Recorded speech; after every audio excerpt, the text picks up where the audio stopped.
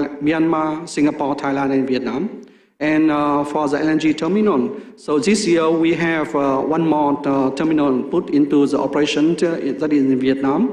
It means that we have a total 12 LNG regasification terminal with a total capacity of 49.5 million tons per year, and it's also for 6 countries: Indonesia, Malaysia, Myanmar, Singapore, Thailand, and Vietnam. The figure in 2022 is 48.5 metric tons. So that is the actual number. Next, please. So into the detail about the update plan of action for Energy Corporation Phase 2. We have OBS number 1 is enhanced gas and LNG connectivity via pipeline and regasification terminal.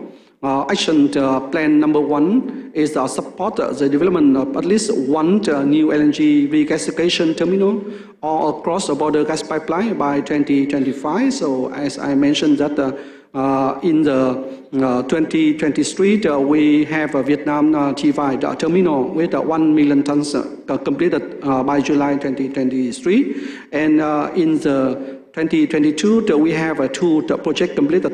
That is the Indonesia Java FSRU project with 2.25 million tons completed by end of the 2022. And the second one is the increased capacity of Nong Fat terminal in Thailand with 7.5 metric tons, and it's also completed by the end of the 2022. So that is the activity for 2022. In 2023, together with Vietnam, we have 3 projects in progress. The number 1 is the Philippine LNG with 3 million metric tons annual. It will be operational targeted in September 2023. And the second is the first gen LNG terminal with 3.8 metric tons per annual, and will be completed by 2023. That is the target schedule. And besides 2 projects in Philippines, we have 1 project in Cambodia with 1.5 metric tons and will be completed by 2025. So looking for the target of the action number 1, so up to now, by 2025, we're looking for 1 LNG terminal, but actually up to now, so you can see that we have more than 6 project LNG terminals going in the parallel. The action number 2 is to develop consolidated information about the technical database on the ASEAN gas infrastructure. So that is action annually, and we updated the database not only in 2022 during the ASCOP Media Task Force, but also this year in August 2023 during the meeting in Siem Reap, Cambodia. Next, please. For the OBS number 2, enhance gas and LNG stability, we have action plan number 2.1 is identify the support required from ASEAN government regarding to the small-scale LNG and LNG bunkering. So for that kind of mission, in 2022, all the countries in the ASEAN have shared the actual practice and lesson learned from the implementation of the small-scale LNG as well as the bunkering process. And during the media task force in 2022, the ASCOP organized the site visit to Thailand Mataput LNG terminal, and we thank Thailand for arranging this. For the action for that kind of action in 2023, we the ASCOP have a cooperation with EnergyNet to organize a number of the training courses relating to the LNG. The first one is organized in Bali in February this year with the name of the LNG Market Structure, Organization and Arrangement, and it will be attended by all the countries in the ASEAN. For the action number 2, strengthening regional cooperation on promote technology and knowledge transfer among the ASEAN member states to improve commercial and infrastructure readiness. So in the last year, 2022, the ASCOP have a cooperation with IEA to organize a workshop for ASCOP member on the topic about the caught up in a stormed implementation of the European energy crisis for gas market in Southeast Asia. That kind of the workshop organized in the parliament with the mid-year task force meeting in August. And this year, as I mentioned in previous, that the ASCOP also have a cooperation with INGNet. And we will, from now until the end of the year, we will organize one more workshop in Ho Chi Minh City with the name of gas market design, structure, and regulation. Actually, this workshop is planned to organize in May or June. However, that the organizer have some problem for logistics. So that means that they postpone and move to the end of this year. Next, please. For the OBS, number 3, the support the development of a common gas market in Asia. So action number 1 is to develop communication strategy on the full value of the gas and gas-related infrastructure to promote the gas advocacy. And the action number 2 is to enhance the capacity of the gas advocacy stakeholder to facilitate the development of a common gas market and build capacity and capability of the national oil company and stockholder. So in the year 2022, the ASCOP will implement the gas advocacy communication plan, in which we will deliver the presentation at the forum for the advocacy gas benefit. We also participate on the summit and RMM meeting to progress the advocacy of the policy maker and minister, as well as participate on the public consultation on preparation of the energy master plan, including the electricity, the oil and gas, or energy facility. And we engage on government platforms such as the Ministry of Energy, policy planning, and electric utility.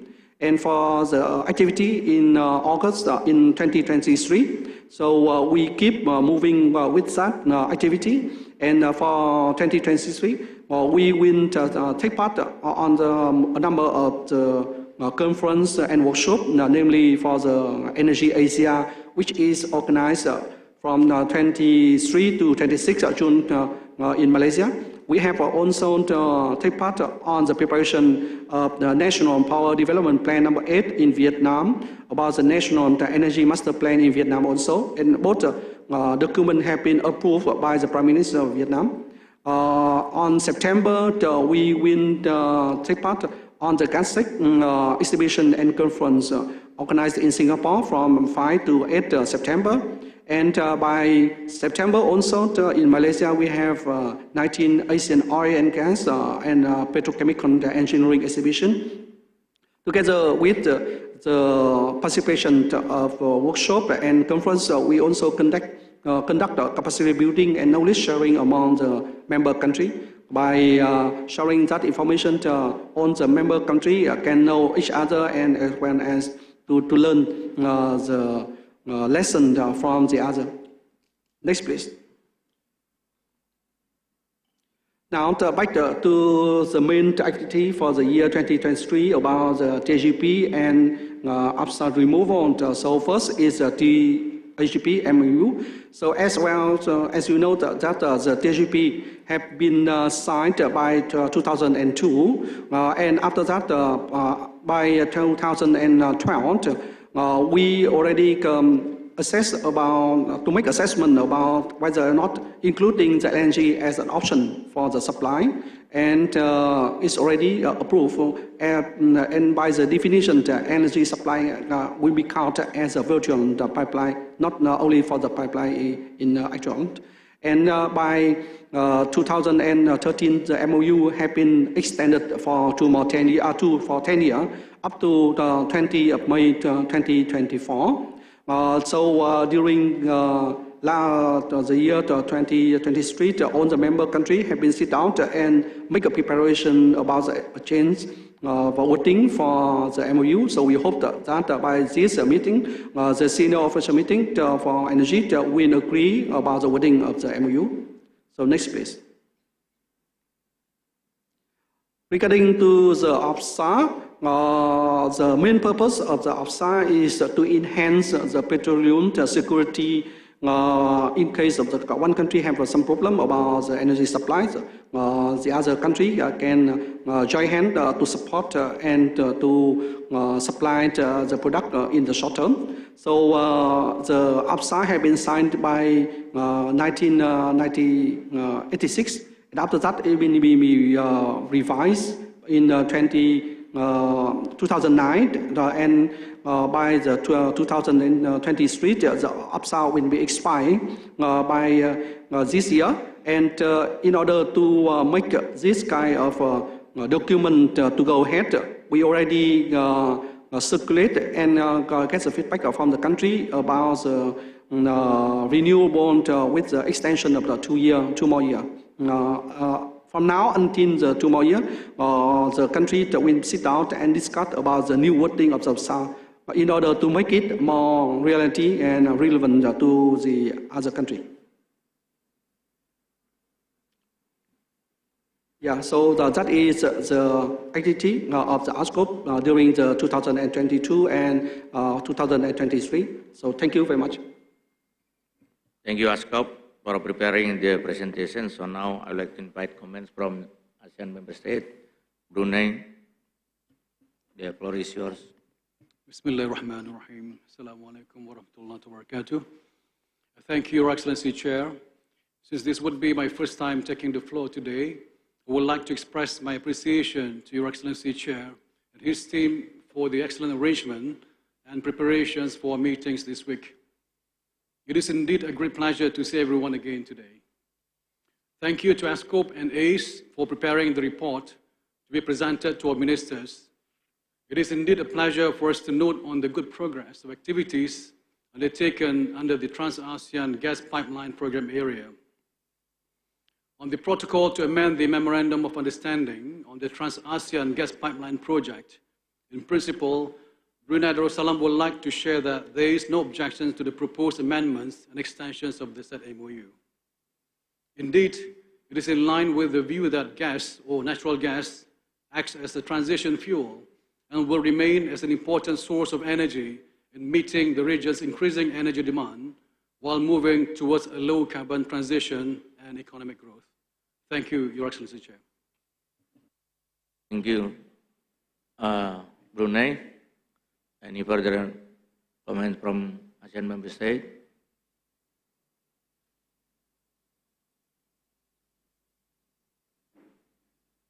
Yes, Philippines. The time is yours. Okay, thank you, Chair. And good morning to our colleagues here. And first of all, I'd like to thank Indonesia for the excellent preparation for this meeting of the 41st AMM. I'd like to say that the Philippines reaffirms its commitment together with the rest of the ASEAN member states to extend and renew the Trans-ASEAN Gas Pipeline Memorandum of Understanding, duly noting its expiration next year. We have provided the ASEAN Secretariat of our inputs to the protocol to amend the TAGP MOU, which include the following: to explicitly mention natural gas all throughout the document, and the expansion of the definition of gas facilities to include conventional natural gas pipeline system and its related facilities, LNG storage and regasification terminal, including as well the virtual pipeline system. We also likewise support the position of the Gas Advocacy Task Force to drop Article 6 of the protocol to amend TAGP MOU. So the intention of the ASEAN member states to cooperate and collaborate is clear, and we think there's no danger of being penalized since there's no provision on penalties in the MOU. Thus, the Article 6 can be deleted. And finally, we hope that the ASEAN member states can support us on these views. Thank you and good morning to everyone. Thank you, Philippine. We noted your comments. And any further comments from ASEAN member state? Vietnam, please. Thank you, Mr. Chair. First of all, I would like to thank for the comprehensive presentation of the ASCOP Secretariat about the activities that have been done as well as which are being implemented within the framework of ASEAN Gas Pipeline Corporation.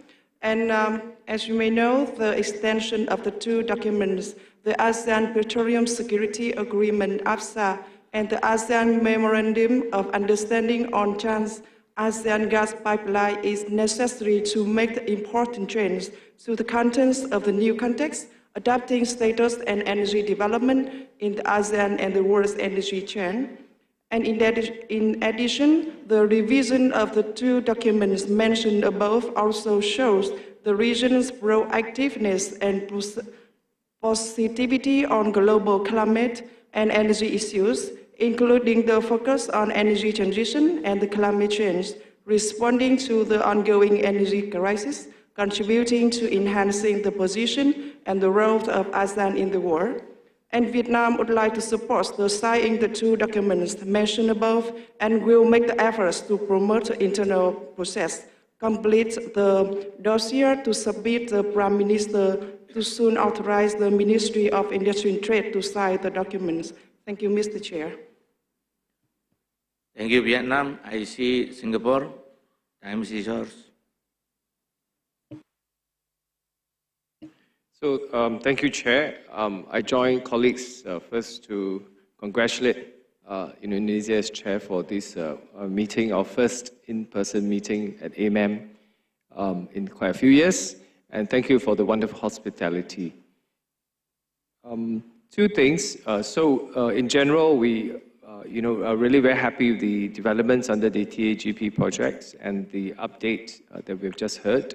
I think as we continue on energy transitions, natural gas, LNG will continue to be very important for our region. So I think we'll continue to work together with everyone to develop cooperation on all this front. On the specific mention of the extension, we have been part of the TAGP project for a long time, contributing also to the construction of LNG terminals. So we definitely support the extension.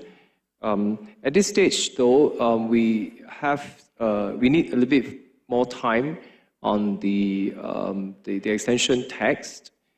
So do allow us to come back to everyone on the text, and I think especially on the nature of the MOU.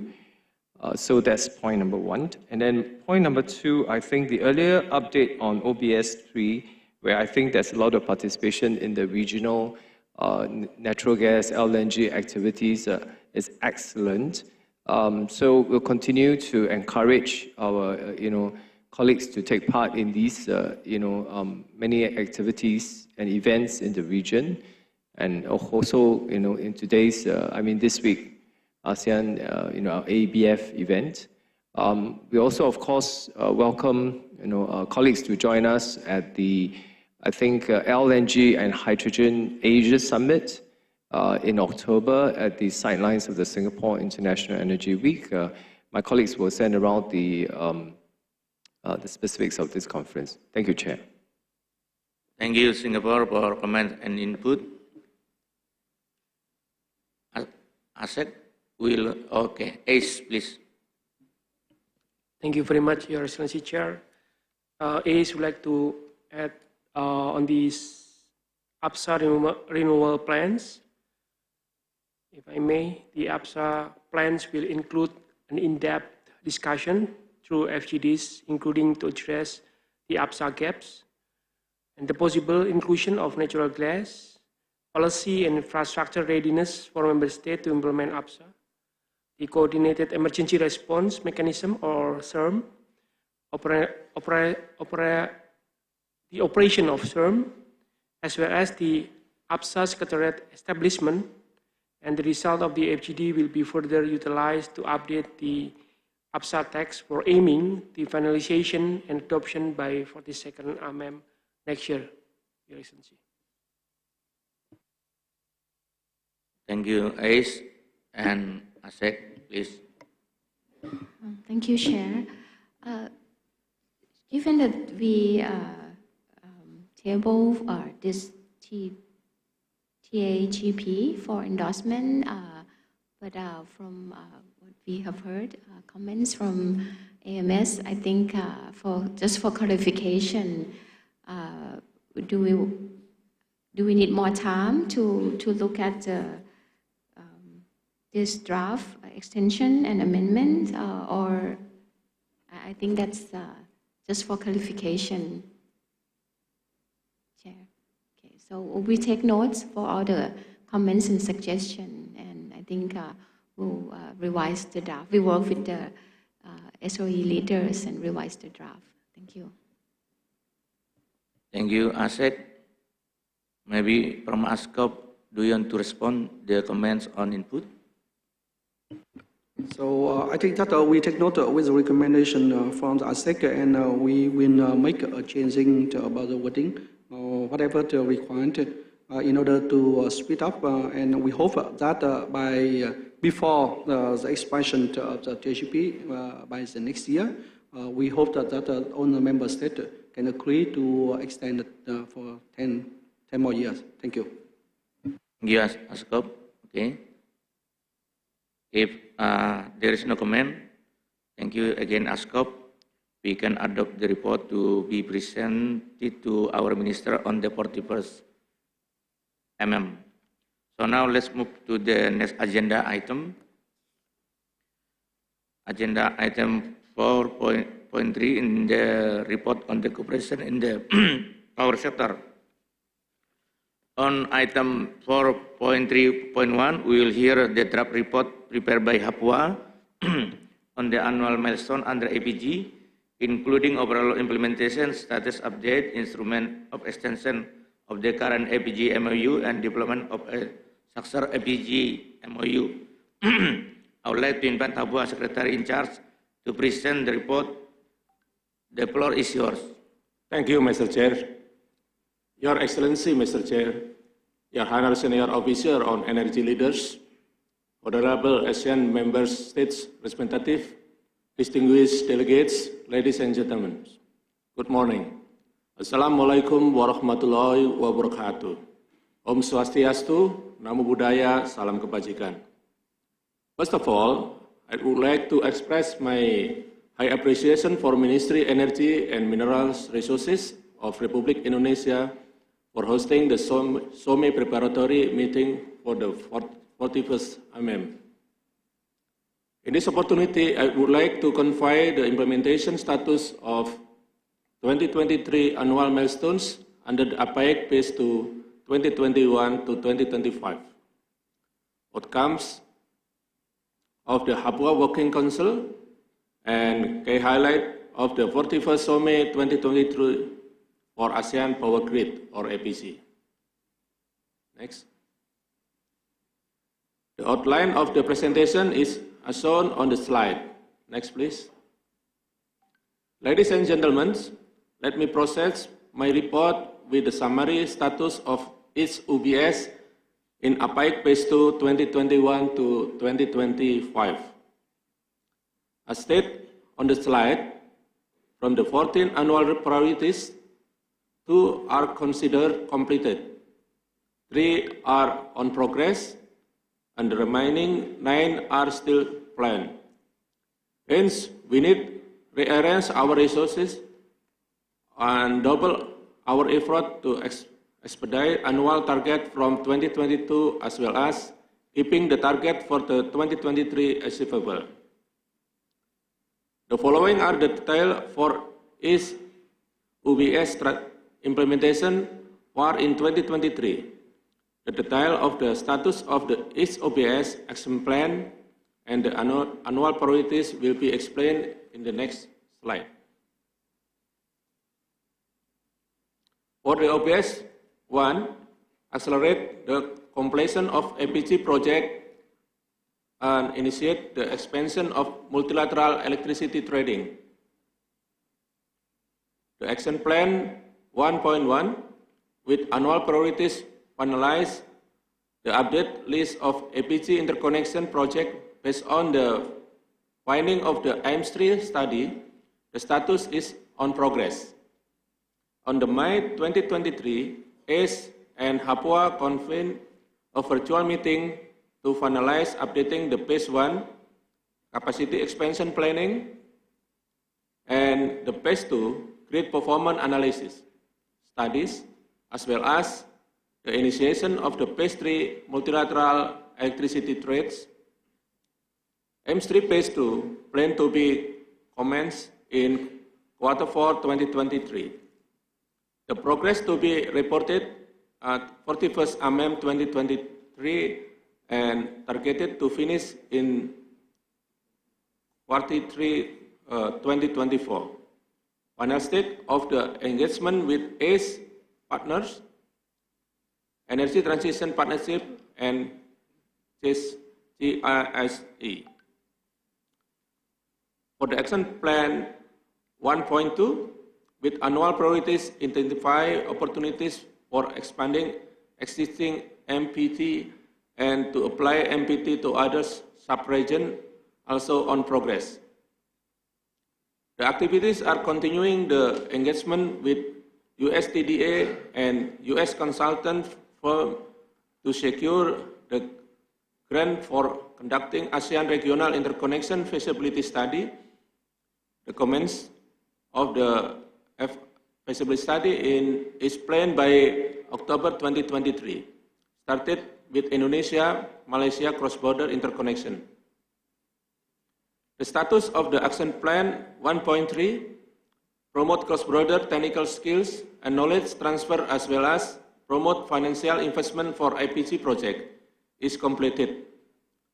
Several training and knowledge sharing have been conducted, including APAIC training program on assessing project finance for energy infrastructure held on in Lau PDR, ASEAN System Operator Forum, and is developing the concept note for capacity building in technical, regulatory, and financial aspect. Next, please. For the OBS2, work on institutional framework and regulatory capacity as minimum requirement to advance multilateral electricity trading. We can report that the Action Plan 2.1 established intergovernmental coordination and facilitation mechanism and to develop institutional and regulatory capacities for the MPT or APG institution is continuing on track. For these annual priorities, ASEC is engaging with AREA, ACE, and North Pole to conduct the study on enabling intergovernmental agreement and also the term of reference for the study on finalization stage. The status of Action Plan 2.2 assess the need of feasibility of existing and new regional institutions for implementation multilateral power trade, currently on progress. So far, with APG consultative meeting was conducted in 19th of June 2023 during the 41st Summit 2023. The meeting suggested the detailed roles of APG existing bodies to be reflected in TOR of the APG MOU renewal discussion. For the Action Plan 2.3, develop dispute settlement mechanism. It is still on track with an working group or AVG, who has prepared the first draft of high-level outline of dispute mechanism. And Action Plan 2.4, analyze appropriate trade models for regional electricity market, currently on progress. This is included in the scope of the studies of IM3 Phase 2 multilateral market analysis, which is currently ongoing, where ACE has developed the term of reference for IM3 Phase 2 multilateral market analysis, which cover the scope in the determine the trading model for ASEAN. Next. For the OBS 3, work on harmonizing the minimum technical requirement to advance multilateral electricity trading. Our report is as follows. First, the annual priorities of its action plan 3.1, 3.2, 3.3, 3.4, and 3.5 are on progress. As this action plan are included the scope of study of IM3 Phase 2 multilateral market analysis, while action plan 3.6 strengthen grid resiliency and modernization by enhancing power system reliability and quality assessment method in the region is completed. Papua Working Group 3, Project 1, has conducted a 2-day workshop on 26th and 27th of June 2023 regarding Advanced Asset Analytics or AAA on primary assets. Next. For the OBS 4, explore integrating renewable energy and other digital development into the ASEAN power grid. The annual priorities for 2022 will be carried over to 2023. Solely for Action Plan 4.1, as the status is on progress, waiting for the completion AIMS3 Phase 1 and 2 updates. While the action for the Plan 4.2, conduct consultative meeting for the workshop to develop the study and conduct the study on the expansion of APG by considering flexible resources are on progress. As the action plan itself is part of M3 Phase 3 multilateral market analysis studies. And for the action plan 4.3, conduct workshop and all training on smart grid implementation in APG is completed, with workshop on variable renewable energy or VRE, smart microgrid integration has been conducted. Next. Ladies and gentlemen, we also would like to deliver some key highlights of ASEAN Power Grid consultative meeting. ASEAN Power Grid consultative meeting 19th of June on the role of APG bodies agreed to recommend tasking of APG Consultative Committee or APGCC as the lead body to prepare the successor APG MOU instead of the head of ASEAN Power Utilities and Authorities or HAPUA, and suggested the HAPUA Secretariat and ACE work together as the technical secretariat. The second also agreed to reflect the general roles of APG-related bodies and suggested that the detailed role of the APG-related bodies be reflected in the reference document or TOR. On the extension renewal of the APG MOU, agreed to recommend the extension the current MOU for 2 years to prepare successor MOU as assets and ACE to prepare the timeline for the preparation of successor MOU. Next. In this slide, we would like to report the progress of HAPUA Working Group 2023 as reported in 37th HAPUA Working Committee meeting on 14th of August 2023. For HAPUA Working Group 1, currently there are 2 studies still on progress and 6 studies are completed. As reported by HAPUA Working Group 2, the LTMS PIP has traded a total of the 265 gigawatt-hour of electricity with power purchase amount is up to 100 megawatt through the existing interconnection system between Lao PDR, Thailand, Malaysia, Singapore, planned to COD on 2022 to 2023. Papua Working Group 3 currently have 3 projects still on progress related to asset management, managing distribution network reliability and smart grid. For Papua Working Group 4, there are 3 projects currently on progress related to ASEAN multilateral trade and ASEAN low carbon power. While for Papua Working Group 5, 33 for the 39 activities reported to completed so far in 2023.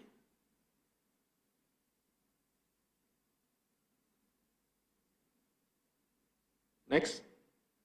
This is my report will come to end at this point. Thank you very much. Thank you, Papua. Now I'd like to invite ASEC to brief us on the matter arising for signing the instrument of extension of APG MOU. ASEC, please.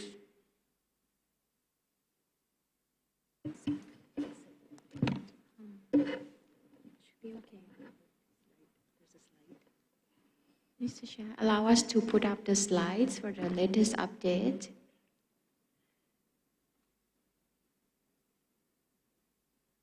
Next slide, please. Okay, so this is the latest status on that we have received from AMS.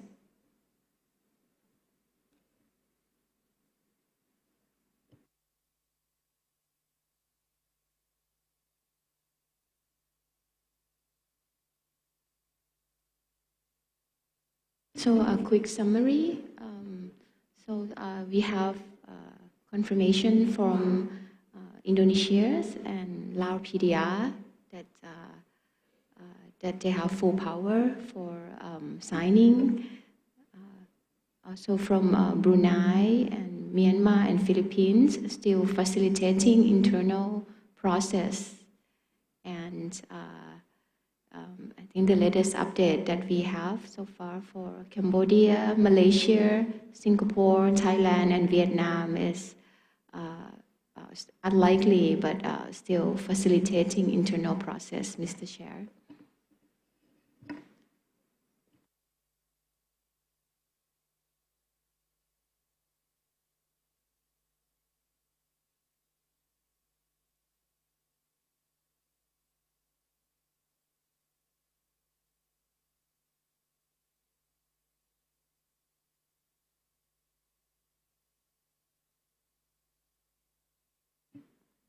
Okay. So I guess, yeah, Thank you, Mr. ASEC. Chair. Yes. Yeah. So now I would like to invite ASEAN member state to make any comments or input on the report. Yes, Brunei. Thank you again, Your Excellency Chair. First and foremost, I would like to again express my appreciation to the member states, the ASEAN Secretariat, and the ASEAN Center for Energy for the strong support given to Brunei Darussalam as the chair and host for the Papua Council meeting held last week. The good progress for the ASEAN Power Grid under the APIC Phase 2, including the key highlights achieved in 2023, is well noted. Particularly, we are pleased to note the activities undertaken for the development of the AIMS Phase 3 on multilateral market analysis.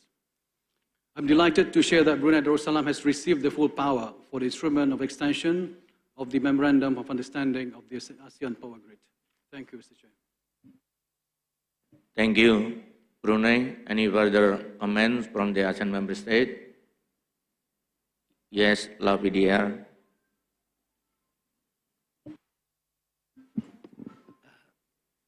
Thank you, Mr. Chair. Very good morning to all ASEAN member countries. Lao PDR, in order to enhancing the interconnectivity and expanding the implementation of the APG, Lao PDR believes that the revision and renewal of the APG MOU would support the progress of the realization of the interconnect grid across the ASEAN borders and contribute to the priority of the ASEAN energy security, which also enhancing a cooperation among the AMS to ensure the stability of the power grid within the country and the region by focusing on the trading electricity to the AMS countries. Lao PDR look forward for the new APG MOU and APG bodies TUR, which is expected to cite or reach the substantive conclusion for the MOU and TUR for the 42nd MM. Thank you, Mr. Chair. Thank you, Lao PDR. I see Singapore. Singapore, please. Thank you, Chair. Singapore is a strong supporter of the work done by our colleagues from HAPA and APG and all the related bodies. We strongly support, especially Chair's this year's energy priorities on regional connectivity. So in that light, this is important. We do have a little comment on the extension document, which in the process of our internal facilitation, there is a proposal to insert a line to clarify on the legality of the MOU, which our internal comment would be to insert a line to say that this is a non-binding MOU. I understand that the text has been already discussed earlier, and I also note that some members have already received the full powers to sign. Given this, we would probably need ASEAN Secretariat's assistance to further facilitate the discussion on the legality nature of this MOU for the extension document, to insert a simple line on that. And I seek the cooperation of members to accommodate our little request. Yeah. So in that light, we will probably not be able to have the signing from Singapore at this week. So I seek the Chair's understanding on this matter. Thank you, Chair. Thank you, Singapore. Now, Thailand, please.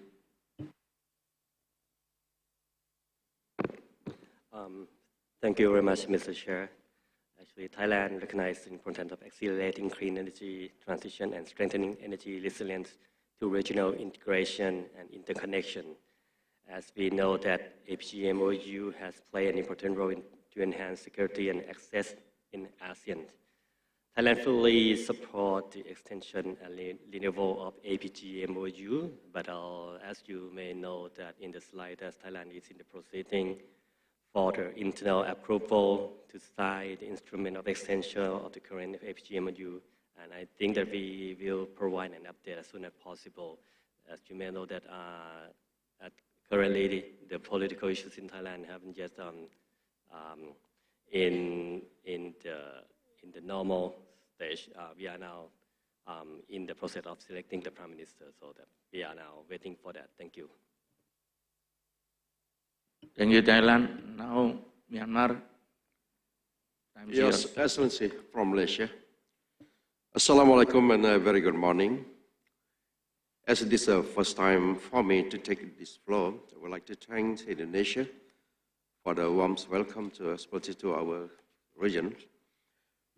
Regarding for this matter, we also concur with Singapore about the comment.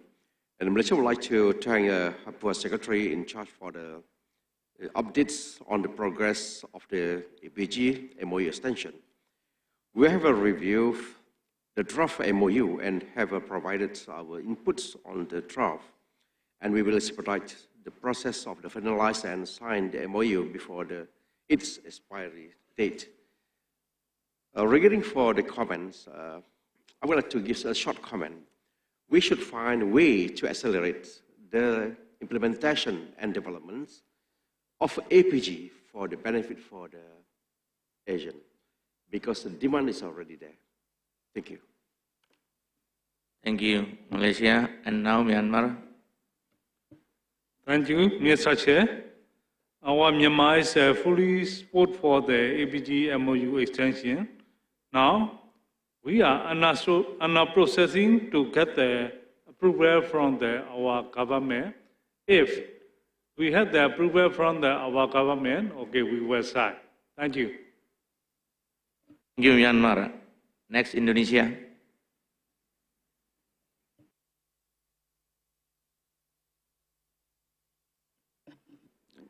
Thank you, Chair.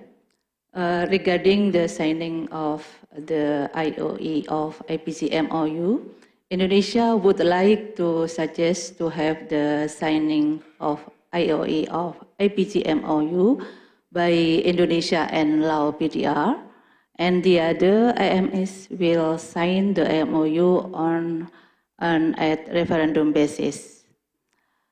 There are two reasons for our views.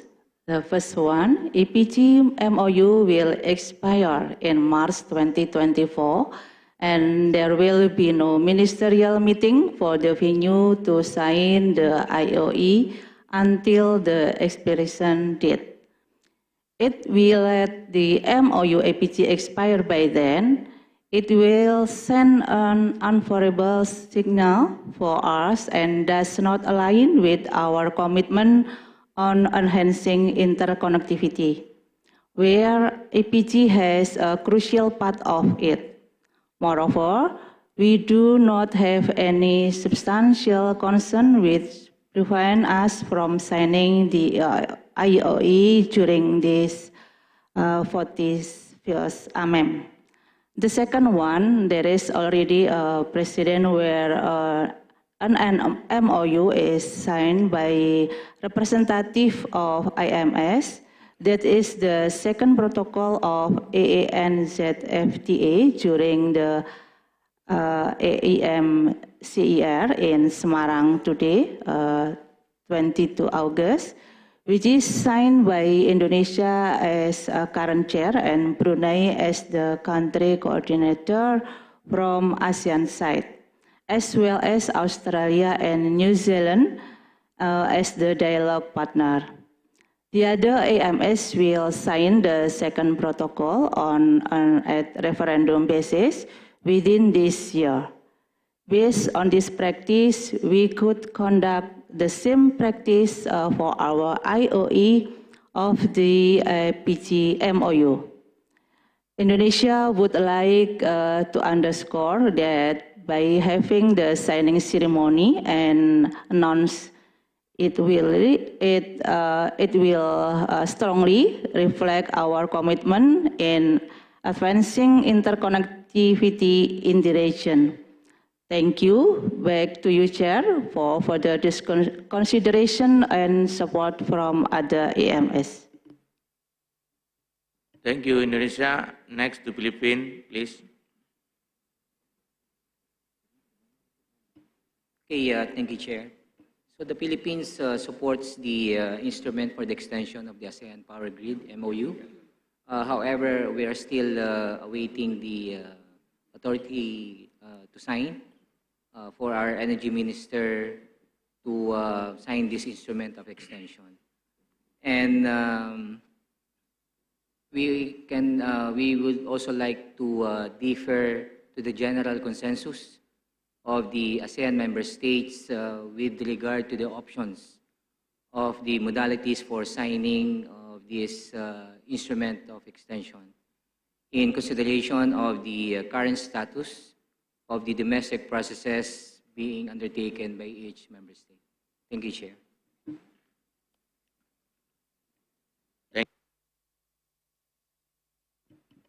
Thank you, Chair. We'll take note of all the comments and suggestions, and if you may allow the ASEAN Secretariat, we have prepared some options. How do we move forwards? And I would like to ask my assistant, Aki, to provide details. Okay.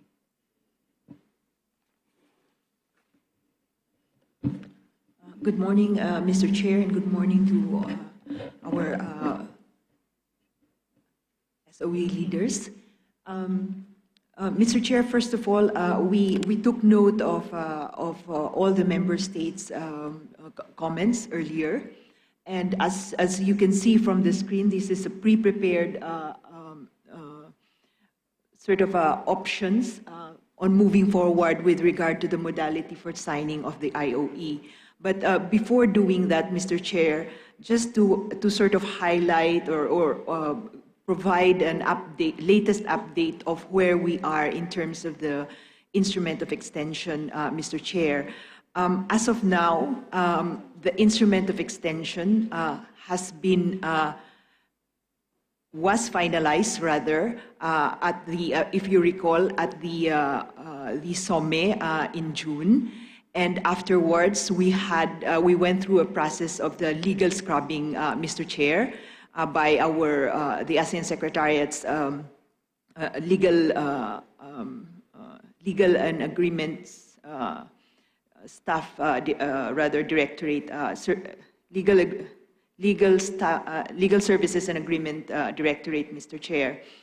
They're the ones who by standard of procedure, go through ASEAN agreements to clean it up before we go for the request of or rather obtaining by member states of the instrument of full powers. So as of now, Mr. Chair, the current status before today's meeting is that we are in that process of obtaining those instrument of full powers. As we heard earlier, we already have a copy of the instrument of full powers from Lao PDR and Indonesia, and we heard update from Brunei Darussalam that they already have their full powers.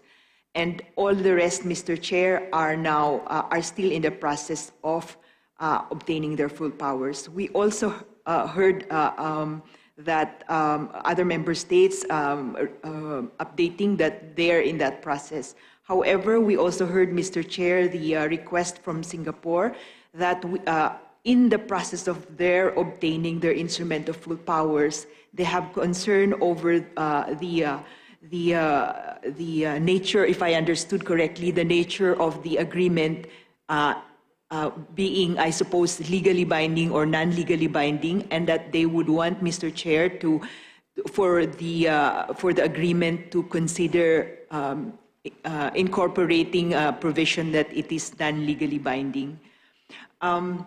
So in which case, Mr. Chair, the options that we have on the screen right now, where initially we were thinking that we would have the first option where the countries that are able to, that already have full powers can sign without necessarily having a signing ceremony. But they can sign, and the rest of the member states can then sign when they get their instrument of full powers. And the other option there, as you can see, is pushing forward with the signing ceremony during this week's activities, Mr. Chair. But it appears, Mr. Chair, that at this point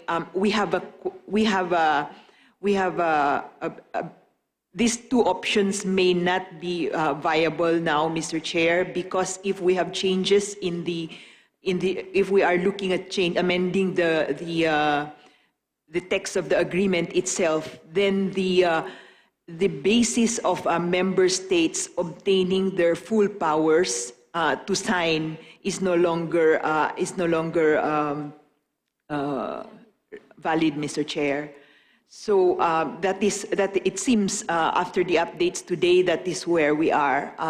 The text of the instrument of extension is, in fact, not yet finalized, Mr. Chair. One more item to note, Mr. Chair, is that this question on the nature of the agreement, whether it's legally binding or non-legally binding, if you recall, just recently was raised also on the matter of the TAGP protocol for amending the TAGP MOU.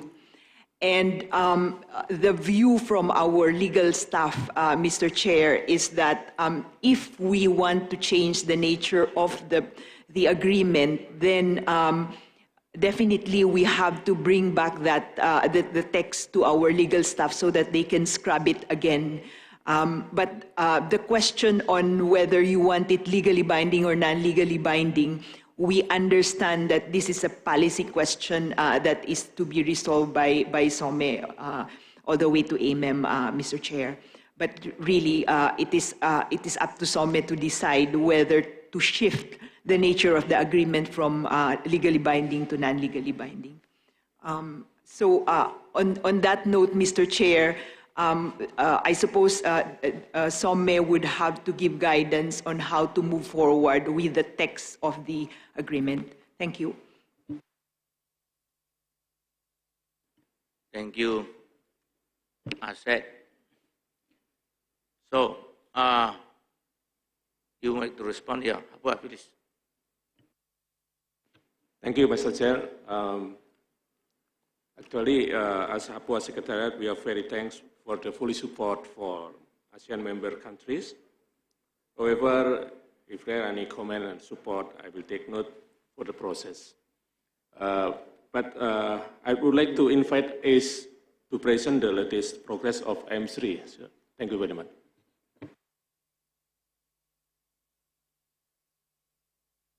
Asek, yes. Asek, sorry.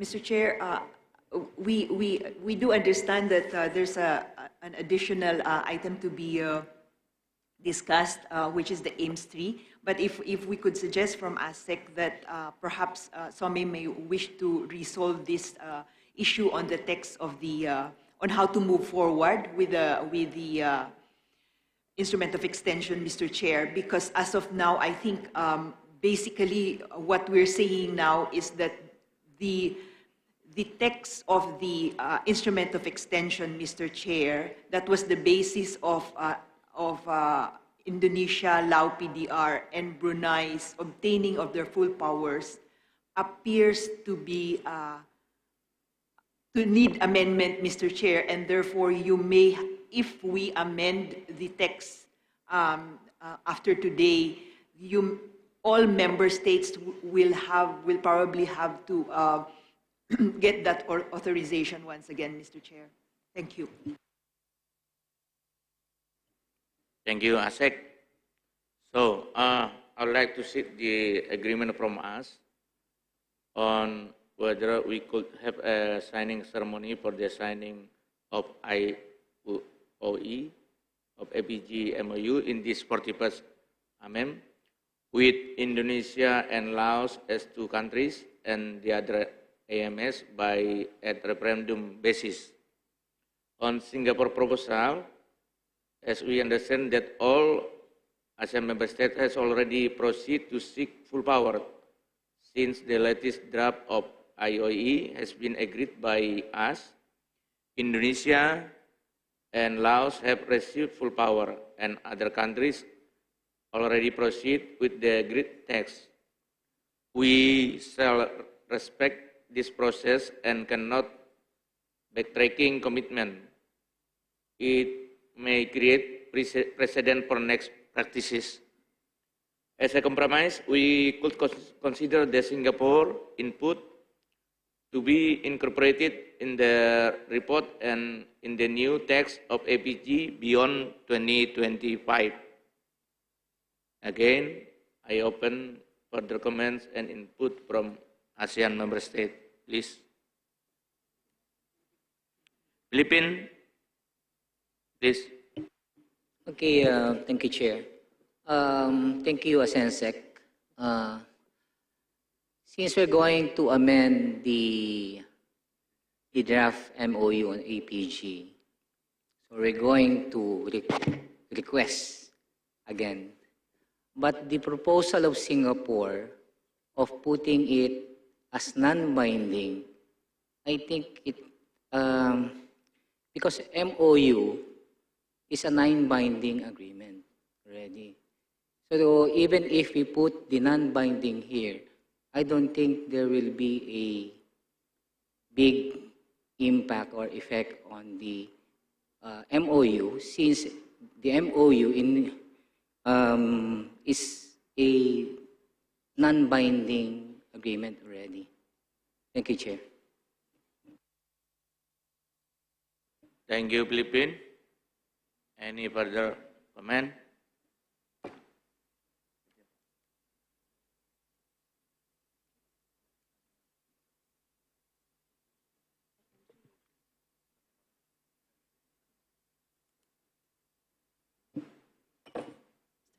ASEC, please. Thank you, Mr. Chair. From ASEC, if we could be allowed to sort of respond to what is an evolving option from Indonesia, Mr. Chair, and also the comment from the Philippines. We take note of the other option that that Indonesia is thinking about, considering Singapore's comments. Mr. Chair, that is of course one option, that because this instrument of extension is only for 2 more years to buy time so that we will have a full amendment in the next in the actual MOU that's going to be amended, Mr. Chair. In fact, this instrument of extension is really just to extend for 2 more years the old MOU, so that it doesn't expire while we're negotiating and finalizing a new document, Mr. Chair. So in that sense, perhaps that is something that already Singapore is considering. I do understand that they are requesting for the floor. But allow me also to respond directly also to the input from Philippines, that from ASEC's experience looking at MOUs, processing MOUs before, our understanding from our legal staff is that the way countries view MOUs vary. For some countries, as soon as it's called an MOU, they look at it as non-binding. But for some countries, it doesn't, the name of the agreement doesn't really matter to them. It's actually the provisions that are in that agreement that determines for them whether it's binding or non-binding. And that's, for some countries, that's precisely why it goes through a process of the internal domestic approval, because they make that decision on whether it is binding or non-binding. Also, Mr. Chair, in the experience of the processing rather of the APSA, not the APSA, the TAGP MOU, the guidance that we got from our legal staff is that as soon as there's a decision that changes whether from legally binding to non-legally binding and legally or vice versa, Mr. Chair, then the document has to be scrubbed, Mr. Chair, because there is an accepted format generally of how an ASEAN agreement should look like or how it should read. There's a language on how it should read when it is legally binding and when it is not legally binding, Mr. Chair. So just those 2 things, Mr. Chair, for clarification. Thank you. You are said. Again, Singapore, please.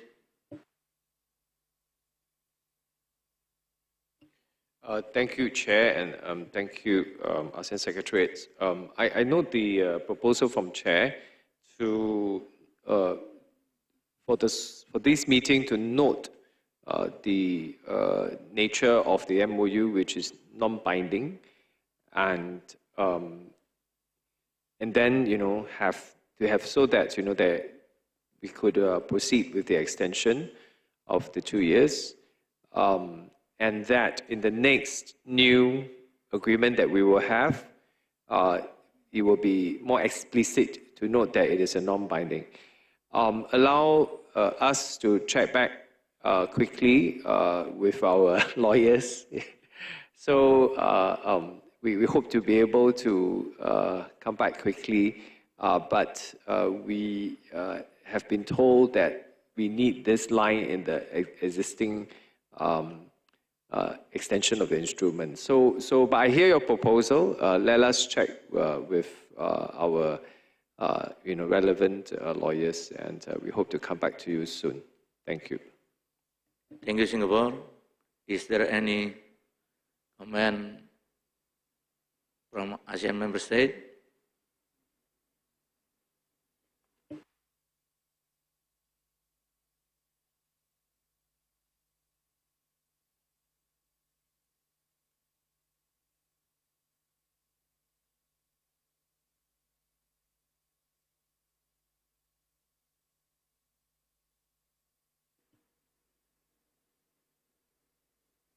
I am waiting for the further input or comment from ASEAN member state.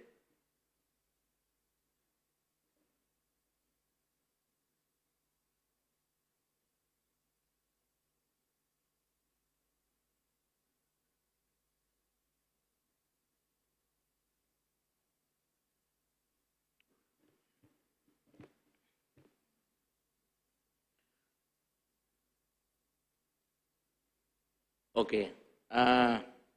Beside Singapore, who still wait the legal views, I invite other ASEAN member states whether we go for signing of IOE on 41st amendment. ASEC, Mr. please. Shah, if I may, perhaps we can come back to this agenda maybe at the end of the day when we finish all the other agendas, and we can move on to the next agenda.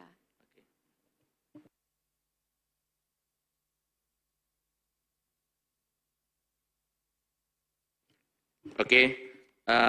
Next, move to the next agenda. Agenda for 3.2.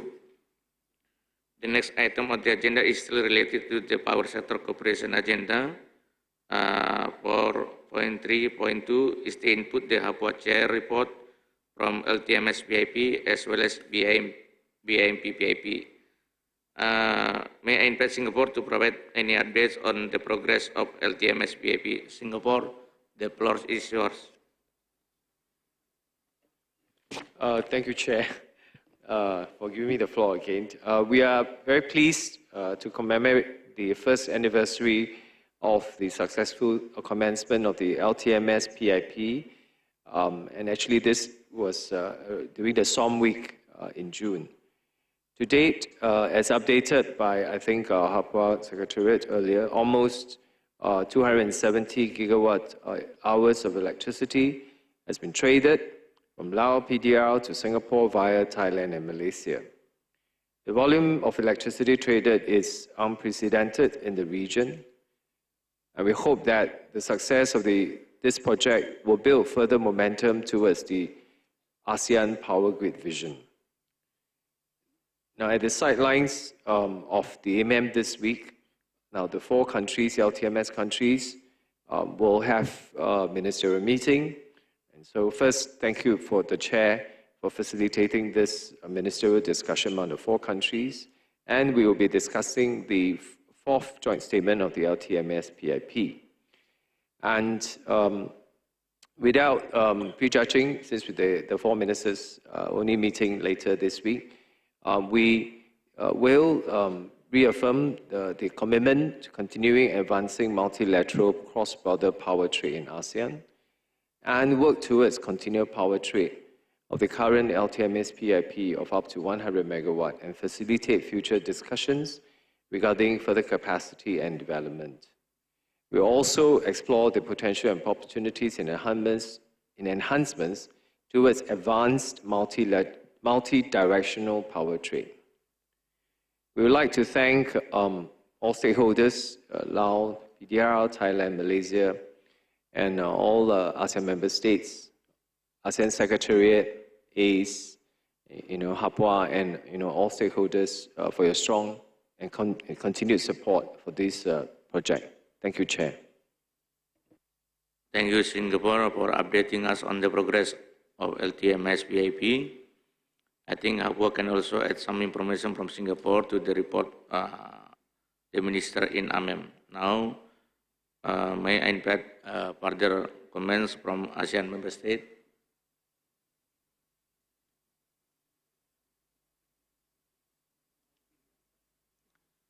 Lao PDR, please. Thank you, Mr. Chair, and thank you, Singapore, for your presentation. Lao PDR would like to express our gratitude to all LTMS members for your effort and support to implement this LTMS PIP.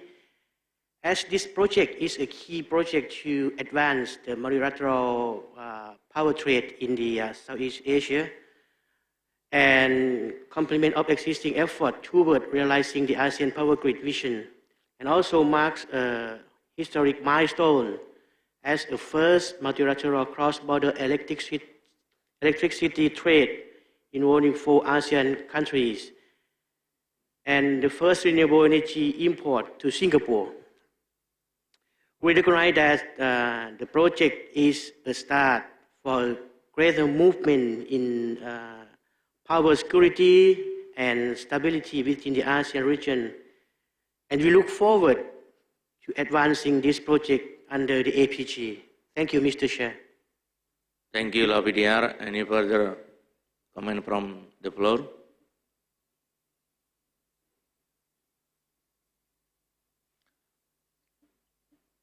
I see no, so thank you. I think we can now continue to the next agenda item, which is update from Indonesia on the initiation of the BIMP-BIP. Indonesia, the floor is yours. Thank you, Chair. Excellency Chair, delegates, ladies and gentlemen, allow me to update the meeting on the progress of BIMP-BIP. Indonesia, Malaysia, Brunei Darussalam, and the Philippines have continued the initiative of the joint statement of the Brunei Darussalam, Indonesia, Malaysia, and the Philippines Power Integration Project, BIMP-BIP, through 3 workshops from May to August 2023. There are several points that we would like to highlight in this joint statement, namely, BIMP countries agreed to initiate a pilot project of BIMP-BIP to study cross-border power trade among BIMP countries. This initiative will contribute towards enhancing sustainable energy security and economic prosperity through interconnectivity, taking into consideration their respective national circumstances, capabilities, and priorities. BIMP countries will set up the BIMP-BIP working group with the objective to assess the potential project and to examine the technical, policy, regulatory, legal, commercial, and capacity building issues relating to cross-border MPT. The working group is expected to provide the result of their study to illustrate the feasibility of cross-border electricity trade among all 4 countries by 2025. This joint statement is one of the main documents to be referred to initiating the power grid integration project and cross-border MPT among power utilities or authorities through Energy Minister and Department of BIMP countries. I hope that this initiative will follow the success of LTMS-BIP in accelerating energy transition and bringing more economic benefit to the region. Indonesia would like to request permission from our colleagues Brunei Darussalam, Malaysia, and the Philippines to convey the adoption of the joint statement in the AMEM. We have sent an official letter to the soil leader of BIMP to support their power utilities or authorities for MOU signing among them. We have discussed this initiative with our power utility, PLN, and tasked them to continue the signing of the MOU among BIMP power utilities or authorities. We welcome the MOU signing between PLN, TNB, and SESP from Malaysia as for the implementation of our GS. We also encourage other power utilities from Brunei Darussalam and the Philippines to explore cooperation among them. Thank you. Back to you, Chair. Thank you, Indonesia, for the update on the PMP, which happened to be one of our deliverables for our chairmanship this year. I would like to thank Brunei, Malaysia, and Philippines for supporting this initiative together with Indonesia. So now I invite any additional comment from the floor. Yes, Malaysia. Your Excellencies, Malaysia is proud to be part of the Laos PDR, Thai, Malaysia, and Singapore power integration project, which has achieved success and become the pathfinder in promoting multilateral cross-border electricity trade. Malaysia has taken the initiative to enhance the capability and capacity of interconnecting between Malaysia and Thai, and ongoing feasibility study between TNB and IGAT will determine the scope of enhancement of this interconnecting. We hope to bring a bigger trade opportunity to all EMS, especially for the north and southern region. The study will be completed by end of this year. May the coming new year welcome us with a great outcome from the study for the enhancement of LTMS and other APGs initiative. With regards to the Brunei, Indonesia, Malaysia, and Philippines initiative, it is timely and in accordance with the regional current needs and challenges, experience and lessons learned from Laos PDR, Thai, and Malaysia. Singapore Power Integration Project will help to accelerate the implementation of BIMP initiative. We will start the BIMP project in phases, selecting the appropriate project in imperative to ensure the project enduring success and visibility. Collecting of the most possible point which offer the utmost return is crucial, as this interconnection project requires massive investment. We acknowledge that almost significant of the fostering regional energy cooperation and the far-reaching benefit this interconnecting can bring to the ASEAN community. Thank you.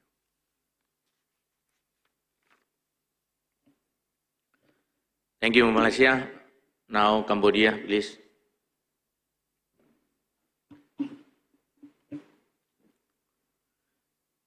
Thank you, Chairs, Vice Chairs.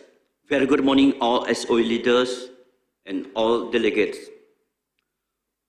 First of all, allow me to congratulate once again for the successful commencement of LTMS Power Interconnection Project.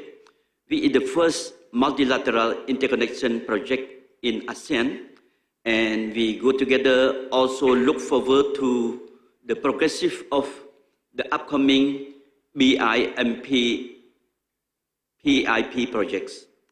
Excellency, last week Cambodia has sent a request to all respective SOE leaders seeking your consideration and support to participate in the existing LTMS project by upgrading the PIP to Cambodian, Laos, Thailand, Malaysia, Singapore, CLTMS. With our proposal, let me provide an update for our power trades. Cambodia has an existing power trade together with Laos, Thailand, and Vietnam.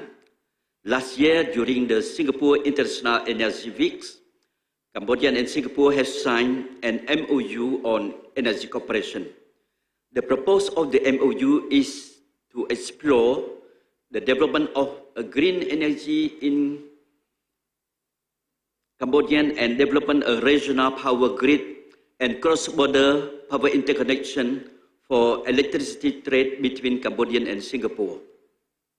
Through this MOU, both sides have been conducting a full feasibility study and collecting of marine survey in the territory of Sea and Cambodian Exclusive Economic Zone for submarine power cable project, which will be finished by the end of this year.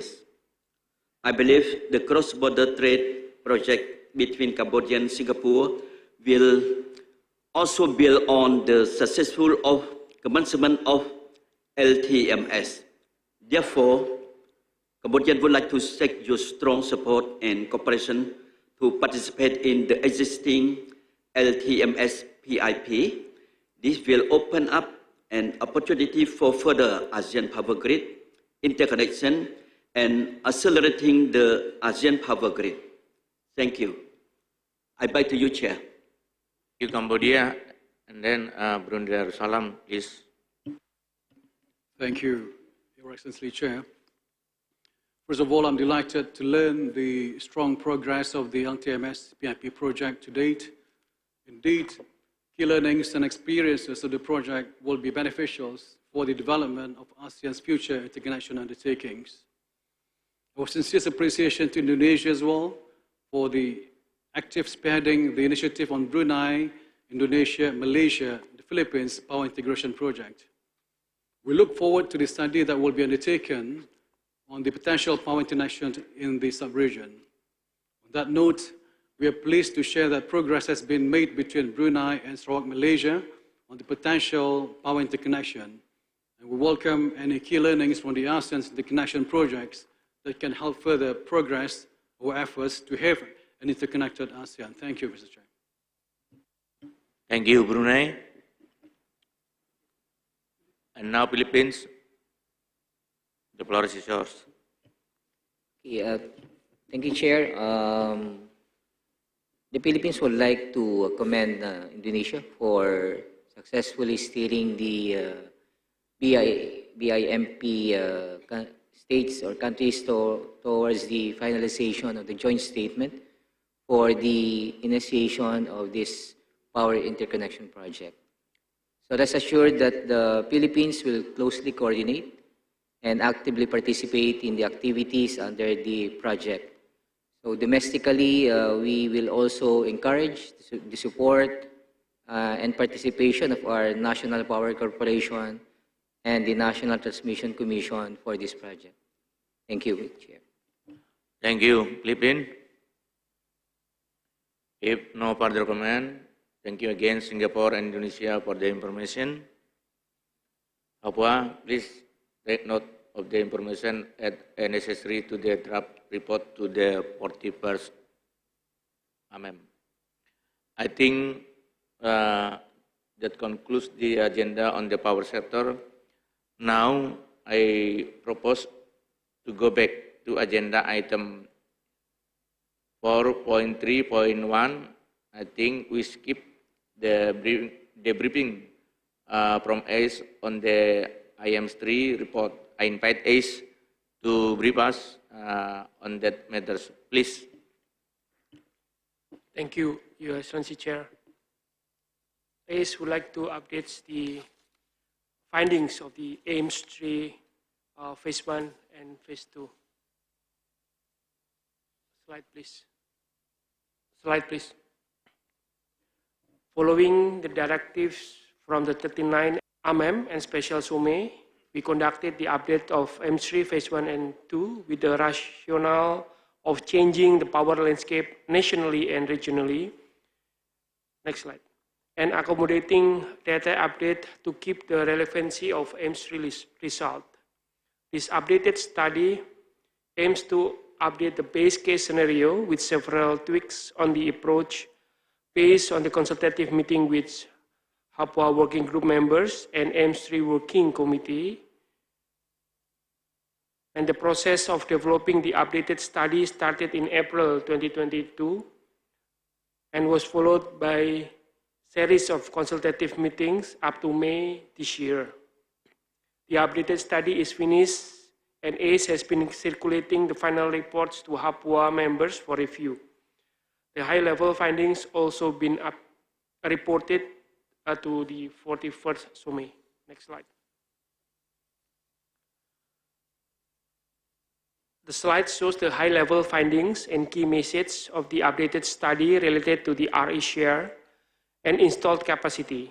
The figure compare the updated PDP scenario result in comparison to various scenarios under previous AIM3.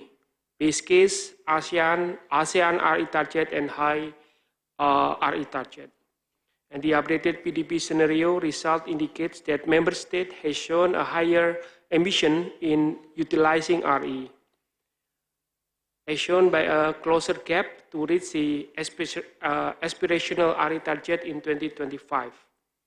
And the finding conclude that the current commitment of member states to bring the region on track toward achieving its target by 2025 and even aiming for a higher target towards 2040 timeframe.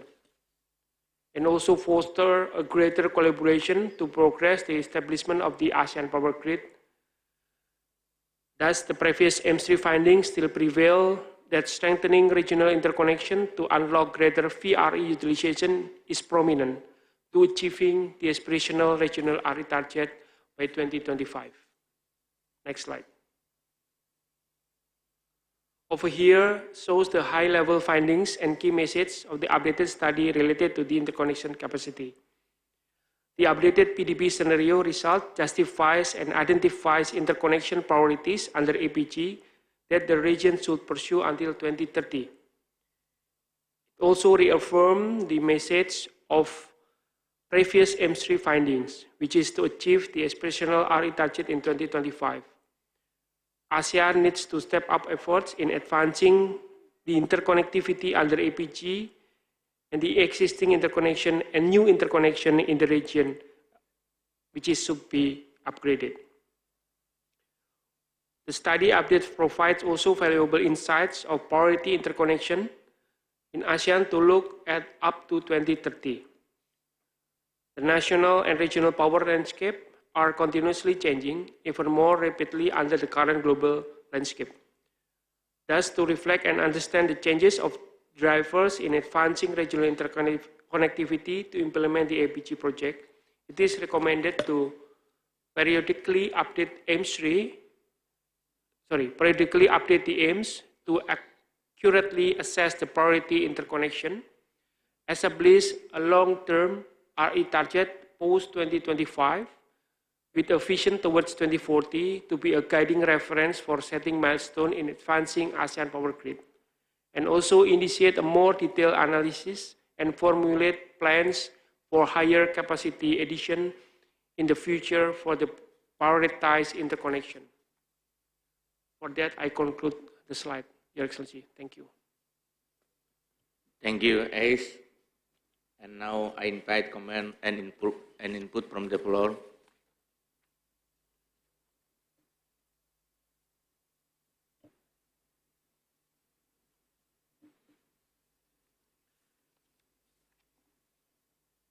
If there is no comment, now we move to the next agenda. Agenda item 4.3.3 is about input to the SOME Chair report to the 41st AMEM. First, I would like to invite Myanmar as the APGCC Chair to present its summary report on the progress of the APG multilateral trade, covering outcomes and follow-up action from the 27th APGCC meeting and the future APGCC work plan and the development of the successor APG MOU. Myanmar, the floor is yours. Thank you.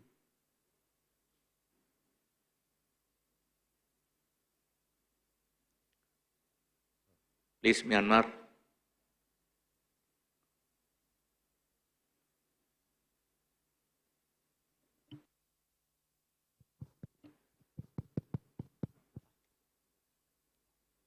Thank you, Mr. Chair. Honorable Chair and SOE leaders and distinguished delegates, ladies and gentlemen. Allow me to present the update and progress of APGCC. outline of my presentations are the recap of the 27 APGCC and APGCC consultative meeting and 41st SOME meeting. And after that, the third one is the timeline and current status for the signings of IOE and renewal of APG MOU. And the last one is the way forward. Next slide, please. The 27th APGCC meeting was held on 6 June 2023, and the meeting agreed the organization of APGCC consultative meeting will be held in Jakarta on 19 June 2023. And the meeting noted the role, function, and new reporting structure of APG MOU recommended by ASEC and AN. And the meeting noted the APGCC will collaborate in the whole process of APG MOU renewal. And the meeting also noted that the recommendations of AN and APGCC as the leading body in the process of APG MOU renewal, in collaboration with other APG bodies with policy directives and assists to SOME in the national process of the facilitation of the APG MOU renewal. Next slide, please. And when recap the APG consultative meeting and 41st SOME held on 19 and 20 June 2023, and the meetings agree to task the APGCC as the lead body for the APG MOU renewal. And the meeting also suggested for APG, ACE and HASEC to work together to be the secretariat for the APG MOU renewal, and suggested the detailed rules of the APG bodies to reflect the reference documents. For example, the TORs of APG related bodies of APGCC, HAPUA, and AN. And the meeting also tasked the ASET and ACE to prepare the detailed timeline for the way forward of APG MOU renewal for the consideration by the APGCC. After these meetings, APGCC received the proposal from the ASEC on 12th July and distribution to the comments and suggestions of the member countries. Next slide, please.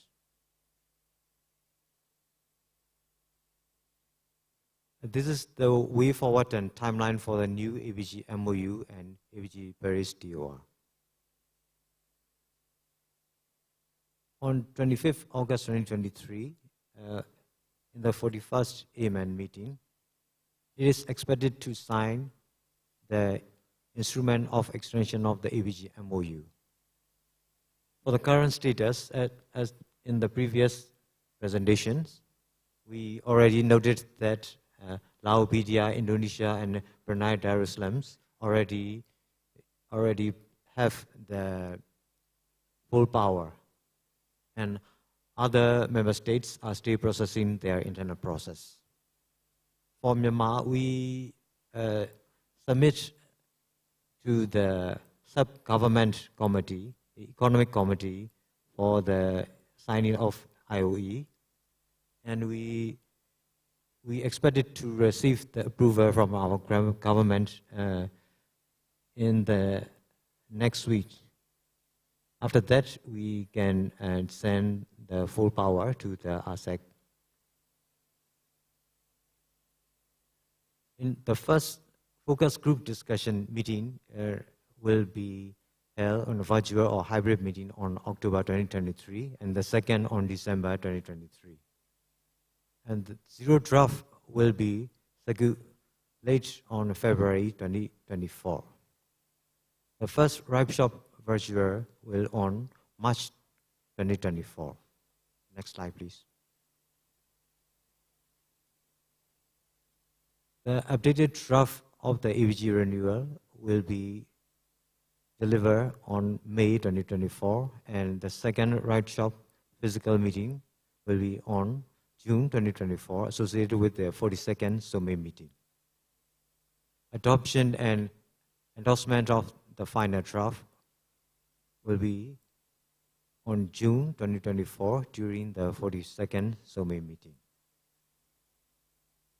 After that, the ASEAN member state to obtain the instrument of full power or additional right shops within June to September 2024. Finally, the signing of the new APG MOU or substantive conclusion of the text of the MOU and TOR on September 2024 during the 42nd AMEN meeting. Next slide, please. This is the current status as of 18 August 2023. This slide is already seen by the previous presentation. And the updated one is the readiness of the Brunei Darussalam for the full power. Next slide, please. For the way forward, to support the facilitation of a national process for obtaining the instrument of full powers for the IOE of APG MOU in time. And the second one is to report the way forward and timeline to the 41st AMEN for endorsements through SOME meeting. And the third one is to lead renewal process of the APG MOU, closely work with ASET, ACE, and APG related parties. And finally, to mandate the APGCC new TOR in coordination with Habua and AN. This is the end of my presentation. Thank you, Mr. Chair. Thank you, Myanmar. And now I invite any comments from the floor.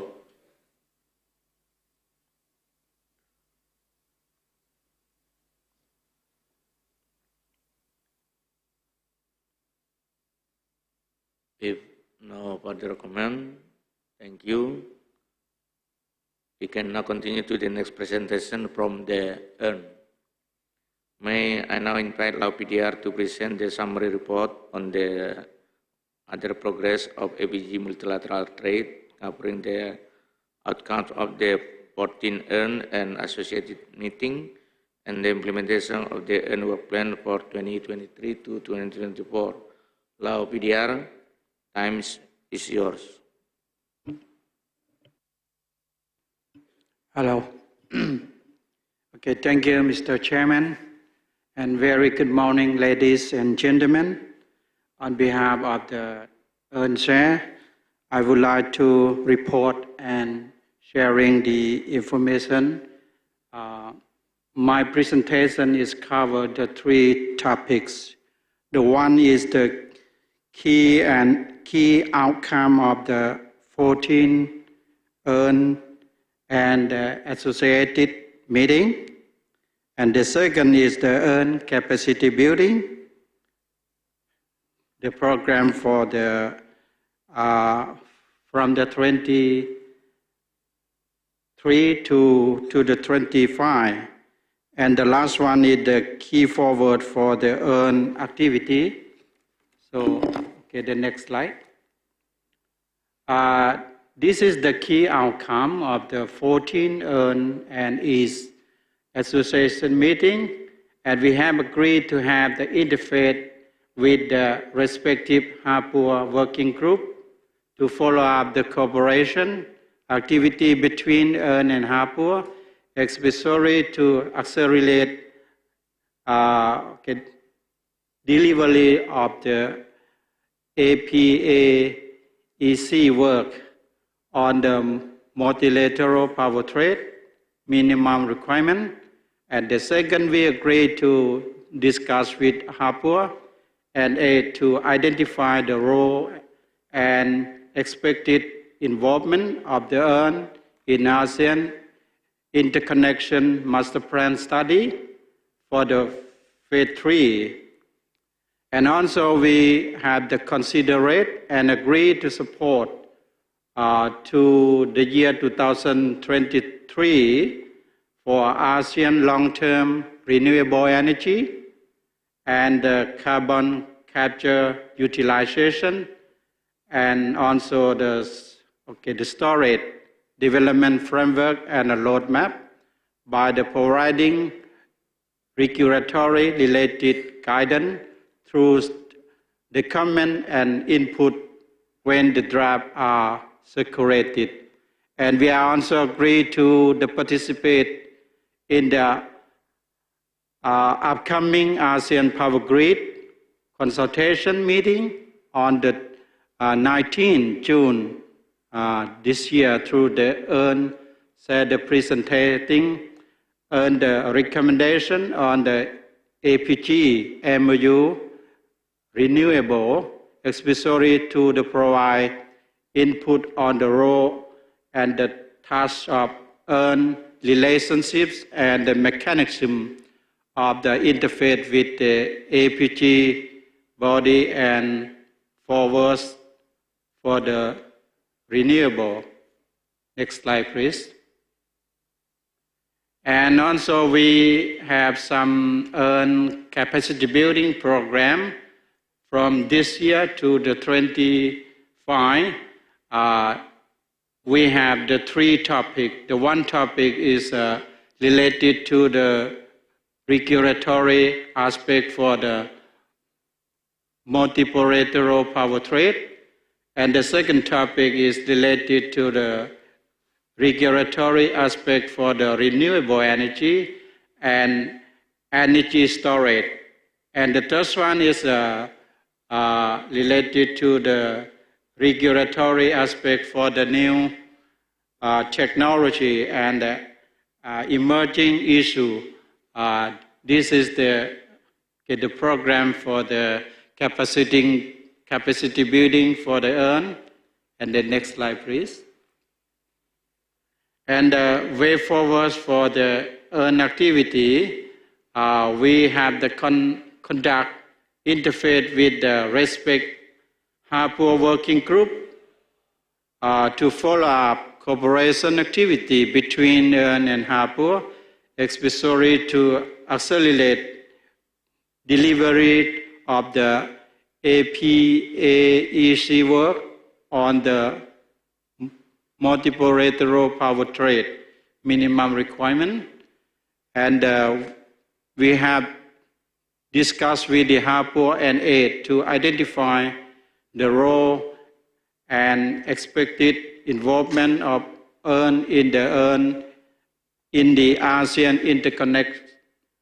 interconnection master plan study for the phase 3 and for the year for the 23 to the year to the 24, we are going to support to the year 2023 for the for the ASEAN long-term renewable energy roadmap and the carbon capture utilization and the storage development framework and the roadmap by the providing regulatory related guidance through the comment and input when the draft are circulated.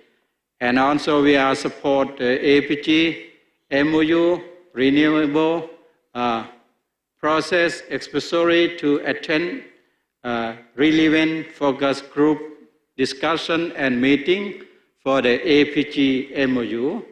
And lastly, we engage with the DPIO to implement the EARN capacity building program from the year 2023 to the year 2025. This is my briefly report to the meeting. Thank you very much. Thank you, Lao PDR, for providing updates on EARN activity. May I now invite any comment or input from ASEAN member state on this issue?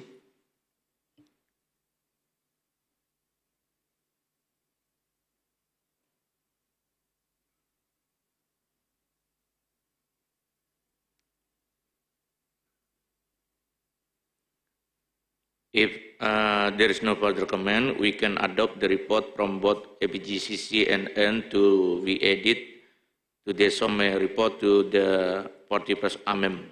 Thank you. Next agenda is coffee break. I will hand it over to the MC for the housekeeping announcement. Thank you and enjoy the break.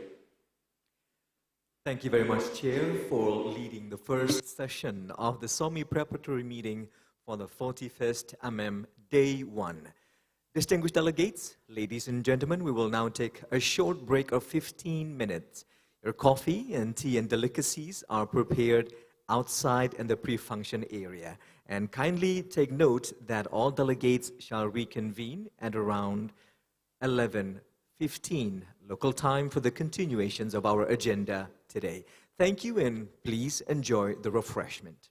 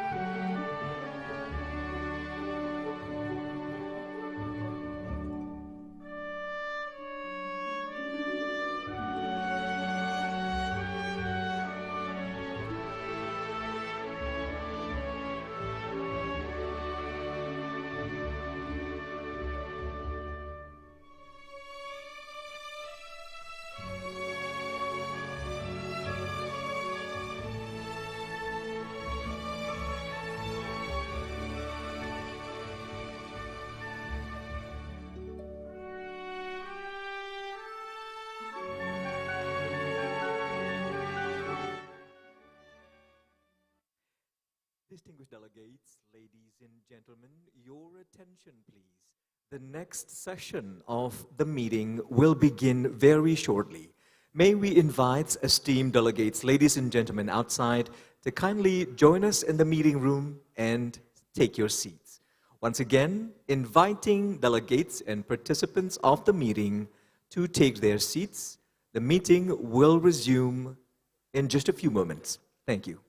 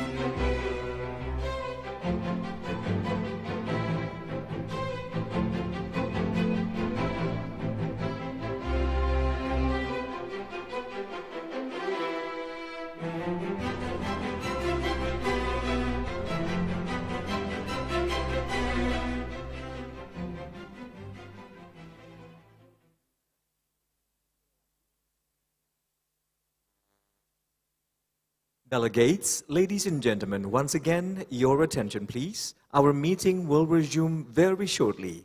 May we invite delegates and participants of the meeting to kindly return to the meeting room and take their seats. Once again, requesting participants of the meeting to return to their seats. Thank you.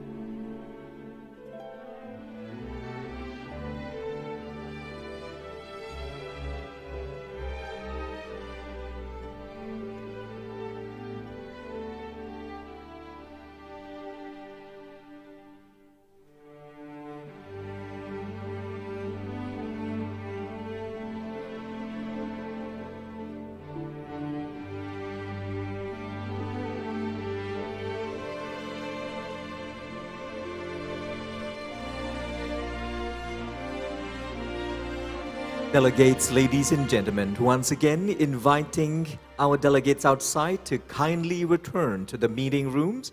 We are overdue for the next session of our meeting. Once again, inviting delegates and participants outside. If you can hear me from within the ballroom, we are inviting you to return and take your seats. Thank you.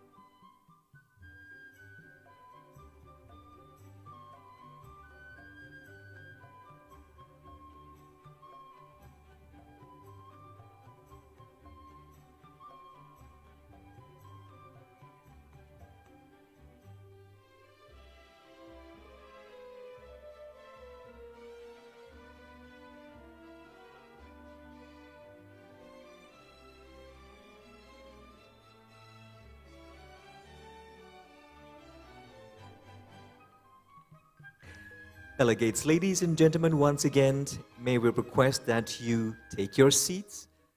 Our following sessions will take place momentarily. Thank you. Excellencies, distinguished delegates, ladies and gentlemen, welcome back to the SOME preparatory meeting for the 41st ASEAN Ministers on Energy meeting here in Bali, Indonesia. After the refreshing break, we have now arrived upon session 2 of our meeting. I will now call the meeting to order. May we hand over the sessions to our chair, Honorable Mr. Jisman Hutajulu. The floor is yours. Thank you, MC.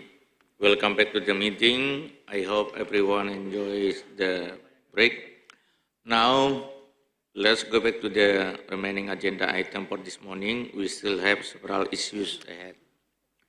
I think the ASEAN Secretariat has compiled the report of accomplishment under the APIC Phase 2, particularly on the APIC program areas and 2023 priority deliverables that has been presented during the last SOM. The SOM report will consist the deliverables of the following: the ASEAN Forum on Coal, APOC, Energy Efficiency and Conservation Subsector Network, ENCSSN, the Renewable Energy Subsector Network, RESSN, the Regional Energy Policy and Planning Subsector Network, REPPSSN, Nuclear Energy Cooperation Subsector Network, NECSSN, Policy and Plan with regard to ASEAN cooperation in the power sector and in oil and gas, and progress of cooperation and engagement with development partners and international organizations. These are outlines of the SOME Chair report for the 41st AMEM. Then I would like to invite any SSN Chair or country coordinators on the cooperation with development partners for any additional input or update to the report since our last SOME meeting in July. The floor open the discussion. If any comment or ASEC would like to highlight? Yes, ASEC, please. Thank you, Mr. Chair. Perhaps if you would allow the ASEAN Secretariat, we will go through page by page so that SOME would have an opportunity to clear this report to the AMM. So if we can go to the next slide. The outline of the... sorry, Mr. Chair. Okay, the outline of the presentation by the SOME Chair would cover the key accomplishments in 2023, and that would highlight the priority deliverables for the year, plus the key cross-sectoral, cross-pillar engagements, as well as the major milestones of the APAEC. The second item that will be covered will be a very, very brief overview on the cooperation with external partners. So in the next slide, all right, next slide, please. On the 2023 priority economic deliverable, Mr. Chair, as has been reported already by Indonesia, the SOME Chair will report to AMM about the progress of the adoption of the joint declaration of the 41st AMM on sustainable energy security through interconnectivity. And as the progress is such that it has been adopted, Mr. Chair, and so simply this will probably be the opportunity for the Chair, for Indonesia to also request the endorsement of, or rather the adoption of AMM.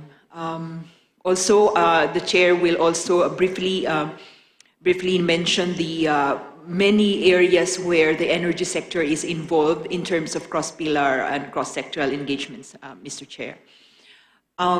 In the next slide, that's for the overview, Mr. Chair, and in the next few slides, I think 10 slides, Mr. Chair, the SOME Chair will then go on to report to AMM regarding every program area of the APAEC, Mr. Chair, which starts with the ASEAN Power Grid. And the left-hand side, Mr. Chair, would be focusing on the accomplishments for the year.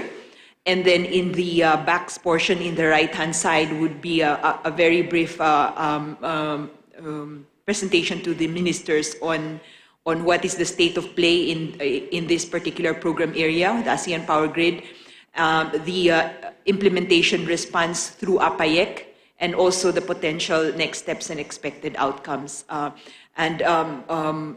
Mr. Chair, just to also highlight that the sections there that have been highlighted in yellow are items that were supposed to have been confirmed, Mr. Chair, with, for example, ACE or HAPUA with the relevant sectoral body. And for this, Mr. Chair, for this particular slide, we understand that this has been confirmed already, Mr. Chair. So for this slide, Mr. Chair, unless there are additional comments from member states, this particular slide is clean, Mr. Chair. If it's okay to keep going, Mr. Chair.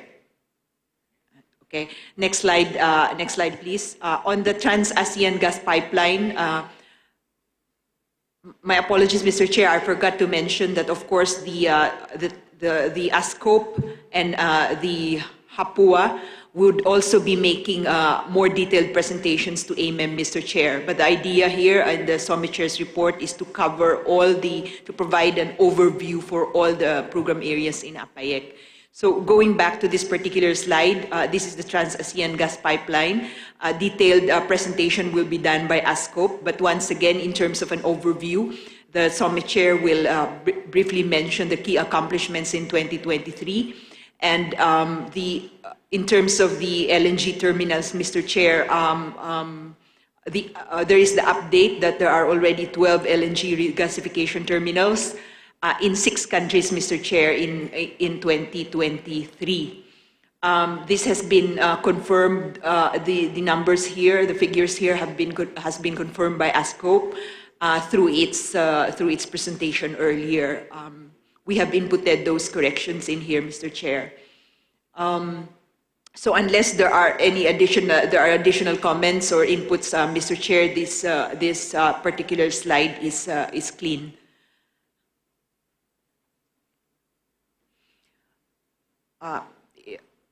So if we can go to the next slide. Next slide, please. On the program area on coal and clean coal technology. For this, Mr. Chair, I think this one once again focuses on basically on key accomplishments in 2023 in the left-hand side on 2 areas, the role of coal and clean coal technologies, and also what is a major area of work of AFOC as well on CCUS. So in terms of the overview for the sector, the box there in the right-hand side, we have under the APAEC implementation response, there's an item there that is highlighted in yellow, Mr. Chair. I think this has been double-checked with ACE, and they have confirmed that this is correct, Mr. Chair. I think basically this is now, this particular slide is now clean, Mr. Chair.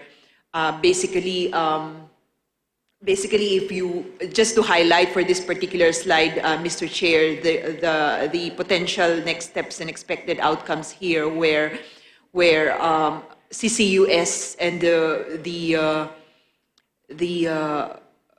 future activities with respect to CCUS is highlighted, Mr. Chair. Also, one of the things that is highlighted here is the expected completion of the deployment framework, CCUS deployment framework and roadmap that is currently being prepared by ACE and AFOC. So this is clean once again, Mr. Chair, unless there are any other comments from member states. In the next slide, I think this is a zoom into the CCUS deployment framework and roadmap for ASEAN. This particular slide has been prepared with by ACE to summarize this particular deliverable, which is an annual priority deliverable this year, Mr. Chair. One of the things that perhaps the SOME Chair will highlight is the fact that, in fact, in the region, there are already 12 CCUS projects in the pipeline, and that the first one is expected to be operational by 2025, just at the end of APAEC, Mr. Chair, of the APAEC Phase 2. So, yeah. Basically, the deployment framework and roadmap would be focusing on 3 areas: policy, in terms of CCUS policies that would be supportive for the deployment of this particular technology in the region, and then the regulation, the regulatory framework that is needed to eliminate regulatory uncertainties, Mr. Chair, in order to get this CCUS going. And then also to address storage, Mr. Chair, and I suppose a focus on how there is a need for coordinated approach to storage resource development. So that's the major deliverable that is being focused on under the coal and CCT program area. In the next slide, we would have the program area on energy efficiency and conservation. And under this, the key accomplishment, Mr. Chair, in the left-hand side, would be the, sorry, Mr. Chair, would be the annual priority 4 for this year. And it's the plan for workshops that are to be scheduled to be conducted this year, Mr. Chair. But in terms of the focus of this on the overview for what has been accomplished for the sector, it would be on the EI reduction target accomplishment, Mr. Chair.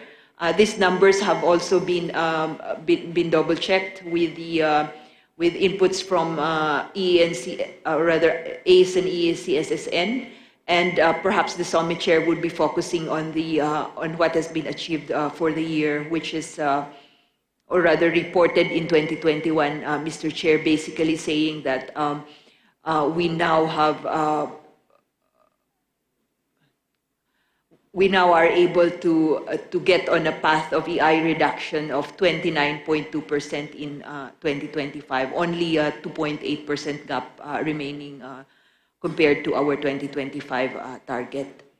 And then also the potential next steps and expected outcomes, Mr. Chair, that are focusing on transport, industry, and also the potential for leveraging digitalization for EE, Mr. Chair, as well as cross-sectoral efforts on sustainable mobility that includes the EVs and also sustainable aviation fuels.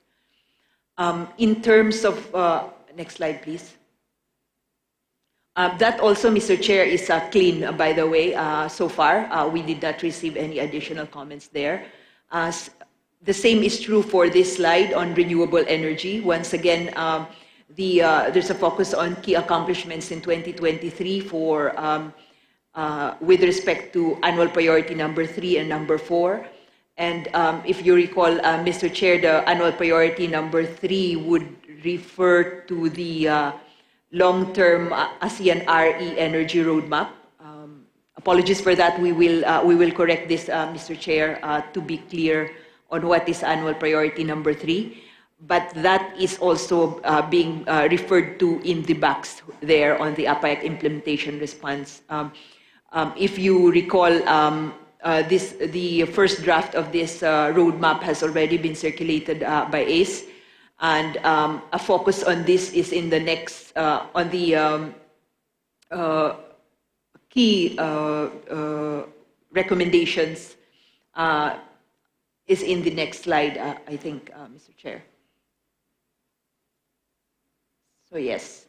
So once again, this slide, there are no additional comments on this. This was prepared by ACE based on the first draft, version 1, Mr. Chair, of the LT, long-term renewable energy roadmap. Just to highlight that this roadmap is still under preparation, and the expectation is that the completion will be in 2024. But this year, since this is an annual priority, where the commitment this year was to come out with the very first draft, the report to the AMEM would be to tell them what has so far been the findings of the work this year and the notable points that are going to be covered. And this is in this orange portion of the of that slide. Next slide would focus on the 6th program area, REPP, and there are some comments here, Mr. Chair, highlighted in yellow.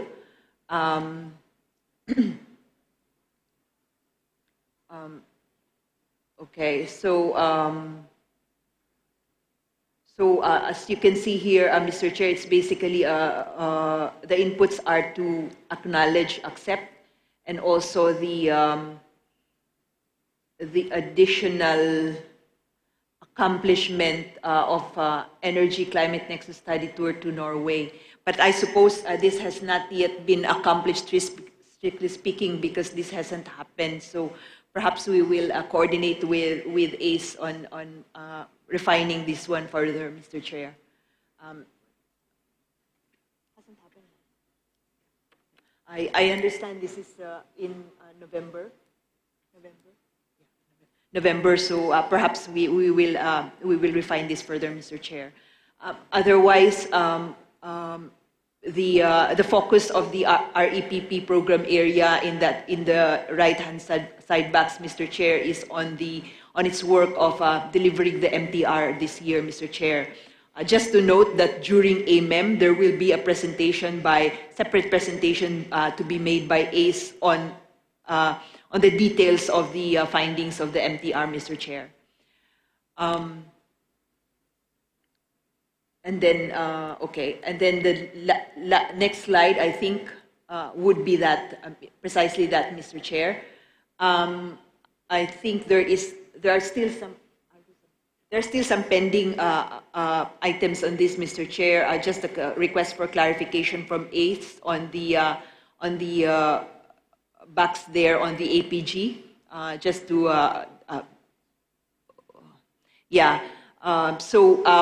after this, within today, Mr. Chair, we hope to be able to get the final confirmation on the numbers here, Mr. Chair, and then we will incorporate in the revision. But otherwise, also there's that's the only thing that's pending for this slide, Mr. Chair. Finally, in the next slide, that's the 7th program area on civilian nuclear energy, and I believe. Mr. Chair, in terms of accomplishments, the focus is on the work of the NECSSN on international, with respect to international cooperation, or with respect to cooperation, specifically with between ACE and Korean Nuclear Association. Also, capacity building activities with Japan and with WNA, World Nuclear Association. In terms of the overview of what's happening in the sector, or rather in this program area, that's once again in the box in the right-hand side, and we're saying that basically the state of play is such that two AMS are focusing on, or rather looking at the possibility of utilizing nuclear energy, and the rest of the AMS are considering exploring new technologies in the nuclear energy technologies, Mr. Chair. And then, so that, I think that completes all the 7 program areas to be briefed by the summit chair. And then in the next slide, I think, Mr. Chair, that would already be the focus, or a focus rather on DPs and IOs, cooperation with DPs and IOs. For this particular slide, this is already clean, Mr. Chair, so far, unless there are further inputs from member states. So if you go to the next slide, that's already the second part, Mr. Chair, of the cooperation with partners. There are some comments, I think, or corrections, Mr. Chair. For example, in the cooperation with IEA, some factual corrections there. But basically, all of these, this slide and succeeding slides will focus on the particular activities that have been done with each of these international organizations and dialogue partners, Mr. Chair. So this one is on IEA. Focusing basically on activities on energy efficiency, the ASEAN power grid, on CCUS, and other activities that basically implement the work plan, the rolling work plan with IEA. In the next slide, I think that is already the IRENA, Mr. Chair, and the activities in 2023 are in generally 4 areas: the publication of studies, dialogues, workshops, and webinars. Also, the contribution of and participation of IRENA in key ASEAN energy events, and also the implementation of the ACE IRENA cooperation work plan. The work plan is the implementation, Mr. Chair, if you recall, of the MOU between ASEAN and IRENA. That's for IRENA. And in the next slide, I think that's cooperation with IAEA, International Atomic Energy Agency. And these are the activities with respect to determining, surveying new and identifying rather new cooperation areas. Also,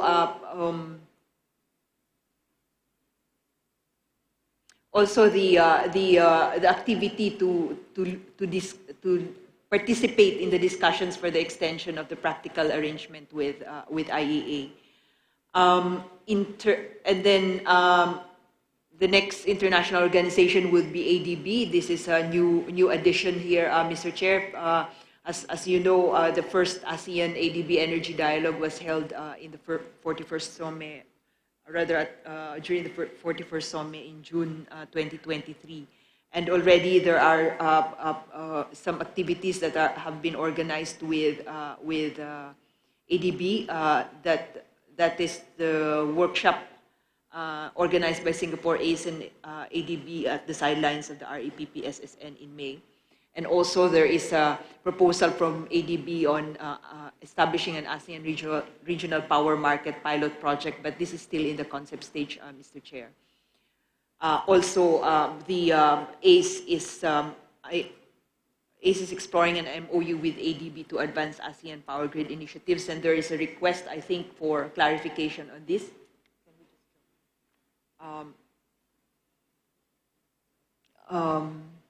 Which has been responded to by ACE, I believe, Mr. Chair.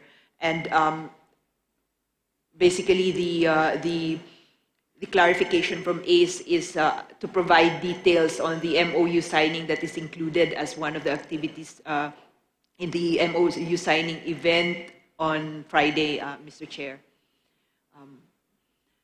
So that's an item that has been confirmed by ACE with respect to the details of the ADB ADB-related activities and engagement. In the next slide, lists the cooperation activities with ASEAN +3 and also the EAS, Mr. Chair. Much of this is for both +3 and EAS. These are all the activities that are already ongoing and continue to be implemented, Mr. Chair, because, for example, in the ASEAN +3, these are long-term program areas that are being pursued under the +3 platform. In terms of the East Asia Summit, Mr. Chair, this is basically a summary of what is going to be covered in any case by the report of the EAS ECTF chair to the EAS EMM, Mr. Chair. For this slide, there are no additional comments, I think, Mr. Chair. This is clean. Next slide, please. This slide has to do with the ASEAN-Japan METI cooperation and also with US. For the cooperation with Japan, this covers activities, of course, in late 2022 to date, in 2023. The particular activities here with respect to Japan are clean in the sense that there are no additional comments.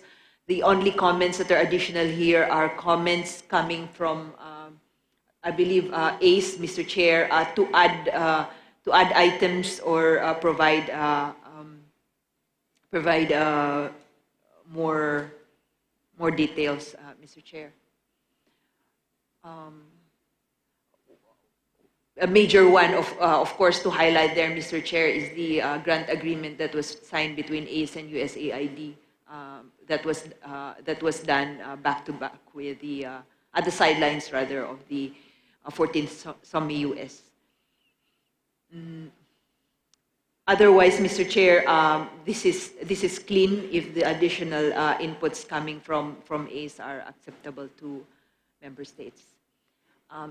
Next slide, please. In terms of cooperation with EU, once again, the thing to highlight here, Mr. Chair, would be the launch of the first ASEAN-EU dialogue in June 2023, back to back, of course, with the 41st SOME, and that to highlight that there are existing proposals, project proposals and initiatives that are undergoing discussion or project design with EU, Mr. Chair, and that there is a proposed ASEAN-EU Energy Cooperation Work Plan for 2023 to 2025 to pursue the areas that have been agreed upon during the ASEAN-EU Energy Dialogue, Mr. Chair. But this is, of course, this is under discussion. So for ASEAN-EU activities and engagement, this is clean. No additional comments there. In terms of the ASEAN-Russia, Mr. Chair, the focus is on the adoption also last June of the cooperation work plan with Russia. Also a mention of the invitation that Russia has extended to ASEAN to attend what I believe is a 1 month. Correction, Mr. Chair, 1 month international education program in St. Petersburg. Also, there are ongoing discussions with ACE, between ACE and Russian Energy Agency to start developing the projects that would consist of, that would implement the Russian Energy Cooperation Work Plan, Mr. Chair. Once again, this particular box here on the activities with ASEAN and Russia is clean. Next slide, please. Okay. The next two slides, Mr. Chair, are actually details of cooperation activities with many of the partners that have been engaged to implement particular milestones of the APAEC, Mr. Chair. These are much more detailed basically per program area, the major program areas. But there is a comment, request and comment from Indonesia that perhaps this is no longer necessary for the report to the AMEM. Not to go into this detail, Mr. Chair. So the next slide, the same is true for the next slide on the cooperation the cooperation activities for CCT and the NEC-SSN, Mr. Chair. I think that would be the last slide, Mr. Chair. So in short, all the comments that have been and inputs that have been received from member states and SEBs have largely been addressed, Mr. Chair, except for two items. I think that we should be able to resolve with additional coordination and clarification from perhaps ACE and ASCOP, Mr. Chair. So that concludes part one of the Summit Chair's report, Mr. Chair, to AMEM. Thank you. Thank you, Asek, for the update and highlight of the summary report to the 41st AMEM. Again, I would like to invite any assistant chair or country coordinators on the cooperation with dialogue partner for any additional input.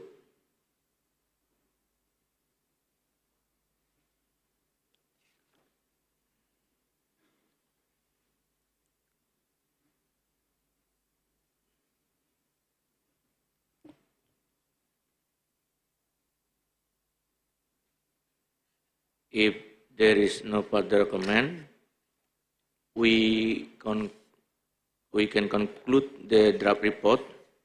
And oh yes, Ace, please. Thank you, Chair. Regarding the ASEC request for us to clarify, first on the APG of a year, yeah, that's correct. We confirm that as of 2023, 8 member states have interconnected electricity infrastructure, and also the 62 VRE sites to advance the APG. That's correct. And another thing is that I would like to, on the key accomplishment in 2023, on the Hapwa section, on the pointers tree, started the feasibility study on Sumatra, Indonesia, Peninsula Malaysia, without Singapore, Your Excellencies. And number 2 is Kalimantan, Indonesia, and Sabah, Malaysia.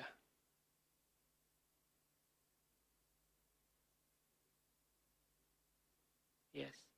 And for your information that we receive support also coming from JICA for proceeding the others interconnection possibilities studies. Thank you, Abu Abor. Next, yeah. And then another page is on the APAIC Phase 2 midterm review, Your Excellencies. Yes, this one. On the APG, the study 9 out of 18, it is stated bilateral interconnection. Based on the study, the 18 is not basically bilateral country, but more on the interconnection activities, meaning that there are some potential within the countries. For example, like in Malaysia, Sabah and Sarawak interconnection potential, in Indonesia is Sumatra and Java. So we would suggest interconnection project instead of bilateral interconnection.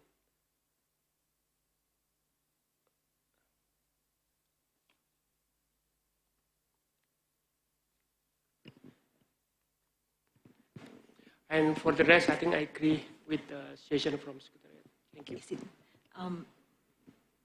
Mr. Chair, if you would allow ASEC to request a clarification from ACE on this one, is it okay to put in? Sorry, can we make it bigger? Okay, thank you. We take it that we should be putting interconnection projects. Are we referring, Dr. Nuki, to the 18 is actually the list of priority projects in AIMS 3. So 9 out of 18 AIMS 3. And yeah, 9 out of 18 interconnection projects. Because is it okay to put AIMS so that because 18, because we don't know what 18 means, it's not so clear. No problem. It's okay. Yeah, it's okay. Thank you.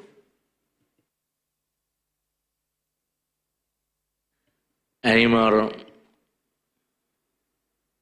input or comment from the ASEAN member state?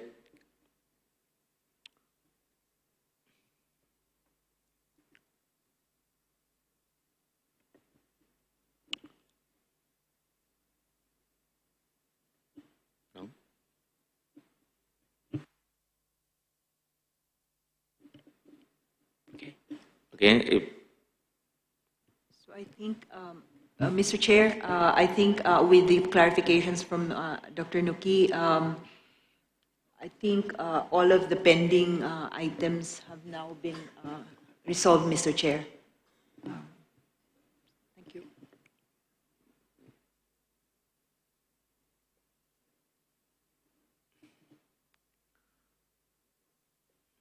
Mr. Chair, sorry. Yes. In which case, Mr. Chair, if you would allow ASEC, we will clean this up further, finalize it, and then circulate it to all member states. Okay. Yeah. Thank you. Good. Okay. If there is no further comment, ASEC will prepare this report to the 41st AMEM. Thank you to everyone for their contribution. Now let's move on to the next agenda.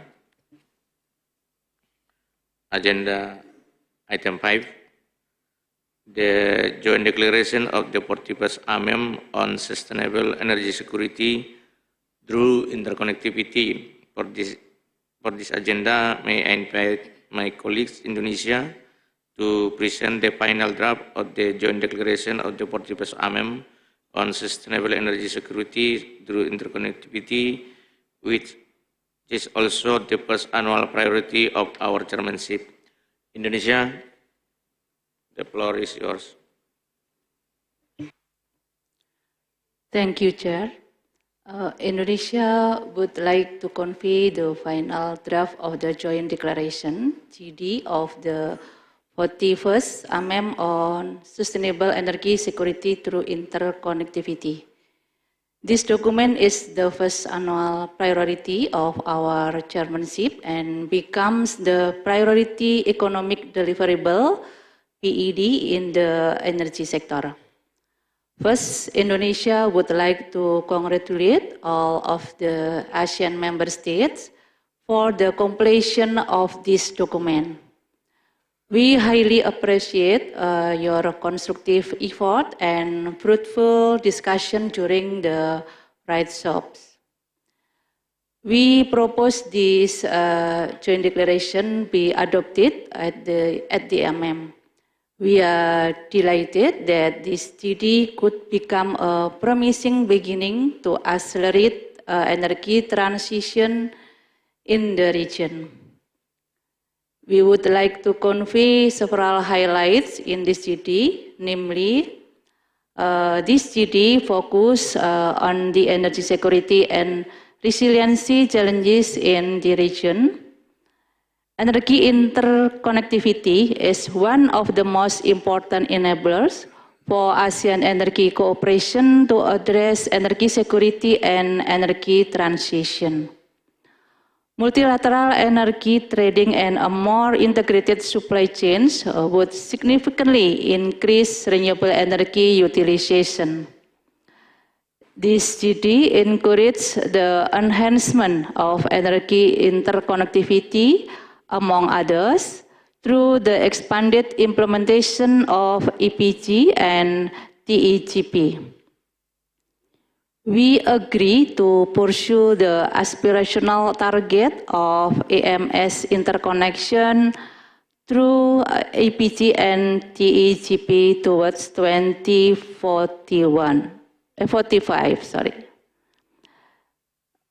This CD also supports the extension of EPG MOU, TEGP MOU, and APSA.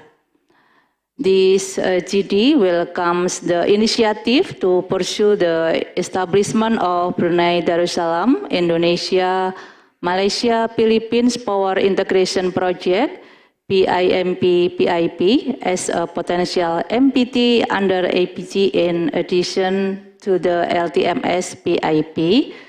And this GD also supports the enhancement of cross-pillar cooperation for energy interconnectivity to support ASEAN's long-term energy security and a just and inclusive energy transition agenda. We hope this GD initiative could contribute towards enhancing sustainable energy security and economic prosperity through interconnectivity in the region. Thank you. Back to you, Chair. Thank you, Indonesia, for the update and for leading this initiative. We hope that this GD can be a significant milestone for the development of energy interconnectivity in this region. So now, may I invite the floor for any input or comment?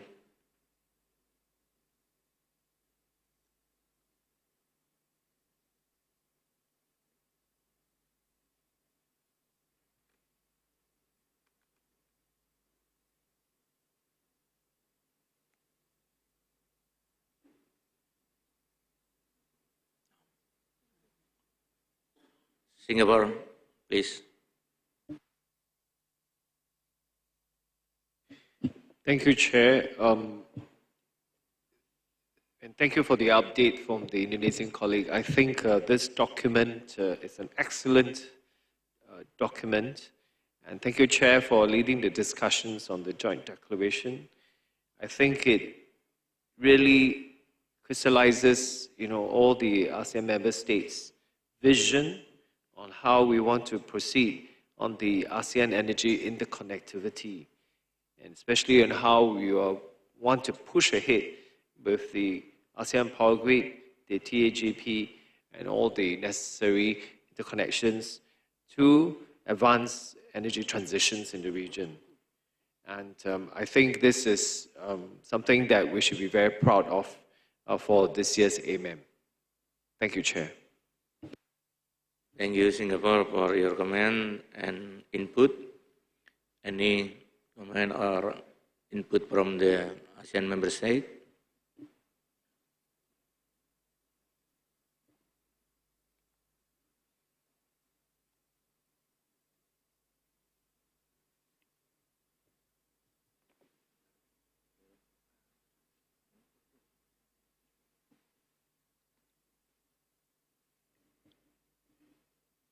If there is no further comment, we can move forward by giving a recommendation to our minister to adopt the joint declaration on sustainable energy security through interconnectivity. Thank you. I think the next item on the agenda is the lunch break. I will hand it back to the MC for the lunch announcement. Enjoy your lunch and see you in the afternoon session.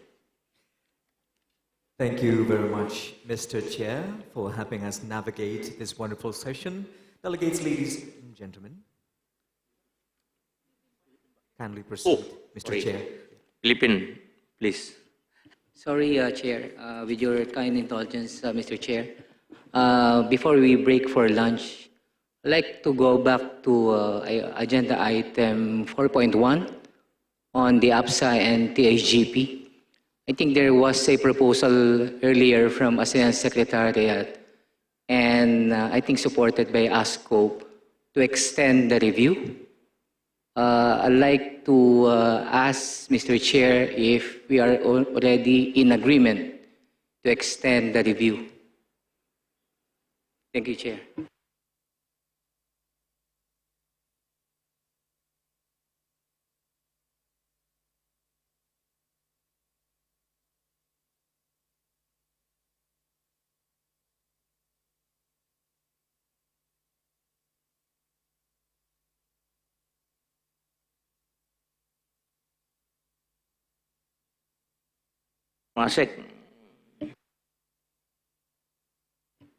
Mr. Chair, for this agenda, I think we have agreed that we will extend, right, for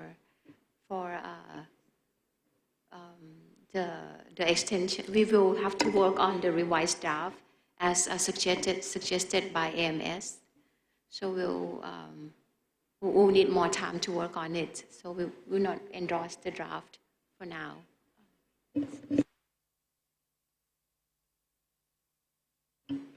Yeah, in addition, maybe Aki could provide next step. Yeah. Thank you. Thank you, Director Kanchana. Mr. Chair, as I understand from the Philippines, Philippines is asking for clarification on the decision on the two items here, Mr. Chair. There are two agreements that are under the purview of ASCOP, of course, or rather that are relevant to ASCOP. One is the APSA, and as you would recall, the instrument of extension for the APSA has already been signed by 9 countries. And so the extension of the validity of APSA is almost there. And the next step is to start negotiating the new amended APSA. Just to clarify that, as my head of delegation has clarified, the decision to renew the APSA has been made by SOME. The question is on the on agreeing, for example, on the focus group discussions, the schedules, Mr. Chair. In addition to APSA, the second agreement that is pending, that it also needs clarification or decision by today's SOME, is what to do with the draft of the protocol to amend the TAGP, Mr. Chair. As of now, the status of that is that the text, and perhaps my colleagues can also help put up the latest draft of the TAGP, the protocol to amend the TAGP rather. As you know, Mr. Chair, the status of this is that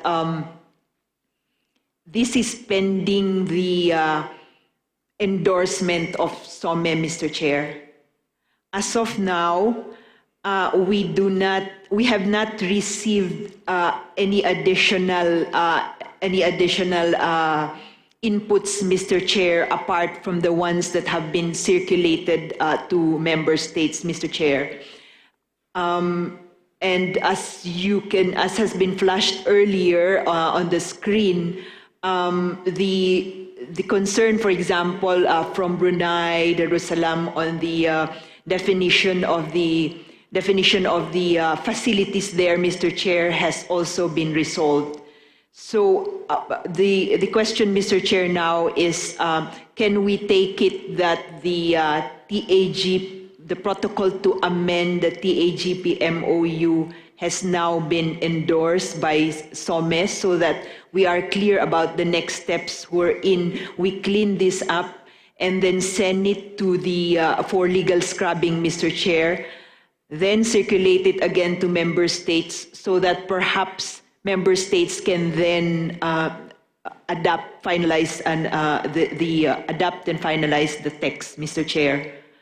And then after that, go and obtain their full powers to sign, Mr. Chair. So once again, the question, Mr. Chair, is SOME already agreeing to this text, Mr. Chair, so that we can go to legal scrubbing? Thank you. Thank you, Asek. On APSA, we encourage all ASEAN member states to complete internal process to enable the extension of APSA. Substantial amendment, we could proceed after the completion of the extension. On the progress of the extension and amendment of the TAGP MOU, we note and welcome to the development of the latest draft of the MOU. I wish we could conclude the extension and amendment of the AGP MOU before its expiration in May 2024.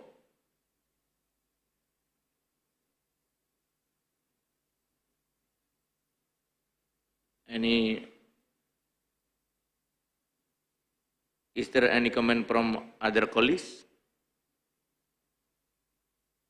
Again, Asek. Mr. Chair, just to request clarification, as of now, we are referring to the Trans-ASEAN Gas Protocol to amend Trans-ASEAN Gas Pipeline. Is the Chair referring to the APG MOU, the ASEAN Power Grid MOU, or the TAGP? TAGP, Mr. Chair. Okay. We have put up, Mr. Chair, the latest draft. Yeah, thank you. Okay, thank you, Asek. Any other comments or input? Okay, Askop, please. Yeah, thank you, Mr. Chair. I just want to clarify some input made by Brunei Darussalam. So they make a request about the definition of pipeline. Is it including with the LNG and facility over there? So as I make a presentation in this morning, actually from the beginning of the TGP, it's mentioned about only about the pipeline only. And after that, in 2012, we already consulted with ASEC to seek the clarification whether or not for the LNG, including with the pipeline. So they said that is including already. So that means that for this new wording, actually it is the proposal for the protocol. So we call it is putting it is a natural gas facility. Yeah, so it's already including with the pipeline. If Brunei okay with that. So that means that we can solve this issue. The second one is Brunei and Philippines, they want to including about the natural gas before, because for the voting, it's just only for the gas facility or something, gas production. So they want to put more about the natural gas. So from changing from the gas to natural gas is no problem, just only for the voting. That's all. Thank you. Ascop, may I invite Brunei to clarify the question from Ascop. Thank you, Mr. Chair. We have no objections to the proposal. Thank you, Brunei.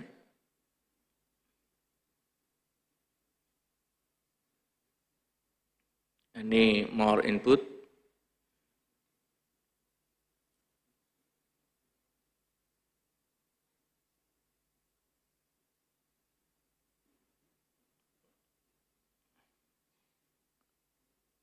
I think MC can continue to announcement. Thank you. Thank you very much indeed, Mr. Chair. Delegates, ladies and gentlemen, allow me to revert to my previous announcements. We will now break for lunch for approximately 1 hour. And we are delighted to invite our heads of delegations to enjoy your lunch at the room Mengwi 5. As for the rest of our delegates, we invite you to kindly proceed to rooms Pachatu 3 and Pachatu 5 for your delicious lunch. And special notes to our Muslim delegates, ladies and gentlemen, the prayer room is located on the first floor of the building. You may easily find the directions just outside. And a gentle reminder that we will reconvene for session 3 of the meeting at 1:30 local time. Delegates, ladies and gentlemen, please have a wonderful lunchtime.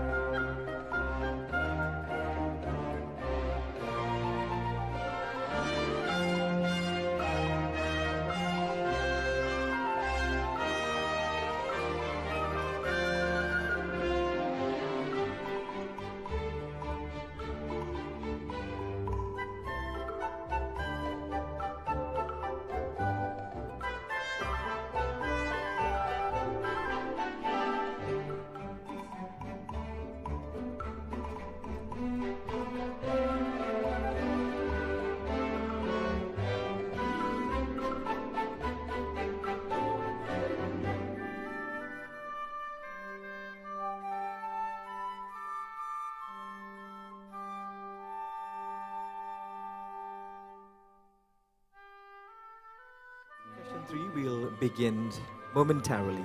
May we invite delegates who might still be outside to kindly return and take your seats. Once again, requesting delegates and participants of the meeting to kindly rejoin us here at the plenary room. Thank you very much.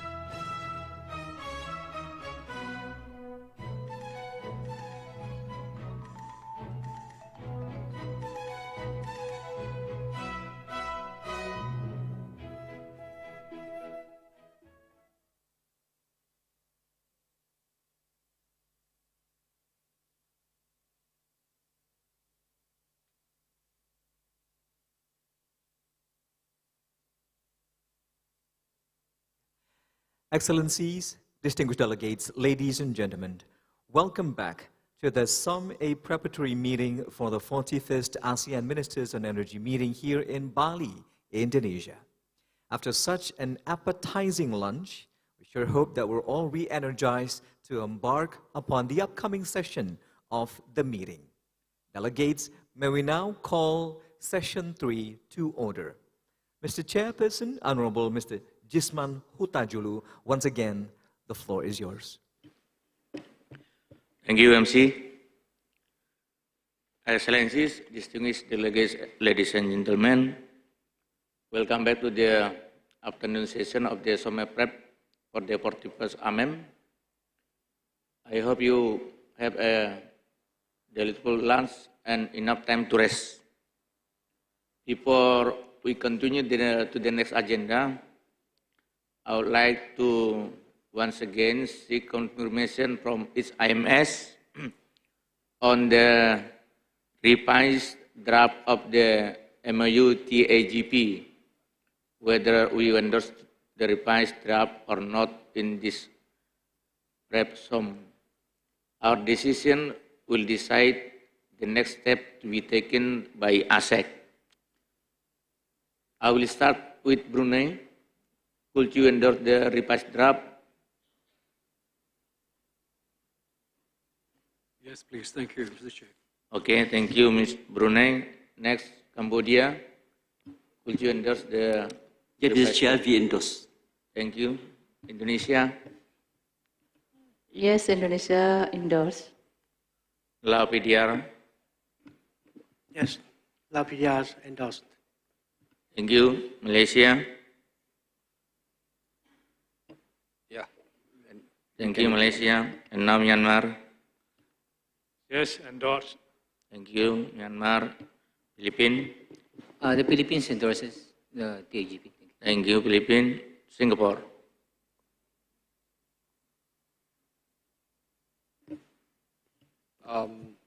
Thank you, Chair. We may need just a bit more time. Can we come back to you? Again, it's on the legal status of the document. Yeah, thank you. Okay. Next to Thailand. We are pleased to endorse. Thank you. We are pleased to endorse. Thank you. Okay. Vietnam. Thank you, Mr. Chair. Vietnam has no further comments. We endorse. Okay.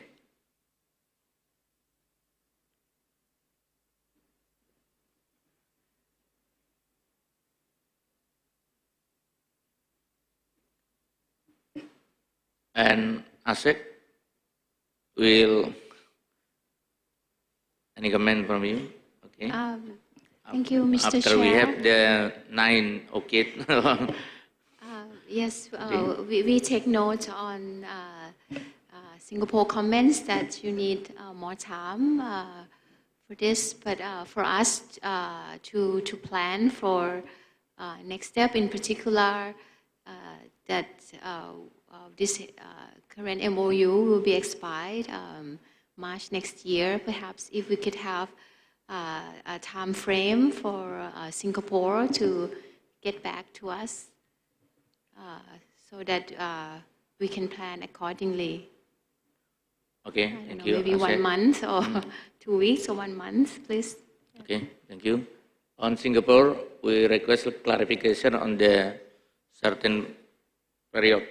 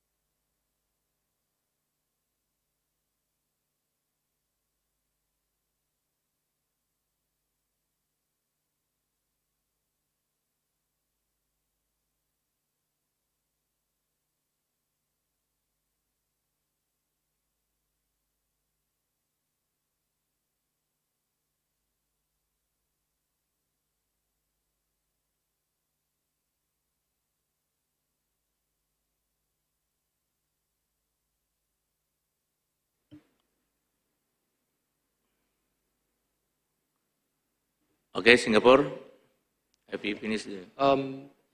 Thank you, Chair. Can we come back to you at the end of today on the text? We can reopen this, but can I just have a clarification? Could we have a sample of a clean text? Because these are all still tracked. And could we go down to Article 6?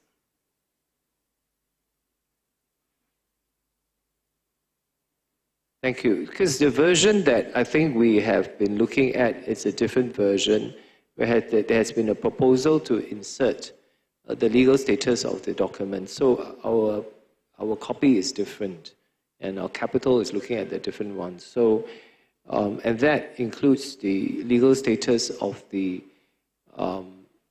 There was a proposal to make this also legally non-binding, and now it's missing from the text. So can we just confirm that the one that we're seeing on the screen is the final draft? Okay. Okay. ASEC, please. Yep. Make clarification. Yes, the one that is shown on the screen is the final draft. I think maybe we can ask my team to recirculate it again.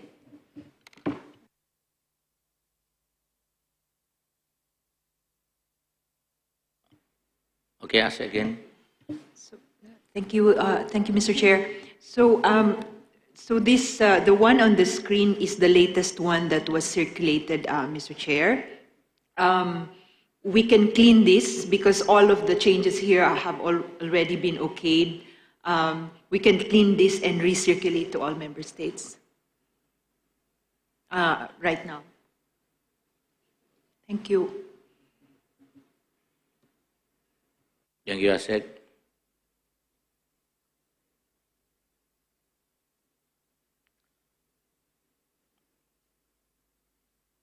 Okay, Askop. Just want to clarify with the Singapore because the first draft of the MOU protocol have the article number 6 is non-binding, as you mentioned. However, that after the meeting, mid-year task force meeting of the ASCOP, we from the GATF already agree to remove the article number 6 is non-binding provision. And that means that for the draft we show in the screen here now is no more non-binding.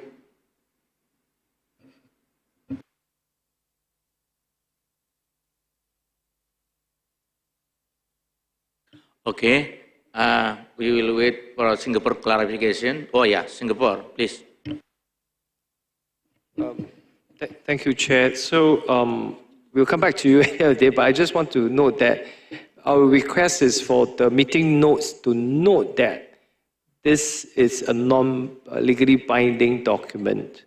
With that, then I think that we should be able to give you a more firm answer at the end of today. Thank you. You have any comment, please? Thank you, Mr. Chair. If you would allow the ASEAN Secretariat to provide clarification, I think, so there are 2 documents that are up for endorsement or approval by SOME. This morning, the one that was being discussed on putting in the minutes of the meeting that the document is non-legally binding. The suggestion was to put to note that it's a non-legally binding document, is the APG MOU. We understand that in addition, we take it that the suggestion from Singapore just now is that to also do that for this TAGP. So we can do that. We note that for the TAGP, there shouldn't be an issue on noting that because this is a protocol to amend the MOU, I suppose. But we will also check with our legal staff on this just to double check. With respect to, so this is the protocol to amend. With respect, however, to the APG MOU, the instrument of extension for the APG MOU, which is a different document from here.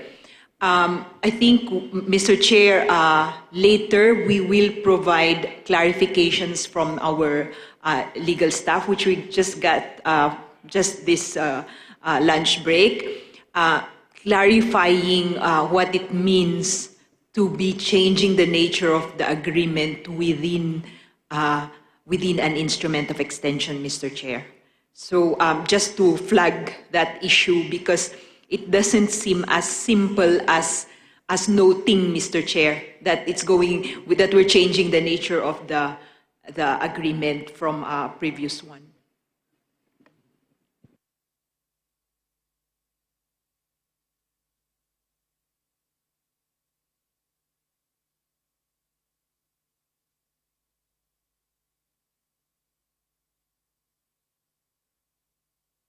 But in any case, Mr. Chair, for this one, the TAGP, just to be able to sort of have a conclusion to the decision of the SOME at this point, perhaps we would suggest that we, as requested by Singapore, we await their further word today or in the next few days, Mr. Chair. Thank you.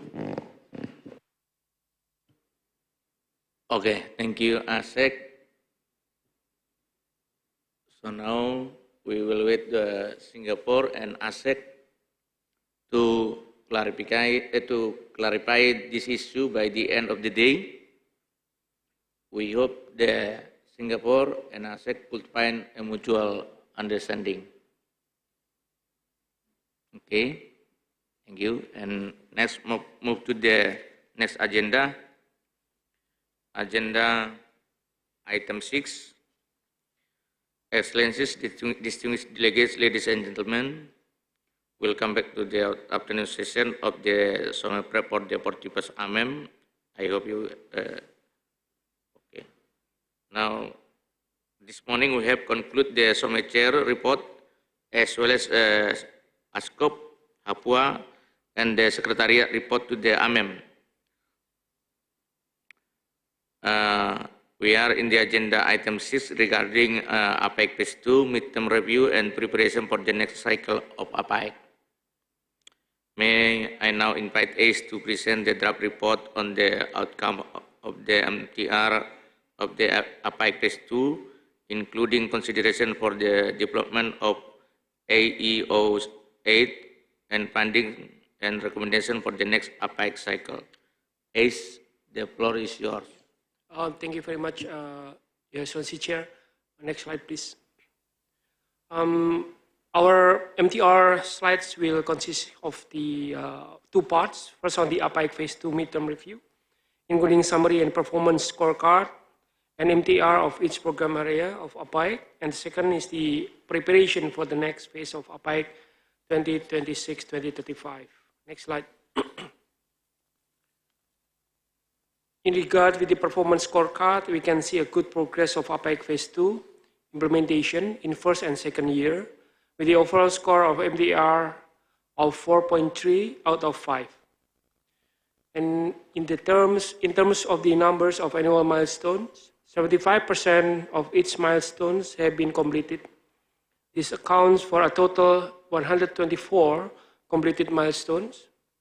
And meanwhile, the rest of 25%, or about 41 milestones, are still ongoing and on track for completion. Next slide. If we're looking at each program area, starting with the ASEAN Power Grid, we've seen remarkable progress where 9 out of 19 bilateral interconnection or interconnection projects are operational, with LTMS PIP commencement last year, resulting of a total 265.7 gigawatt-hour electricity has been traded under this project. We also identified several challenges in which for APG program area, and the main challenges are on determining priority for the interconnection, including the VRE integration, and on developing strategy to complete the minimum requirements of MPT. Therefore, moving forward, we noted the importance of APG expansion into potential sub-regions such as PIMP, conduct feasibility studies of interconnection projects based on AIMS-3 findings, and moreover, establish financial frameworks and to continue coordination among APG-related bodies are also necessary to complete the minimum requirements of MPT. Next slide. On the Trans-ASEAN gas pipeline, as measured to ensure the security of gas supply in the region, 6 countries are connected by 13 cross-border pipelines and 11 regasification terminals with a total capacity of 48.5 MTPA. In the period of APEC Phase 2, ASCOP has completed small-scale LNG regional feasibility report, which determined potential of the deployment of SS LNG in the region, as well as the implementation of gas advocacy communication plan. The recent challenges or trends that we may pay attention is on the need to improve and expand gas infrastructures as we have a declining trend of gas production and may further impacted by gas price volatility. Several recommendations are identified, such as to update the AGP master plan, conduct assessment on APSA and its improvements, and also to address cross-sectoral collaboration in promoting decarbonization technologies. Next slide. On the clean coal technology, as a result of various initiatives to promote the role of CCT and CCUS in facilitating energy transition, a total of 18.9 gigawatt of CCT, supercritical and ultra supercritical, installed power capacity, and also 7.3 gigawatt coal biomass co-firing plants have been operated as of 2022. The activities and programs to introduce the deployment of CCUS is underway through workshops, seminars, and dialogue, as well as the initiation of the ASEAN CCUS deployment framework. Also noting that coal will remain an important energy source in ASEAN, global direction towards carbon neutrality and pressure to phase out coal will be a challenge for the region to be prepared for. Therefore, an assessment and the development of strategy to ensure a just coal transition as well as the possibility of utilization of decarbonization technologies in coal value chain are needed. One recommendation for the next cycle of APAEC is to expand the scope of the program to include the carbon management strategies. Next slide. In regard with the energy efficiency and conservation, our region has achieved 24.5 energy intensity reduction by 2021. However, it is projected to reach 29.2% by 2025, meaning there is a still gap in achieving the APAEC target on AI reduction, which is 30% by 2025. Minimize the gap of AI reduction target would still be a priority for ASEAN.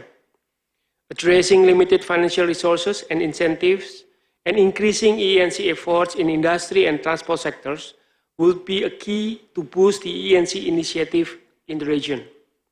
Thus, innovative EE financing mechanisms need to be strengthened, including to enhance cross-sectoral collaboration.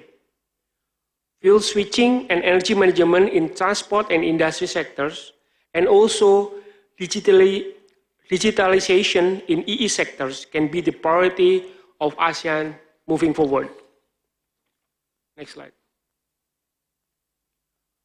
For renewable energy, ASEAN has achieved 14.4% RE share in total primary energy supply and 33.6% RE share in installed power capacity in 2021. It is projected to be on track and reach 36.9% in installed power capacity by 2025. However, for TPES, it is projected that the RE share will only reach 15.9%, leaving a significant gap towards achieving the target of 23% RE shares in energy mix.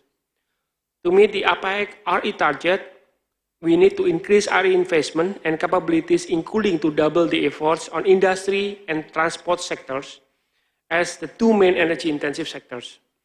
Some of the recommendation includes to focus on the RE strategies in transport and industry and to specify ASEAN holistic RE strategies under the ASEAN RE long-term roadmap. Next slide. On the regional energy policy and planning, you have seen enhancement in the regional energy policy and planning through collaboration with many DPs and IOs, such as the establishment SOME-ADB and SOME-AU as a dialogue platform. Last year, we also have published one of the ACE flagship products.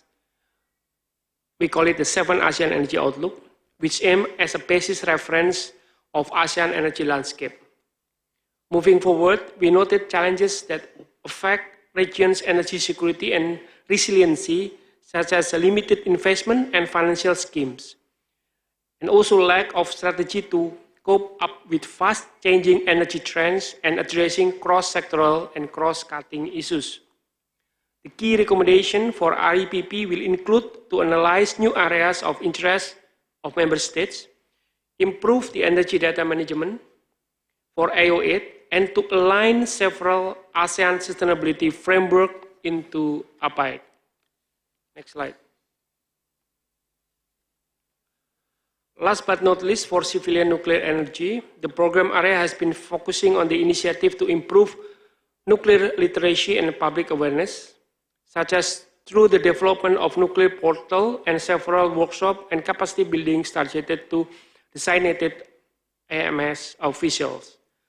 Further, we aim to address public perception and knowledge on nuclear technology options, including limited human resources capabilities on nuclear science, technology, policy, and regulatory framework. Therefore, enhance public acceptance, assess long-term options to identify the scope for further regional cooperation, and explore potential utilization of nuclear outside ASEAN would be the option. Next slide. On the preparation for the next APAC, the next phase of APAC 2026-2035, the tentative timeline starting from Q3 2023 until it is expected endorsement on 43rd AMEM in August 2025. There will be several consultation meetings for APAC drafting committee throughout 2024-2025. We noted the consideration to make the next IO8 findings as basis of the development of the APAC 2026-2035. And in short term, ACE will seek nomination of ADC member from member state by ACE through SOMI and RAPP SSN in Q3 2023. For that, I am ending my presentation. Your Excellencies, thank you. Thank you, ACE. And now I invite comments or input from ASEAN member state.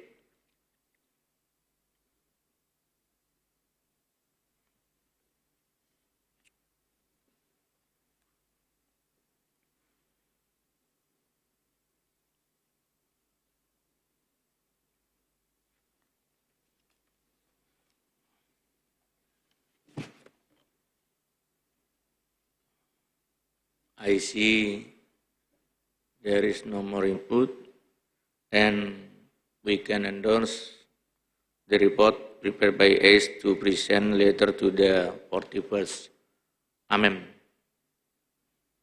Thank you. And next, let's move to the next agenda. We are now on agenda item 7, preparation of the ministerial meeting. Aside from the 41st AMEM, there are 4 other meetings that will be attended by our minister. On agenda 7.1, we will discuss the draft provisional agenda of the 41st AMEM, which is scheduled on Thursday, 24 August 2023. ASEC, please brief us on the agenda. ASEC, please. ASEC, please, to brief us the agenda.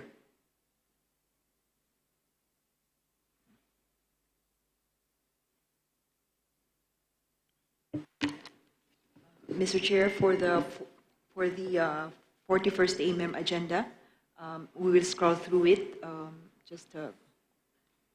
Okay, so as you can see, Mr. Chair, there's the joint opening ceremony of the 41st AMEM and the AEBF. That's at 8 to 9 a.m. And then there would be a break. In that break, of course, the first substantive agenda item would be agenda item 5. And can we scroll down? Yes. So, Mr. Chair, this is the key outcomes and main directives from the ASEAN Summit. Oh, okay. This is the presentation of the ASEAN Secretariat, who will be represented by the Deputy Secretary General for ASEAN Economic Community. And then the next one, Mr. Chair, agenda item 6 would be the report of the ASEAN Council on Petroleum. And then 6.2 would then be the report of, I believe, Hapua, Mr. Chair. And then after 6.2, we would have 6.3, the Summit Chair's report. And then, next slide, please. And And then agenda item 7, Mr. Chair, would be the report of ACE on the MTR. And then agenda item 8 would be the preparations for the ministerial meetings with dialogue partners and international organizations, where the agenda and the JMS, or rather the joint statements, would be taken up. And then lunch break, Mr. Chair. And then, can we scroll down? And then during lunch break, there will also be the meeting of the 4th LTMS Energy Ministers meeting, Mr. Chair.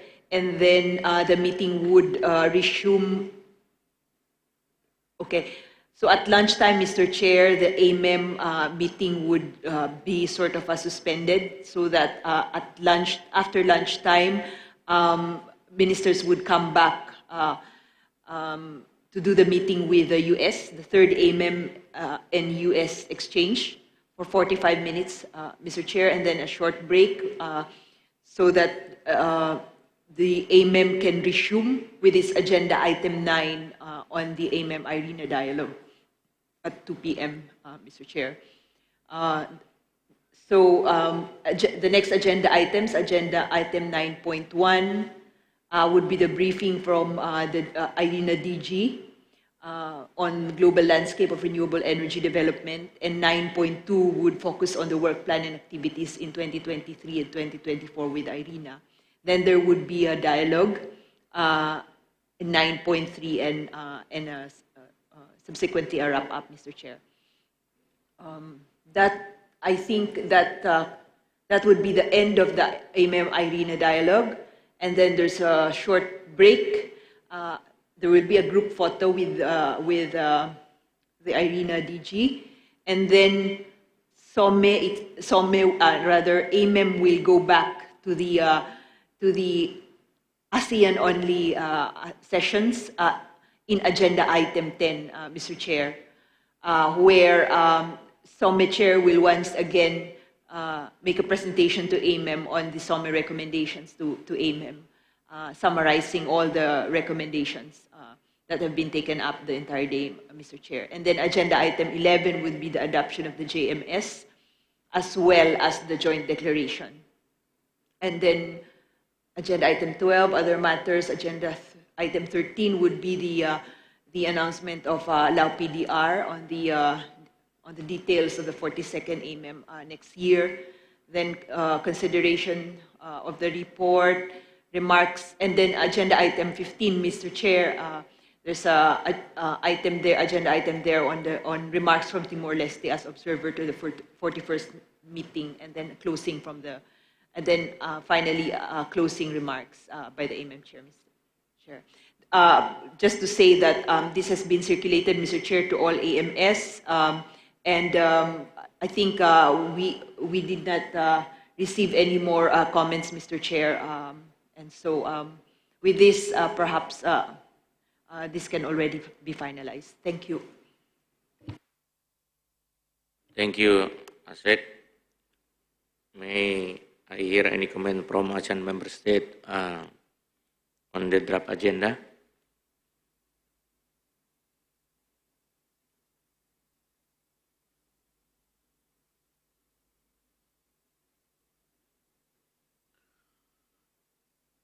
I see there is no further comment or input, so we can endorse the agenda of the 41st AMEM. Now, let's move to the next item. On agenda item 7.2 is preparation for the AMEM dialogue session with the United States and International Renewable Energy Agency, IRENA. Again, I invite the ASEAN Secretariat to brief us on these two meetings. Asset, the floor is yours. So, Mr. Chair, for the AMEM IRENA dialogue, apologies for that. I think we already went through it as part of the AMEM agenda, Mr. Chair. So, perhaps we could quickly scroll through it because this will cover agenda item 9, 9.1, 9.2, 9.3, and 9.4, Mr. Chair. It's a 45-minute meeting, Mr. Chair. So that's for the dialogue with Irina, and perhaps we can move on to the U.S. agenda. For the U.S. agenda, Mr. Chair, another 45-minute meeting right after lunch. So we would have the opening remarks by the AMM chair and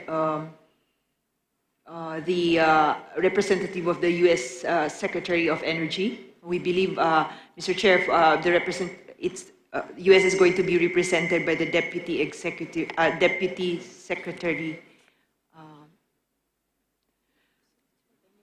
of Energy. And then that's the first 6 minutes, and then the next agenda item would be the exchange already on the in ASEAN-US engagement on energy, Mr. Chair. Can we scroll down? So this is going to cover the key energy developments in the US and also ongoing and future initiatives to implement the ASEAN-US Energy Cooperation Work Plan. And then after that is, then there will be an exchange, Mr. Chair, after the briefing from the US. 24 minutes of exchange among the ministers, and then closing remarks from the chair and the US. Mr. Chair, in addition to the information on the level of representation, just to inform the body that US also already saw this agenda. This has been circulated and consulted with them, and I think has already incorporated all their comments as well, Mr. Chair. And no further inputs also from ASEAN member states. So perhaps this can be finalized as well, Mr. Chair. Thank you, Asek. May I hear any comment from ASEAN member state on this draft agenda?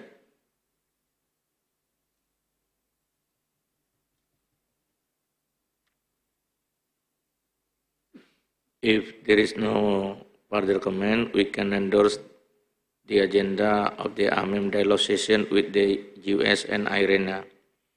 Thank you. And now move to the agenda 7.3. Agenda item 7.3 is SOME plus 3 preparatory and 20 AMM plus 3. May I invite Asep to brief us the draft provisional agenda of SOME plus 3 preparatory meeting, the draft provisional agenda of the 20 AMM plus 3, the draft joint ministerial statement of the 20 AMM plus 3, and the draft of ASEAN plus 3 leader statement on developing EV ecosystem. Asep, the floor is yours. Oh, ACE, sorry, ACE. Thank you, Your Excellency Chair. I would like to flash the agenda on the screen, please.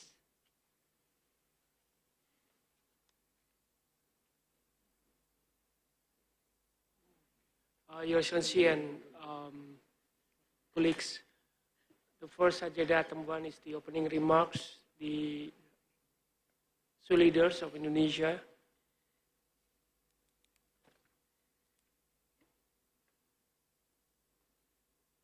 and also two leaders from China, Japan, and Korea, followed by the adoption of the agenda and business arrangement. And item number 4 is the ASEAN Secretariat briefing to the 28th AMM plus 3. And the agenda item 5, Chairman report on the summary of the 22nd. And the agenda 5.1, SOME plus 3, Chair's report on the 20th AMM plus 3. Agenda item number 6, the preparation for the 20th AMM plus 3. draft joint ministerial statement on the 20th AMEM plus 3, 6.2, followed by the draft ASEAN plus 3 APT leader statement, and other matters on the agenda item 7. Item 8, the adoption of the report, and the item 9, closing remarks delivered by the SOME chair, the leader of China, Japan, and Korea, and then ending with the group photo. Thank you.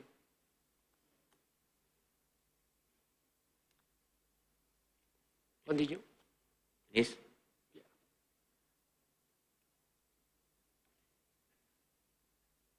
Thank you, yes.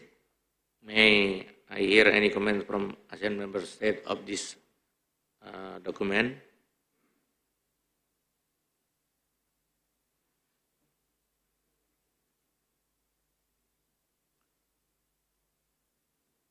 If there is no further comment, we can endorse this agenda item, and for the draft of GMS of the 20 AMEM plus 3, we can further discuss it during the SOME plus 3 prep with the dialogue partners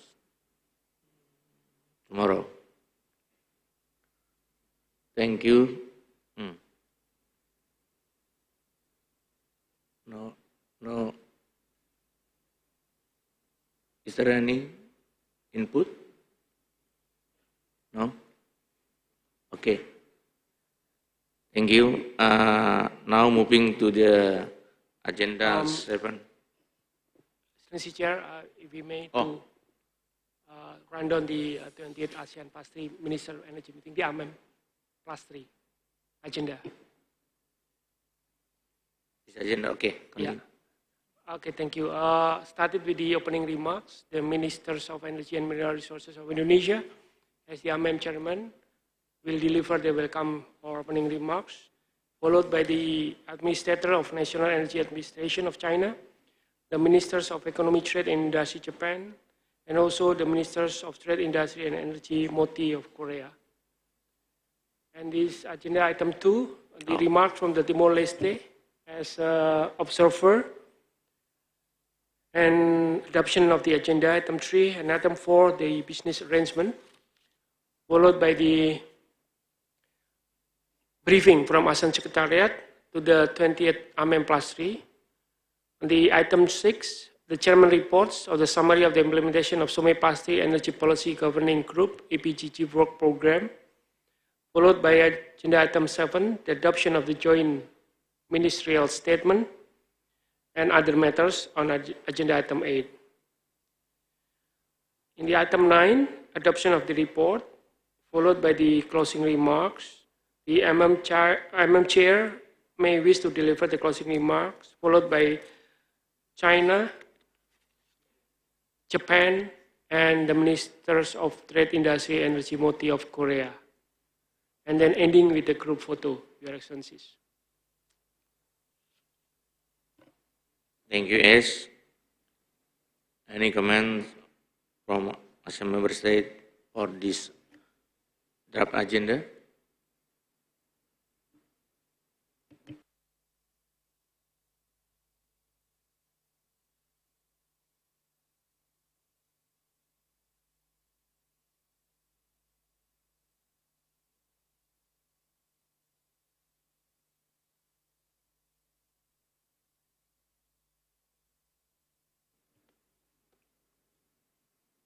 There is no further comment, and as maybe continue to the next. Regarding with the GMS, so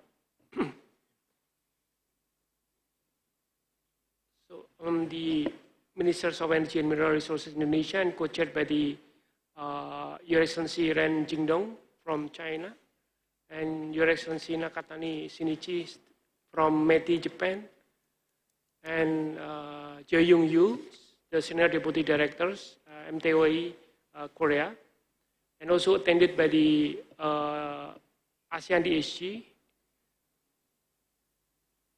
from the ASEAN Economic Community.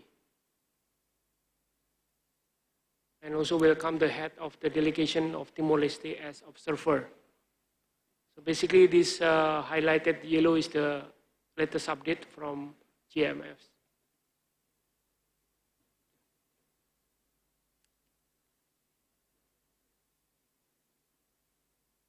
There is input from Japan, and Japan perhaps tomorrow will try to propose the new sentence.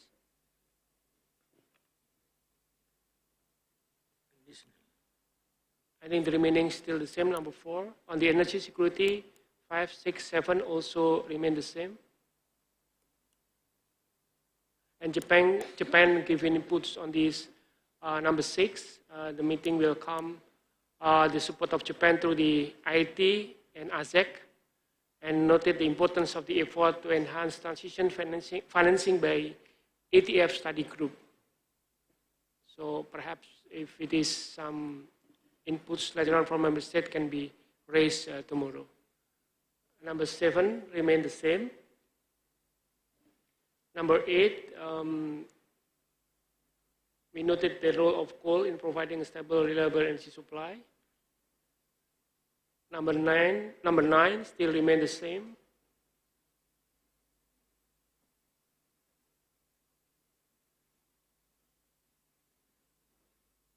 No major changes, Your Excellencies. Number 10 also remain the same. 12 and 13 also remain. Also number 13, there is input from Japan on the recognizing the important role of increased deliveries of LNG, and knowledge that investment in this sector is necessary for energy security and energy transition in the region. On the new renewable energy and energy efficiency conservation, 13, 14, 15, 16, there is no major changes. While it's on the 17, input from Japan, adding the 4th SAFIA forum, and welcome the business matching session held during the 5th SAFIA forum, which is together with IBF, in cooperation with JETRO, in order to enhance private sector's involvement. Those are the input from Japan.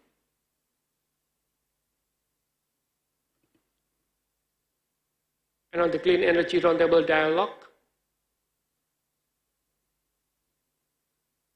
input from China,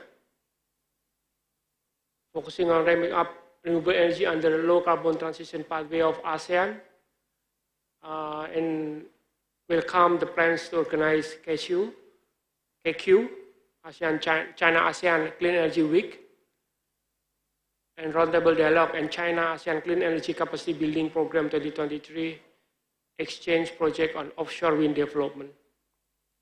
Also number 19, China put small sentences over there.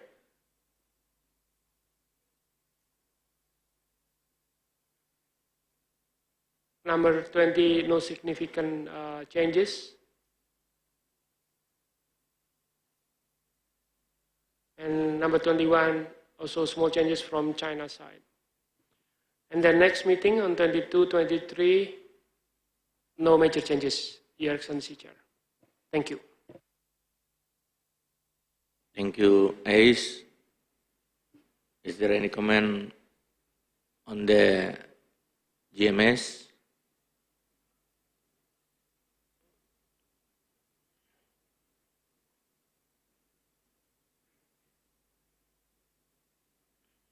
No comment. And the last topic, please continue, Ais.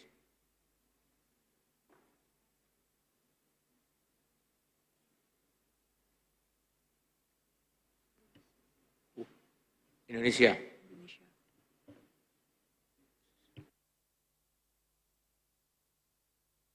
Okay, Indonesia, please.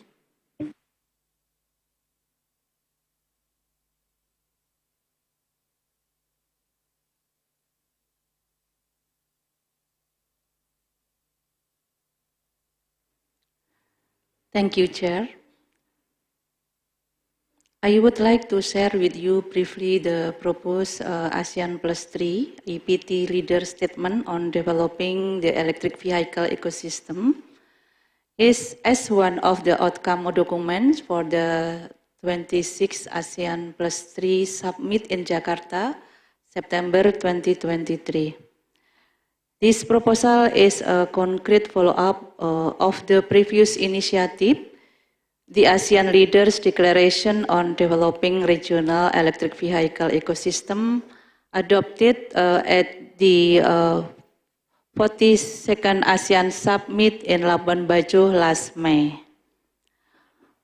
One of the crucial aspects of the declaration is indeed the importance of cooperation and partnership with ASEAN external partners through various ASEAN lead mechanisms, including the ASEAN Plus 3. Within the context of APT, we have all the potential to develop a robust EV ecosystem that covers the entire value chain from upstream to downstream.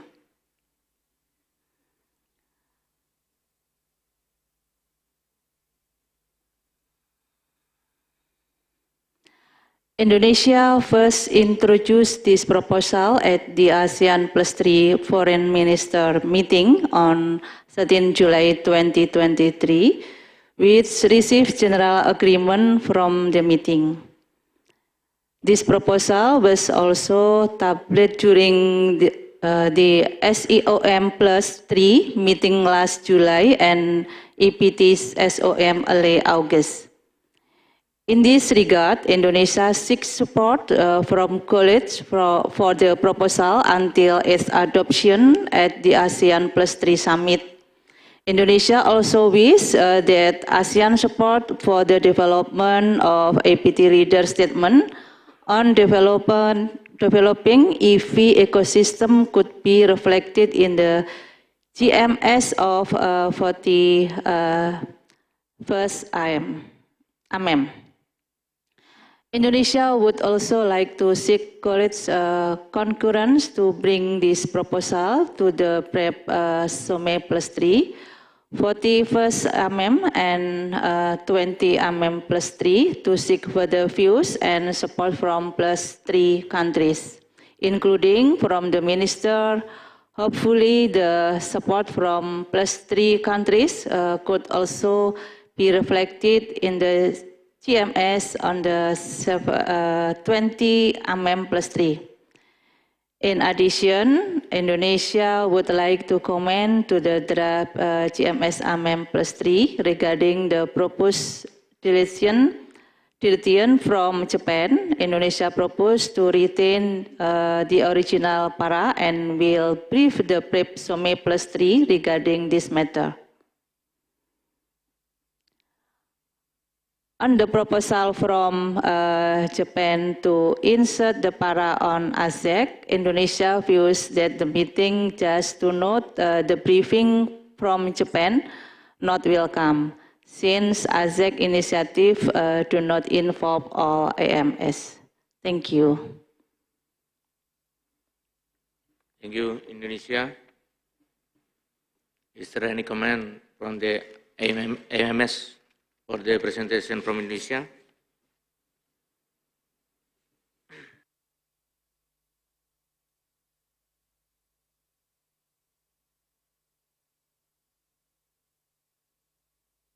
If there is no comment, and then the last topic is continue to the, oh yes, Indonesia. Okay, thank you. If there is no comment, we can endorse this agenda item, and for the draft of GMS of the 20 AMM Plus 3, we can further discuss it during the SOME Plus 3 with the dialogue partners. Okay. Thank you. And now moving to agenda 7.4.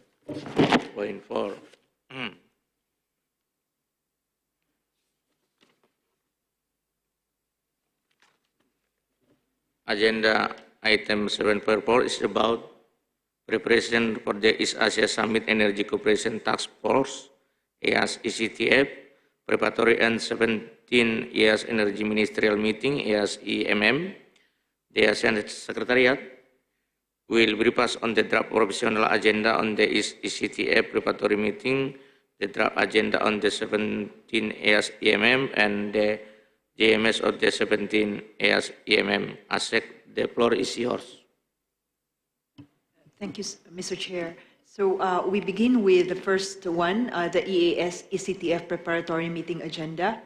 Mr. Chair, this is a meeting that's going to be for 2.5 hours, Mr. Chair. This is on 23rd August, tomorrow. Can we scroll down, please? It should start at the first agenda item. Opening remarks starts at 1:30, Mr. Chair, and then go on to the adoption of the agenda and the business arrangements. Agenda item 4 will cover the preparations for the ministerial meeting, 17th EAS EMM, and we'll have a quick look at the agenda of the EMM and the draft JMS, Mr. Chair, the same ones that we are about to look at in a few minutes, Mr. Chair, but with the ECTF. As you can see, Mr. Chair,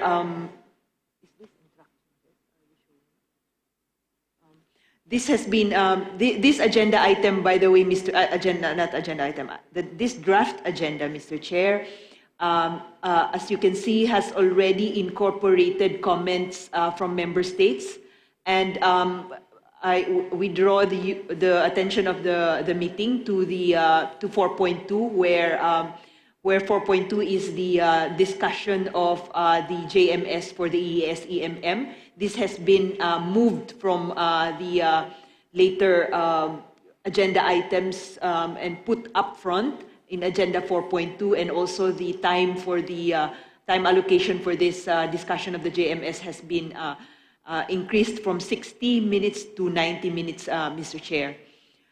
So that's for agenda item 4. And then for agenda item 5, we have the preparations for the EAS Energy Ministers Exchange on energy security and energy transitions in the EAS. So this is like 50 minutes, Mr. Chair, which were in ASEAN Secretariat, and ASEAN member states will briefly present or give an indication of what their ministers would be presenting to the EMM, Mr. Chair. So as you can see, these are very brief remarks, 2 minutes for each AMS and also EAS participating country.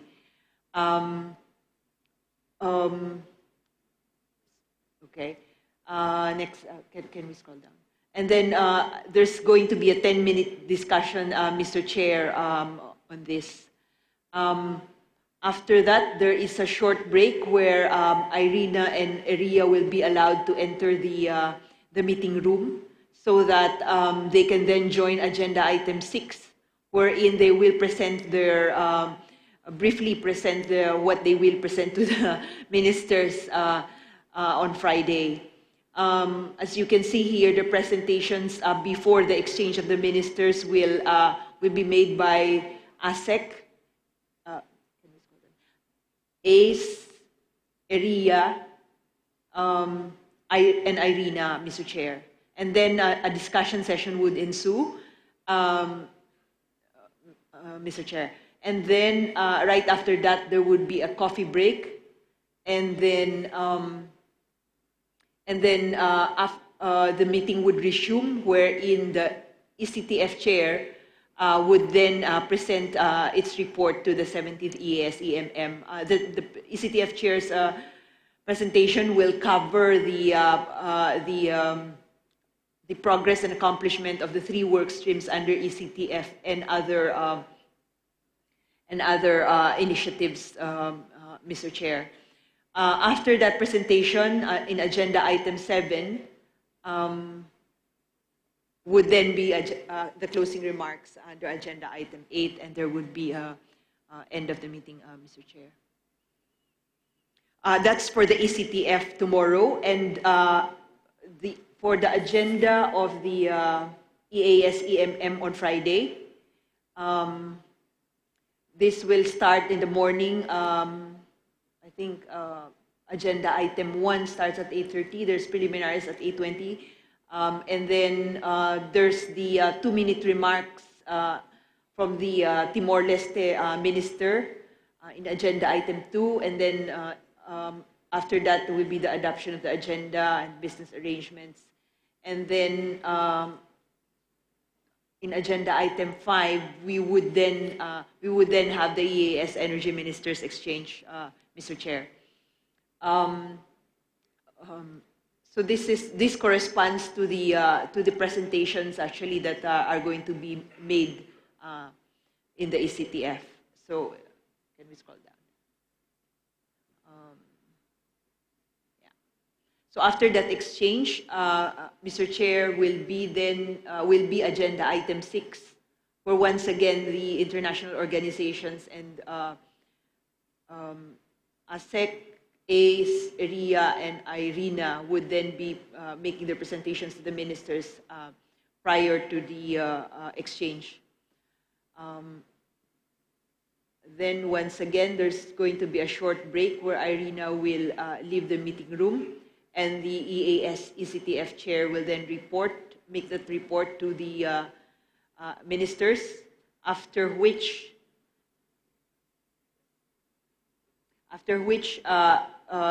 there will be the agenda item on the adoption of the joint ministerial statement, Mr. Chair, which by then hopefully should be a short one, 4 minutes, because by then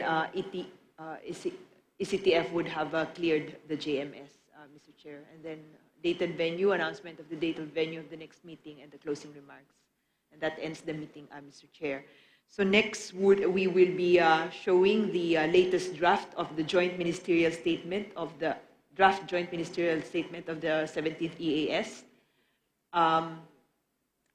So, Mr. Chair, this is the hold on. We need to be. Please give us a minute, Mr. Chair, to show the latest version of the JMS.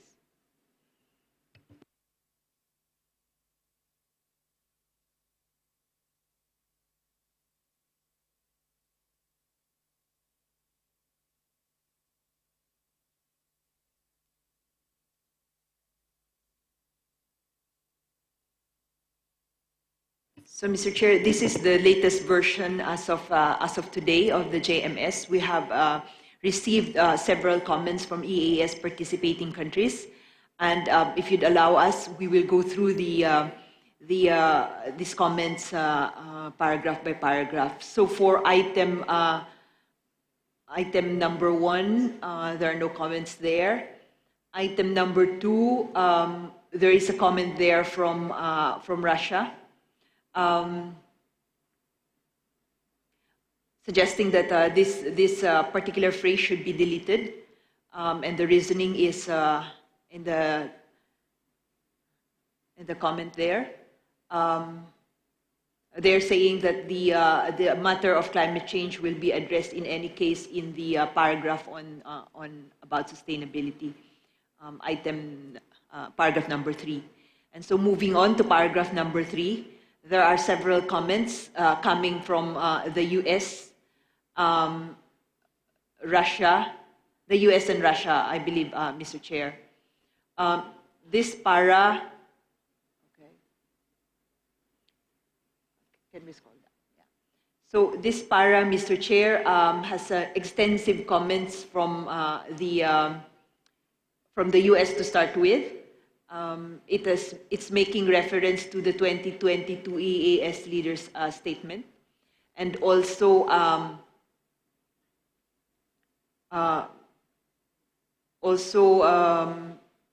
the red colored comment is coming from Russia, but the deletion is coming from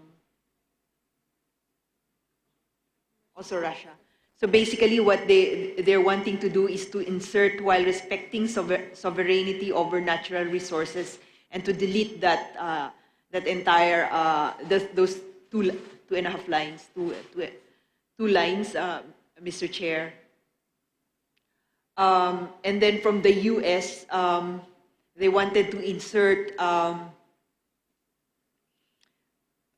reference to minerals, materials, products, and technologies that are critical inputs to zero and low emission energy technologies. And acknowledge the need for expanded investment, recognizing differing regulatory approaches and contributions to local and regional development. So that's the comment from US. And then in the fourth paragraph, this is an insertion from Australia. For the information of SOME, you may have noticed that we circulated twice comments from Australia. Initially, they sent comments just to say that they would be raising the issue of Ukraine in this JMS, but there was no suggested language. Second time they gave input is to provide this particular language, Mr. Chair. So this paragraph reads, the meeting noted that ongoing conflicts and related economic shocks, including the volatility of energy prices and issues in energy supply chains, continue to impact on the global efforts to accelerate energy transitions and ensure energy security. The meeting joined the call of ASEAN at the 56th ASEAN Foreign Ministers meeting for peaceful resolution of conflicts and compliance with international law, including the UN Charter. The meeting affirmed its commitment to exert utmost efforts to enhance cooperation between parties to mitigate the economic impact of these ongoing conflicts, global economic shocks, and other global shocks to the region, as well as to their bilateral trade and economic relations, particularly on issues related to energy security.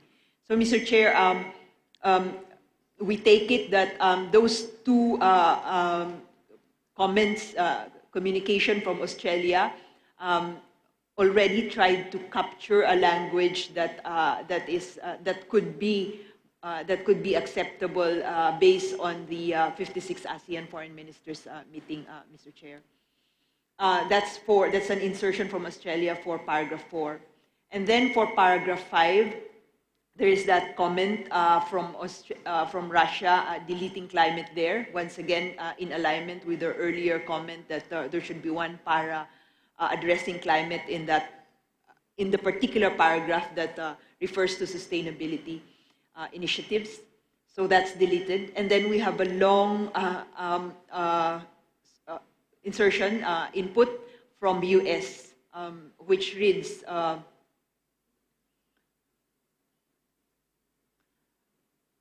in the screen, as our leaders, it says, as our leaders highlighted last November, we have witnessed the war in Ukraine. So this is reference to the war in Ukraine, the decisions of the UN Security Council and the UNGA, and basically,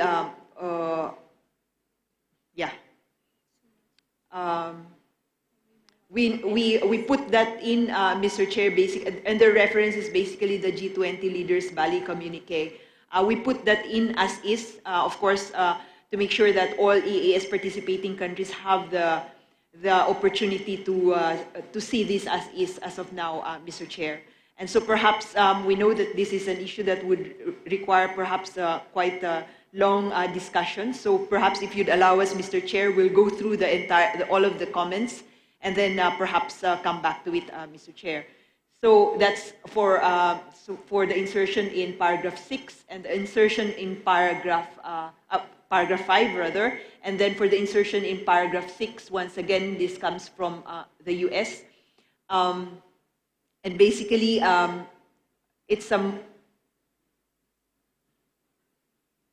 much more detailed sort of treatment of what has been deleted there as a para, Mr. Chair.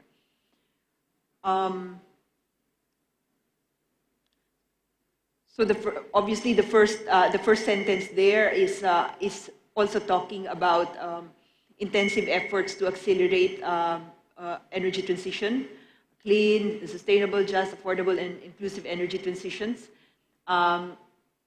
consistent with net zero GSG or carbon neutrality, and the reference to different domestic circumstances. Also, the next sentence has to do with jobs and ensuring energy resilience, access and security in the region, and then how acknowledging how the transition will occur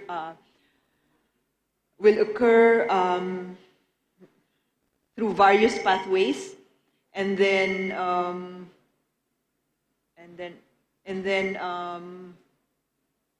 support for energy transitions. It's a long one, Mr. Chair, that basically I think expands on the initial draft. That's the gray insertion there. The red edits there are once again coming from Russia, and basically what they're doing for all these changes are that every time we use decarbonize, they change it into reduce emissions or reduction of emissions, and everything low carbon, they usually change it into zero and low emissions technologies, Mr. Chair. That's for paragraph 6, and then for paragraph 7. Once again, there's that proposed edit from Russia, that anything to do with clean, they change it to zero and low emissions. That applies for the insertion also in paragraph 8. There's some editing there from the US, which I suppose can be accepted. And then there's an additional sentence from the US on creating enabling environments for the private sector, Mr. Chair, specific to high quality and bankable projects. And then in paragraph number 9, there is the comment from Russia, from Russia to request for a paraphrasing, I suppose. Yeah, a paraphrase of the central power plants, of the phrase centralized power plants. And from ASEC, we are suggesting perhaps if grid-connected power is something that is acceptable there, so that it will read, so that this particular section will read to verify.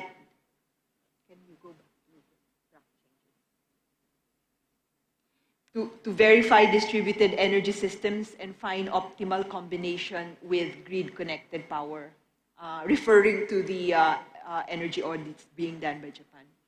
There's also a comment coming from Japan to substitute the noted there with appreciated. We have not readily accepted it because there's already appreciated in the first line, and also because these are findings. These are findings of the additional findings of the updating of the EAS energy savings potential and outlook. But Japan has a justification there that this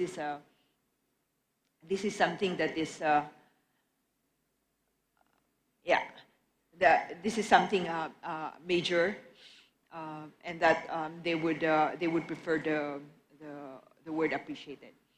And then in the next paragraph, paragraph number 10, there are some minor edits there, but that should be clear. That should be fine. And then paragraph number 11 on the renewable and alternative power generation work stream, just a minor correction there, where Republic of Korea is fully spelled out, and then comment from ASEC to specify which the outcome document of the 6th East Asia Energy forum, usually wherever it's done. So they, like previous years, they would refer to Shimrip, I suppose. And then the BSB, so usually the city wherever they do the East Asia Energy Forum is the name of the document. And then once again, comment from Russia, decarbonization, change to reducing carbon emissions. And then in paragraph number 12, Australia has requested that, or rather provided input as follows. An acknowledgement of the forthcoming ASEAN-Australia high-level dialogue on climate change and energy transition. You would recall that this is that high-level dialogue that the SOME has already agreed to support, and this is actually a commitment under the ASEAN-Australia Leader Summit last year. And so an acknowledgement of that, plus the special summit to commemorate the anniversary of ASEAN-Australia dialogue relations in 2024. Basically because there's a track there, which there's an expectation of a track on climate change and clean energy transition, Mr. Chair. And then we have comments from Japan, where they're editing the references to the ASEC, Asia Zero Emission Community, Mr. Chair, and to insert there also the 80 ASEAN Energy Transition Initiative.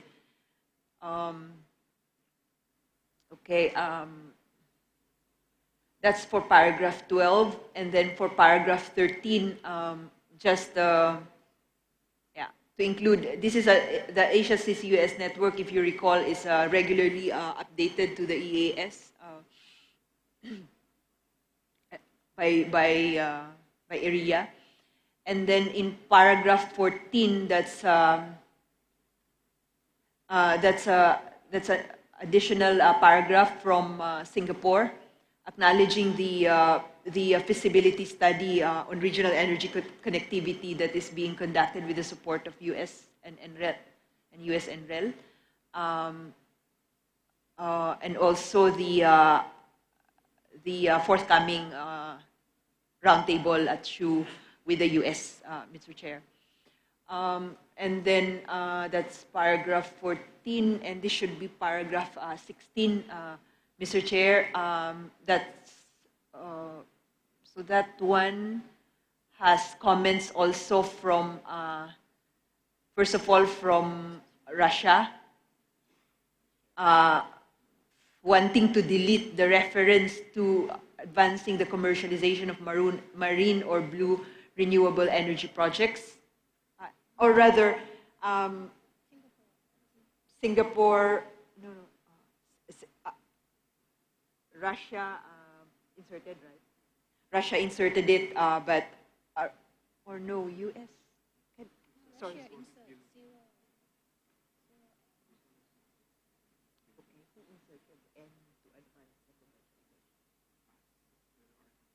Okay, apologies, Mr. Chair. The original draft had this item in red there, but there's a suggestion to delete it, and then there's also a suggestion to insert this this sentence by the U.S. So the meeting supported sovereign rights and jurisdiction of states under the international law of the sea as reflected in UNCLOS with respect to the development of energy projects in maritime areas in the ASEAN region. So I think, yes. So that's it, Mr. Chair. If you'd allow the ASEAN Secretariat to also provide additional comments on this JMS, Mr. Chair, we wanted to update you that on the developments of statements that have to do with EAS in other sectoral bodies. We understand that for the EAS EMM, which is also economic, Mr. Chair, the EAS Economic Ministers meeting. We understand that they did not come out with the JMS, but instead came out with the chairman's statement, Mr. Chair. We're still in the process of getting the final copy of that. We understand that it's being finalized by the chair. So there was a decision there not to come out with JMS for all the 18 participating countries.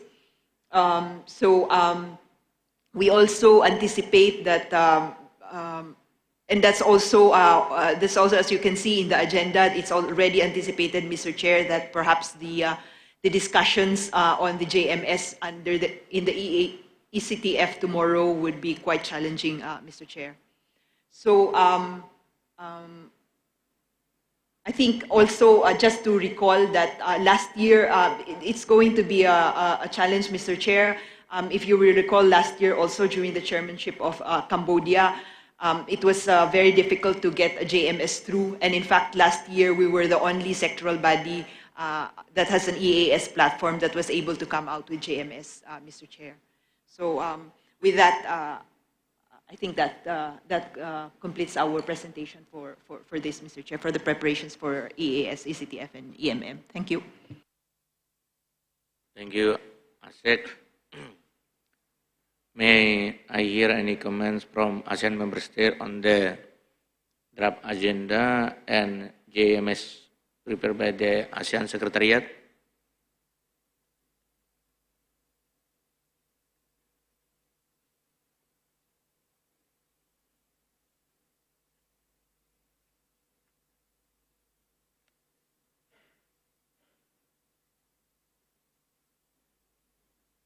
Indonesia, please.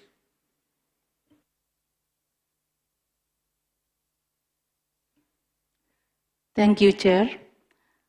Indonesia would like to comment on the draft GMS of the 17 EAS EMM, particularly related to the U.S. insertion regarding the reference on Ukraine-Russia war on Para 5.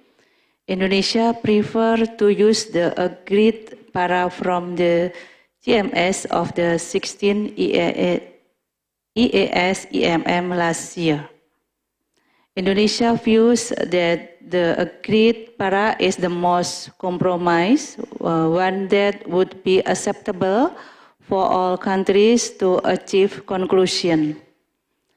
Indonesia is aware that the proposed para from the US and supported by Australia was taken from the G20 statement and chairman statement of APEC this year, 2023. However, ASEAN has its own way to navigate the dynamics within the EAS, since the EAS is the ASEAN lead mechanism. The ASEAN way should prevail. Moreover, under the ASEAN and EAS mechanism, we did not recognize certain countries' reservations on negotiated para. Once para is agreed, it must be acceptable for all. Therefore, the para from G20 and APEC cannot be copied to ASEAN or EAS related documents. Thank you. Back to you, Chair.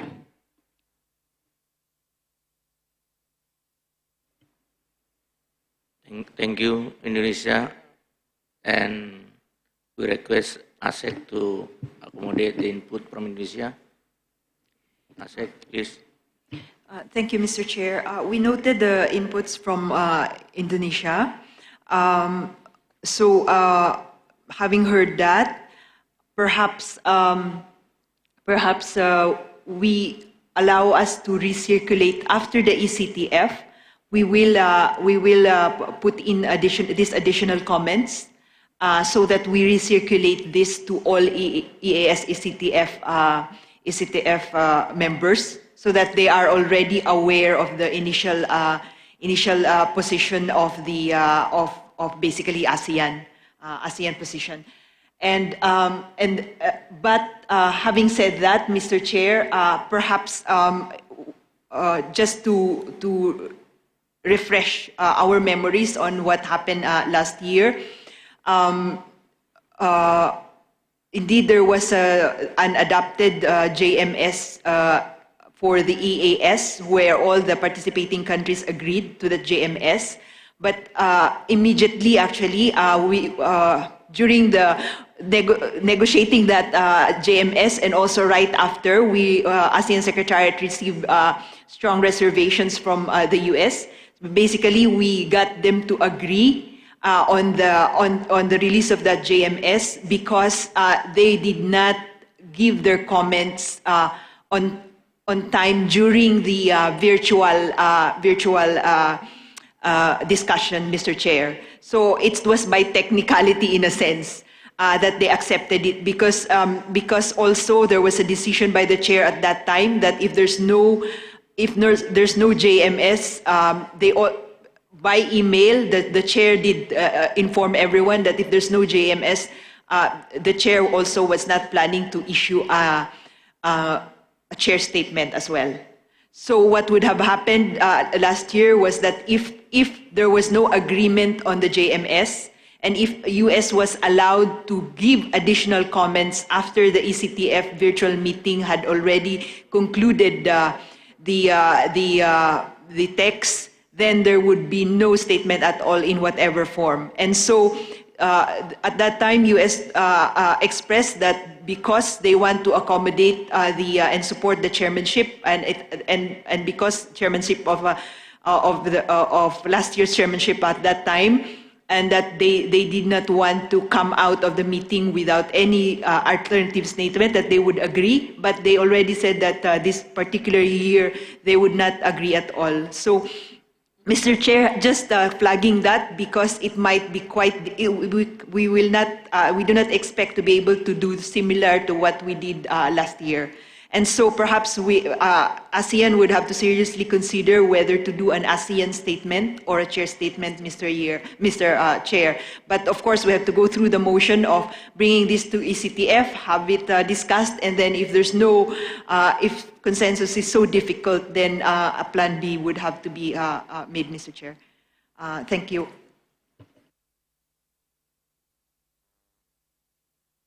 Thank you, Asset. As a chair, I propose for the ASEAN position on US input on Ukraine-Russia war as follow. I call position use the agreed paragraph from the JMS of 16 EMM. Fallback position, EMM cannot conclude the JMS and Indonesia will only issue chairman's statement. Okay. Thank you. Any further input?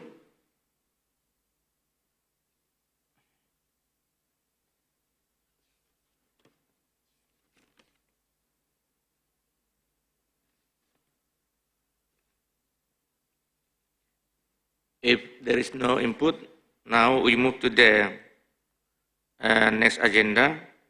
Agenda item 7.5.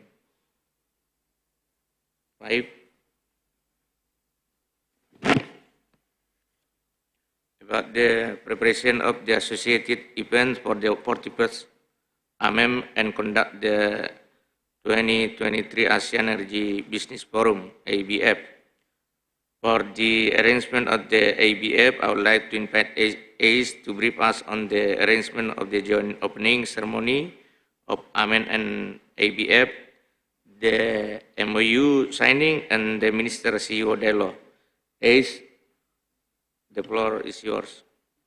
Thank you, Your Excellency Chair. ACE would like to present the preparation of the IBF, including the joint opening ceremony, MOU signing, and press conference.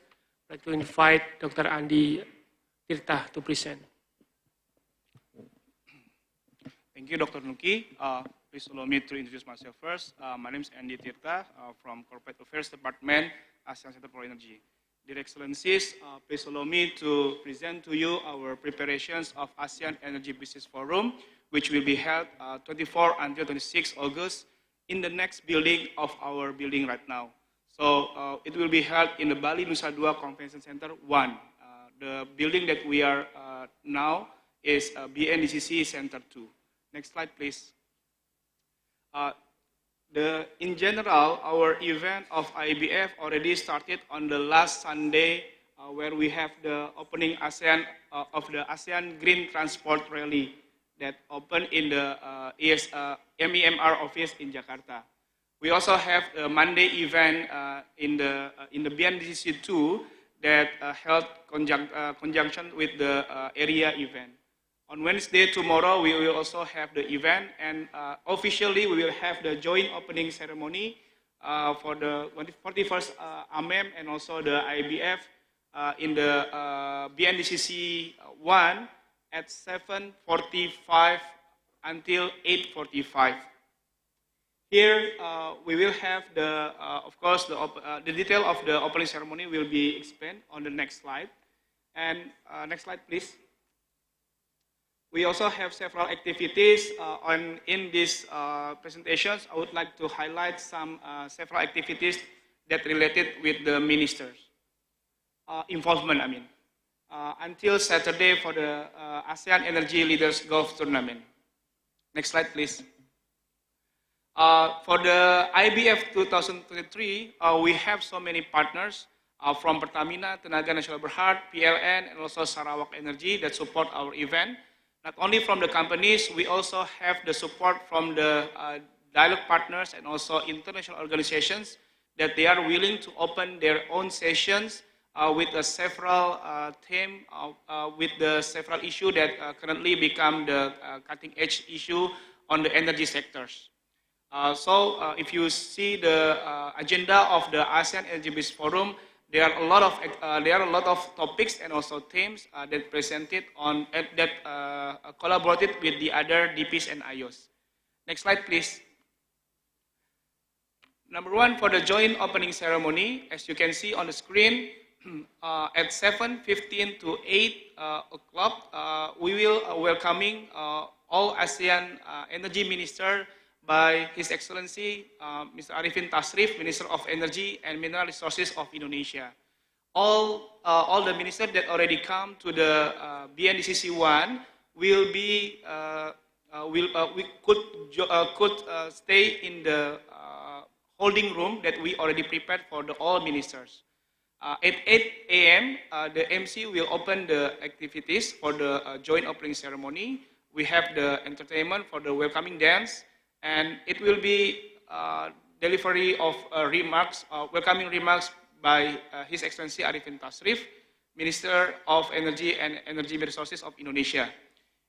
The event, it will be continued by the opening ceremony processions where His Excellency Arifin Tasrif will push a totem on the stage together with Director General of Electricity Indonesia, Mr. Jisman P. Hutajulu, and also Dr. Nuki Agiatama, Executive Director of ACE.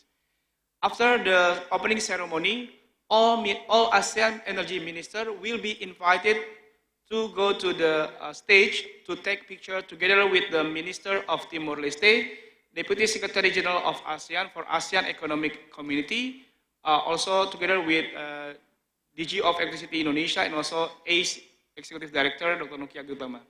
And it will be closed by MC. So it's only around 45 minutes of the sessions. Will be very short, but hopefully it will be very good sessions for everybody to join these opening sessions. The next, after the closing ceremony, we will invite all the ministers to join the exhibition walk together, and it will be followed by the Green Transport Rally finish processions. Next slide, please. A bit about the ASEAN Green Transport Rally. Currently, we are preparing, we are already start on the last Sunday, sending 8 cars that entitled as the Green Transport Rally, as a green transportations. There are 2 biofuel based cars EV, and also hybrid cars. The starting point in Jakarta at the MEMR office on Sunday, we already have yesterday the event in Surabaya, and expected on Thursday on the opening of the ceremony, it will be finish line. And the event, of course, it takes around 1,200 kilometers, and hopefully it will be the initial activities. We have a short video about our event. Please turn on the video.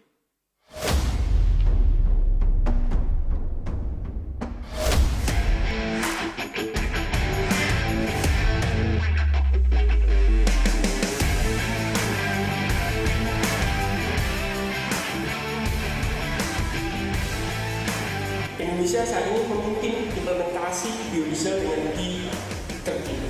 Diselesaikan untuk ikut mensukseskan keketuaan Indonesia pada ASEAN 2023. 3, 2, 1.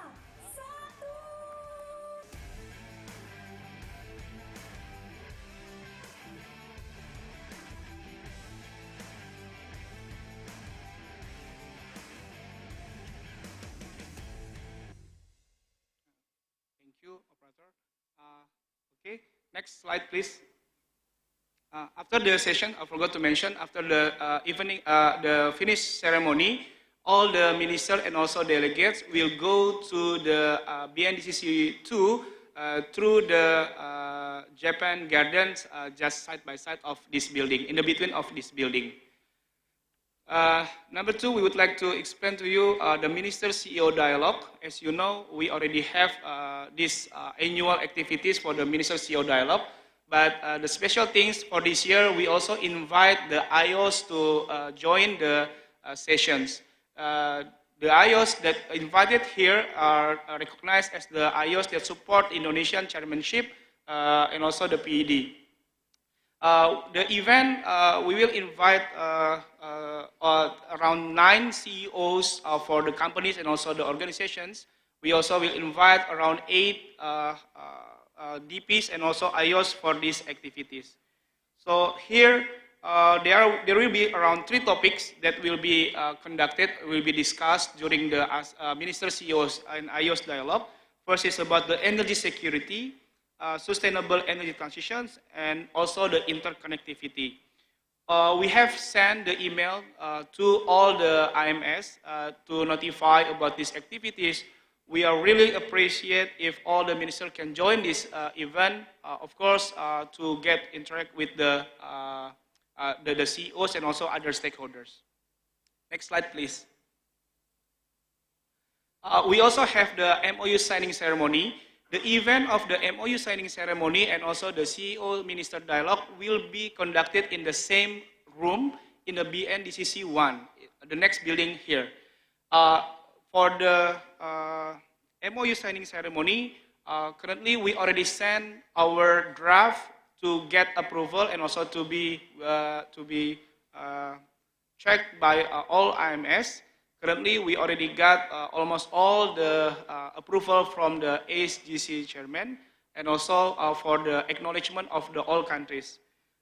We take a note, of course, for the update for the ASEAN Power Grid MOU to be discussed. And also, we hope that our plan, currently, this MOU signing, hopefully to be witnessed by the minister as well. There will be around 14 MOU signing ceremony that we divided with the theme. One is about the ASEAN Power Grid.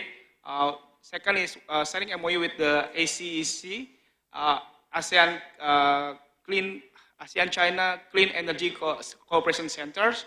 Next, with the Energy Foundation of China, and with the universities, and also the last one with some partners in general. Next slide, please.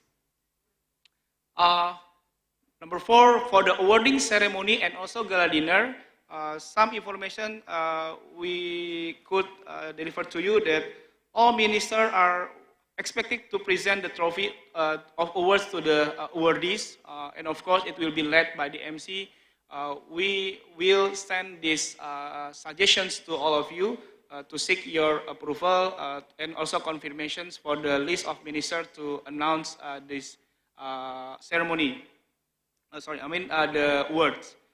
The next, we also invite some actress, some diva for the entertainment for this event.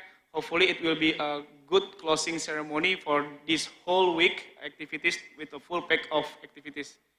And we also invite all delegates to join this gala dinner for joining this event. So it means that if you also bring your partners to the AMEM and also the SOME activities, all of them can also join our dinner, gala dinner, I mean.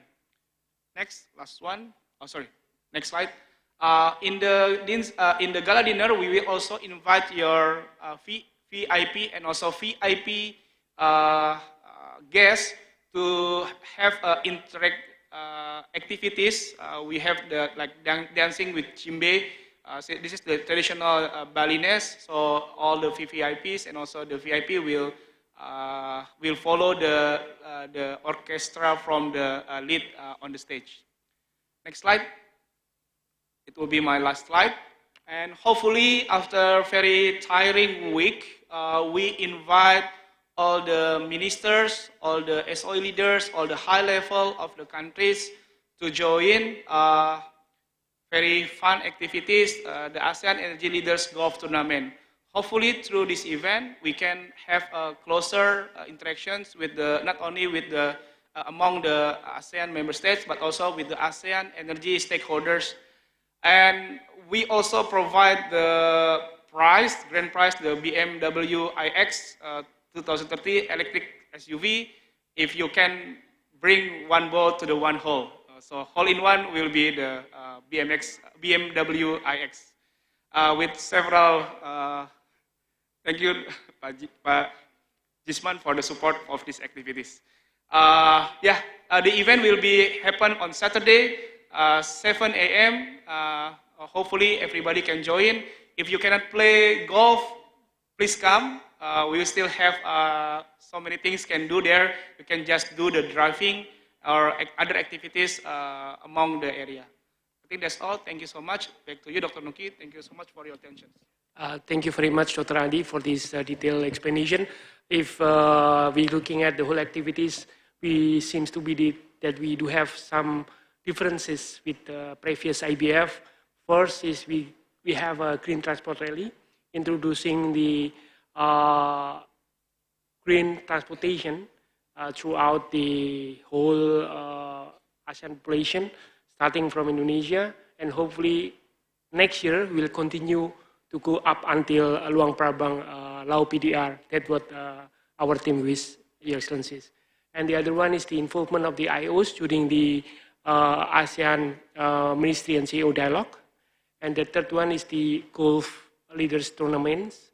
So for having a bit relaxation after full days of meeting, that's perhaps the differences between the current and the previous one, Your Excellencies. Thank you very much.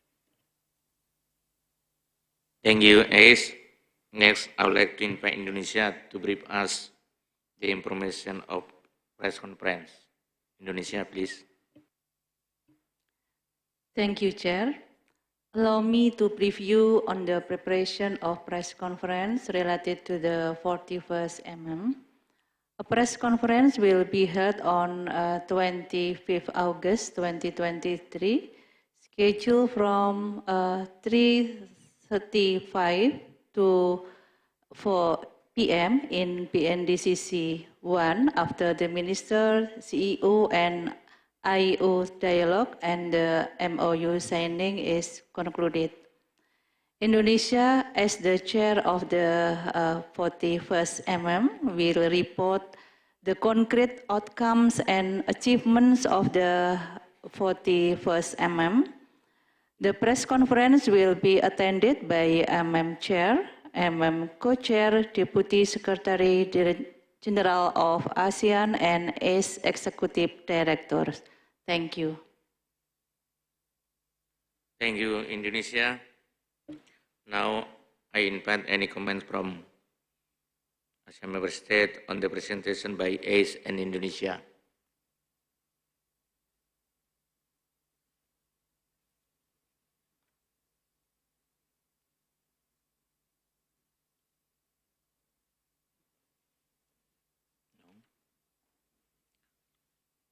If there is no further comment, we encourage our colleagues, ASEAN Member State and DP to actively participate in the ABF as the side event are hosted parallel with the 41st AMEM. Thank you. I think we have concluded the preparatory meeting for the AMEM and associated event, including the Minister CEO dialogue, MO signing, and press conference. And now, allow me to continue to agenda item 8. Item 8 is the discussion of the draft joint ministerial statement for the 41st AMEM. The draft has been circulated by the ASEAN Secretariat via email for any input and comments from ASEAN member state. I believe the ASEAN Secretariat now has consolidated the draft. After the circulation and comment received prior to today, may I hear from the ASEAN Secretariat if there is any issues from the IMS arising from the draft of JMS? Mr. Chair. Please. Thank you, Mr. Chair. Thank you very much. If you'd allow, we did receive additional comments, Mr. Chair. If you'd allow us to show it on the screen, perhaps we could do para by para, Mr. Chair. The last, we had circulated this morning the latest version of what we have as a consolidation of the comments of member states on the JMS, Mr. Chair. But after this morning's circulation, we had a few more inputs, I believe, coming from Indonesia and the Philippines, Mr. Chair. Perhaps if you'd allow us, we'll go paragraph by paragraph, Mr. Chair. Yes. For first paragraph, Mr. Chair, there's a suggestion there to insert the last paragraph, the last sentence, Mr. Chair, I think coming from the Philippines to acknowledge that the Timor-Leste is attending this meeting, Mr. Chair. And then in the next paragraph, that is still pending, Mr. Chair. We will be inserting that after the Indonesian Energy Minister would have delivered his opening address. And then in the next para,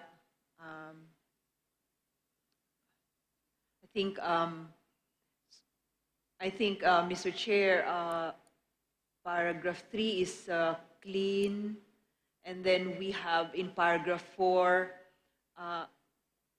reference to LNG, but a definition, Mr. Chair, of what is LNG. That is the first time it's showing up.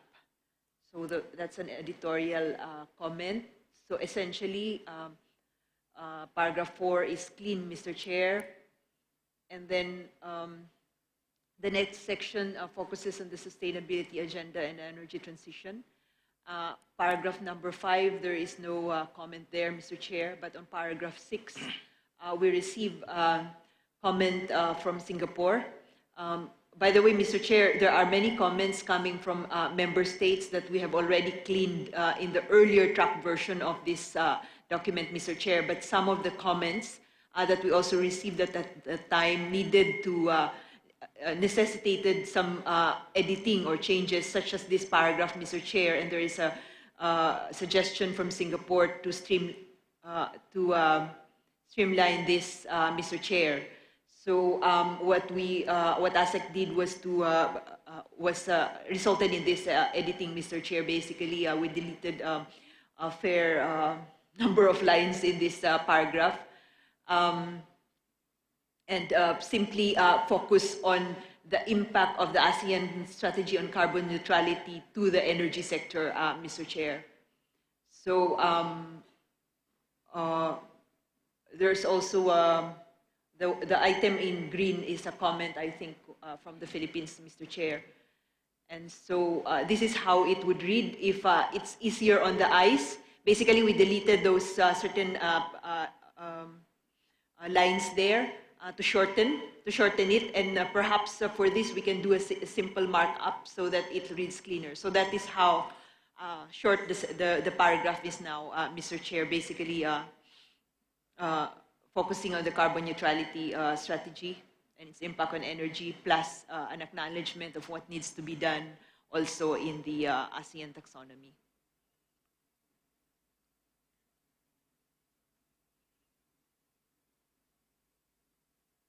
Perhaps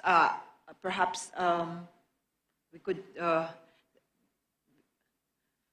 because we revised this paragraph based on the comment from Singapore, and perhaps we could check with them, Mr. Chair, if it's okay, whether this para is now acceptable.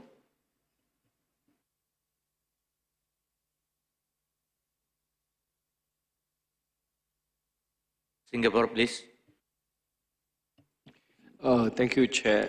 Chair, I just want to confirm how we are. Do we want to go through like 2 paragraphs, 3 paragraphs, and then so that we can comment, because it's quite fast. For para 6, I think it reads better now, but maybe one small clarification on the last second line. When we say look forward to conduct of the stakeholders consultation, you know, and then to the end, I think can we shorten it further, ASEAN Secretary? Because, I mean, what are stakeholders consultations? So, and then if we could, it's all right. So the line, and look forward to the conduct of the stakeholders consultations to validate, you know, like, could we find a way to maybe summarize that last phrase? Can I go back to para 4?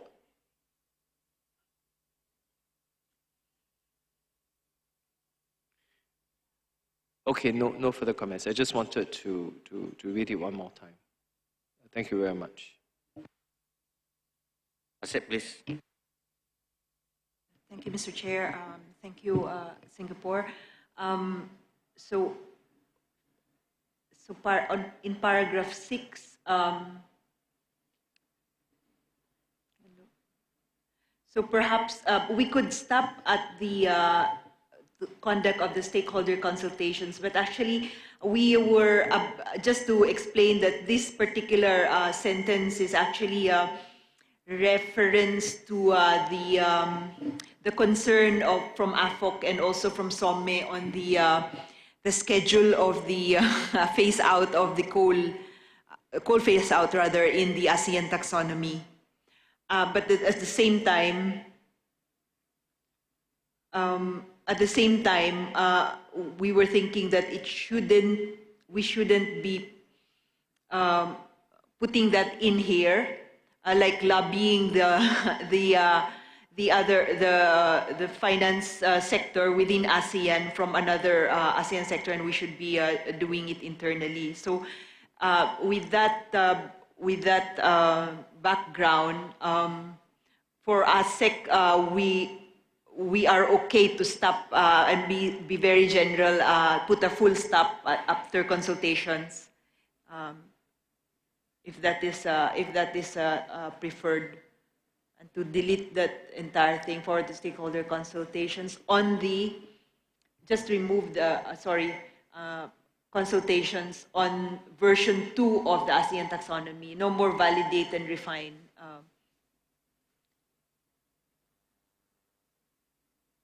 On version 2.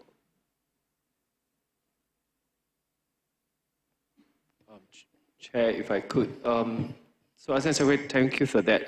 Could we just say, and look forward to stakeholders consultations? Can we drop the conduct of, because it means the same thing, yeah. Thank you.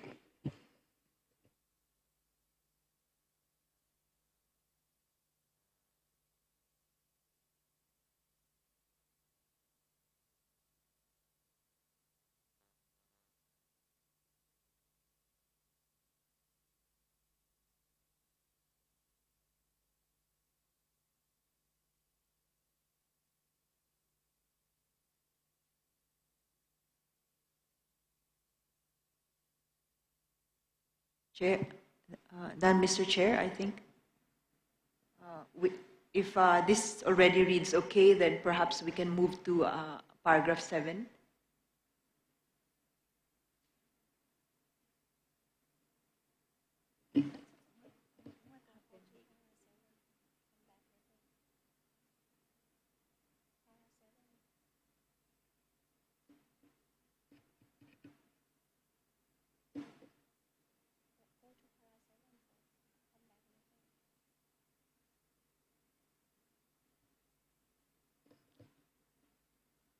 So for Mr. Chair, for item number 7, there are no outstanding comments there.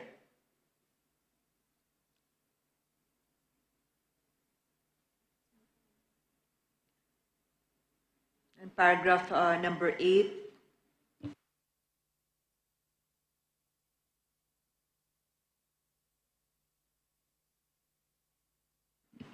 Paragraph number 8, can we show the track changes?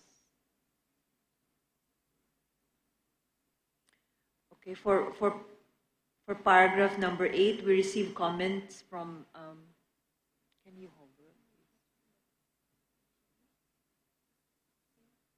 Okay, from the Philippines, and also from the green one is from Singapore.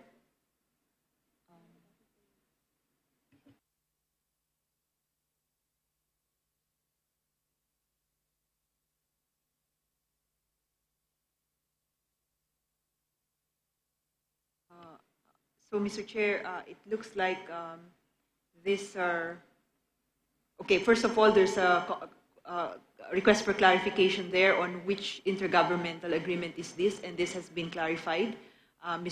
Clarified there, Mr. Chair, as the APG MOU.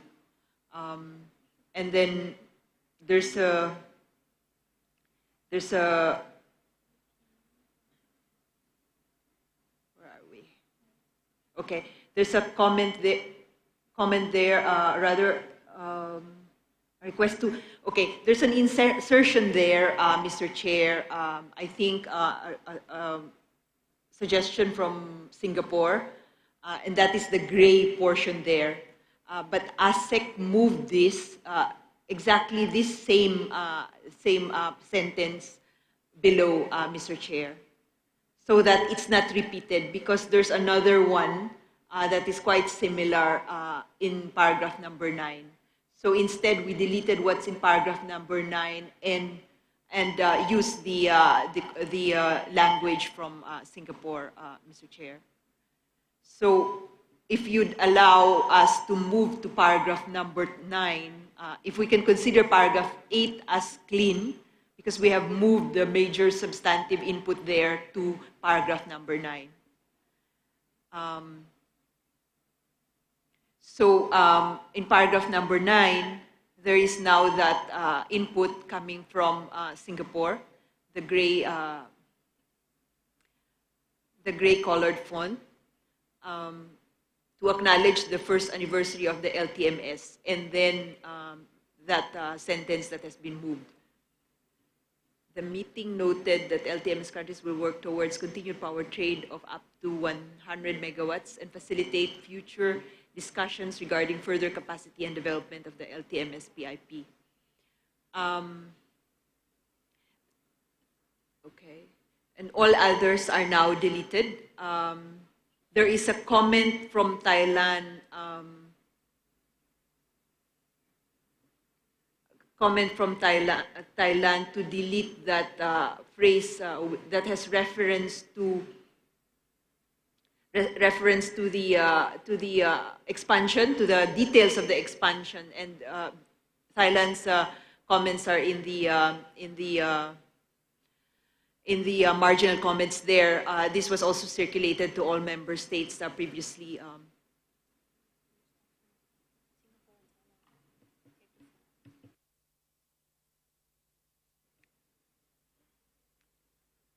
Singapore, how about the suggestion from ASEC on paragraph 8 and 9?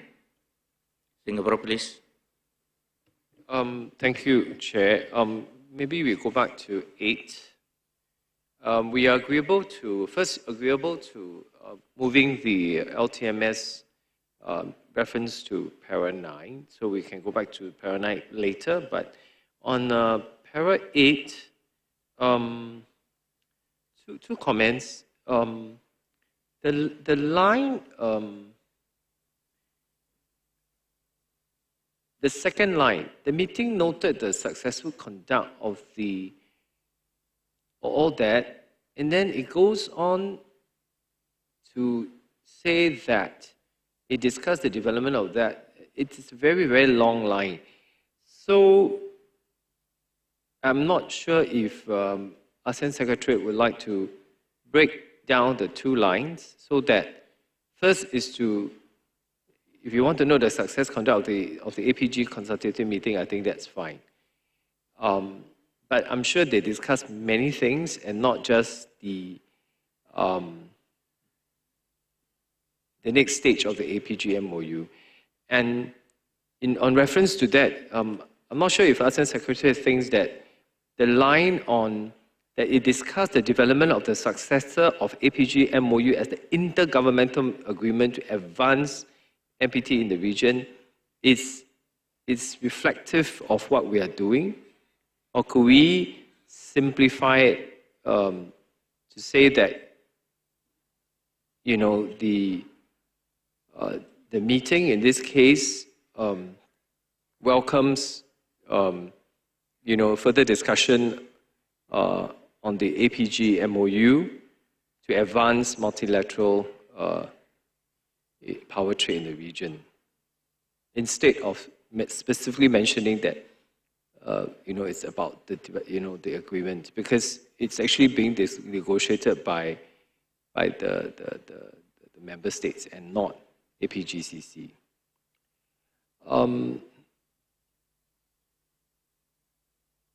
Sorry, Chair, just one more point, which is the last line now. Should I stop first for ASEC to capture the earlier comment?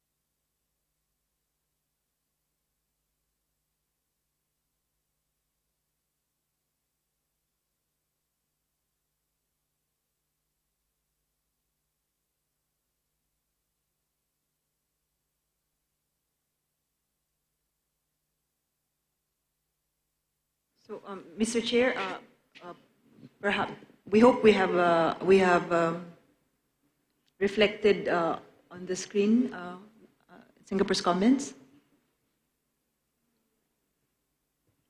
Yes, Singapore. Thank you, Chair, and thank you, ASEAN Secretariat. I think the phrase successor agreement is may not be clear to members, and others reading what this means. So I suggest that the line could read, the meeting welcome the suggestion, the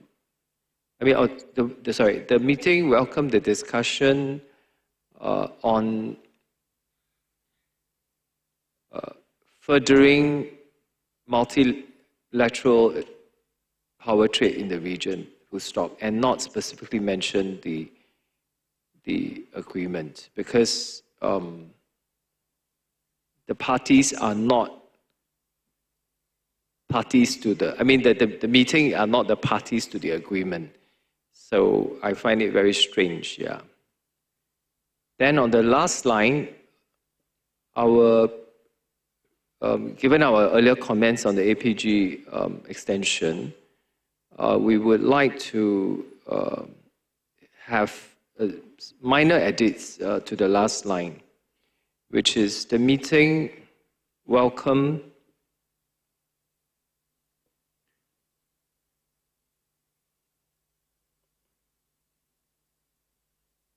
plans for the extension of the existing, so off and delete, affirm its commitment.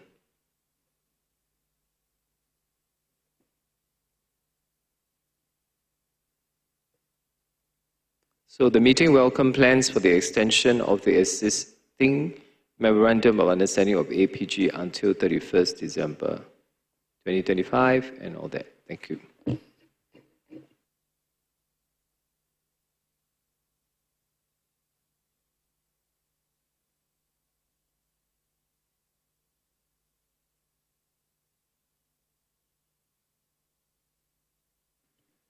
Okay, I think we can accept Singapore proposal in para 8. Now, and to hear from the Thailand. Thailand, please. Thank you, Mr. Chair. My comment regard to the paragraph number 9. That we already comment on the LTMS and cooperation with the Cambodia. The delete may be mislead because actually we welcome the Cambodia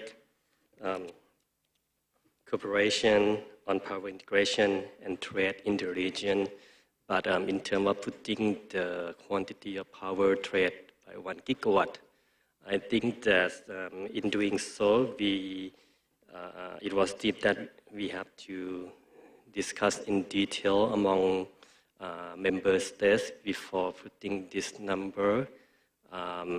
Maybe we can just mention about the possible expansion of power integration and trade by not putting the quantity of power trade. And also this morning I really heard that in terms of the power trade between Cambodia and Singapore, there is going to be the direct trade agreement as well because there is a subsea grid. I'm not sure that this is the same model as the LTMS. So I think that this would be discussed in further detail as well, because the LTMS is the trade and it's a on-land trading passed through multiple countries, but for the subsea is the direct power purchase agreement. That is another model. I think that this would be further discussed. Thank you. Thank you, Thailand. I invite Cambodia and Singapore comments on Thailand proposal. Cambodia first, please.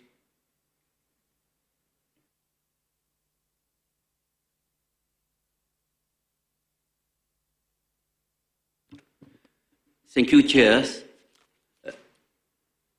Regarding the MOU and the PPA signed together with Cambodia and Singapore, of course, we have signed the PPA in March this year, and we propose to have a power exchange with the volume of 1 megawatt for the starting point. For this, I would like to get some clarification from our colleague from Singapore also. Thank you. Next, Singapore, any comment from Thailand proposal, please?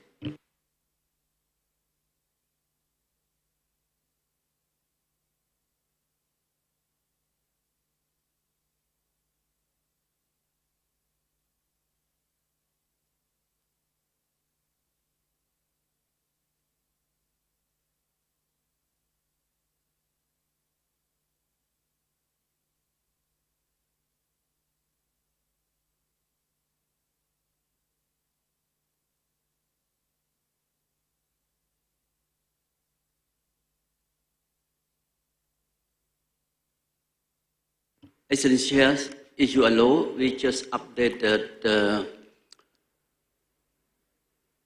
both parties, Cambodian and Singapore, already conduct the feasibility study of the interconnection through the subsea marine. Thank you. Thank you, Cambodia, for your information. And we are waiting from Singapore comments. Thank you, Chair. First, we are on the LTMS line that has been moved from Para 8 to Para 9. We thank ASEAN Secretariat for moving the line, which I think is a great idea. Now, on the suggestion on the Cambodia, the mention of the Cambodian project, we would like to just check through the line again, and so we'll come back to this line later. Thank you, Chair.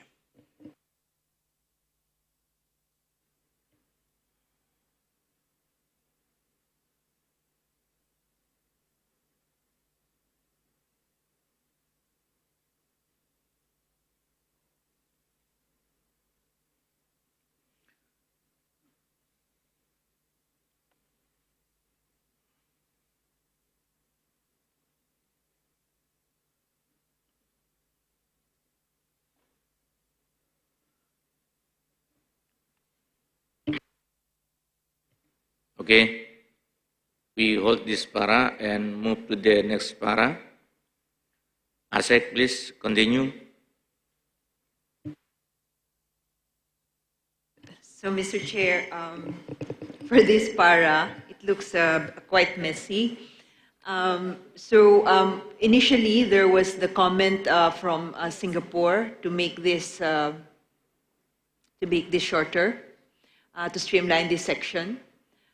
So we streamlined this section, the one that starts in gray.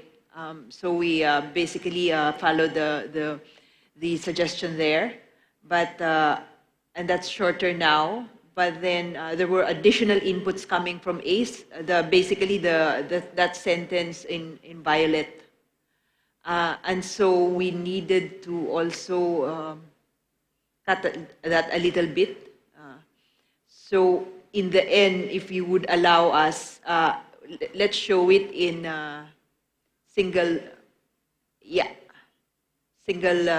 rather simple markup, so that you could perhaps have the opportunity to read it cleanly. Of course, we had circulated also this further edits.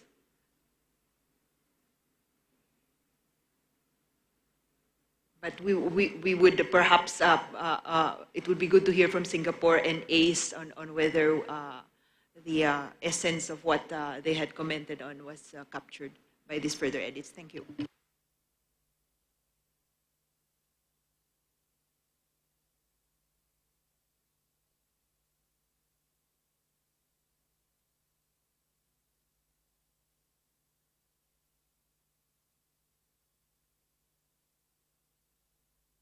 Ace, any input? Please. Thank you, Chair.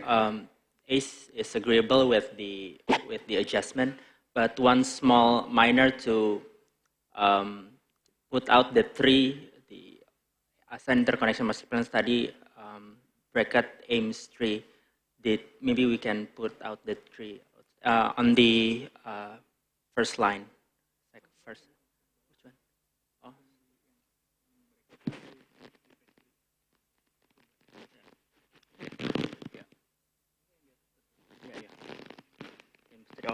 And number I.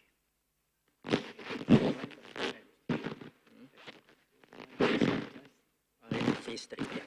And then on the point I, there's aims 3, phase 3.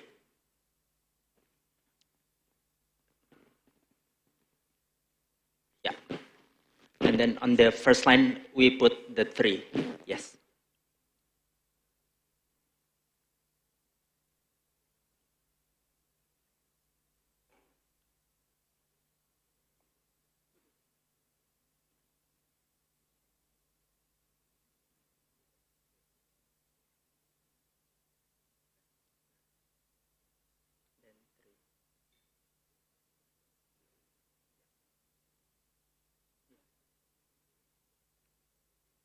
Okay.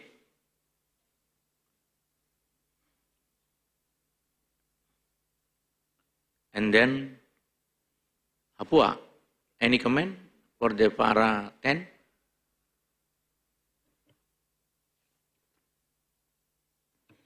No, I think it's okay.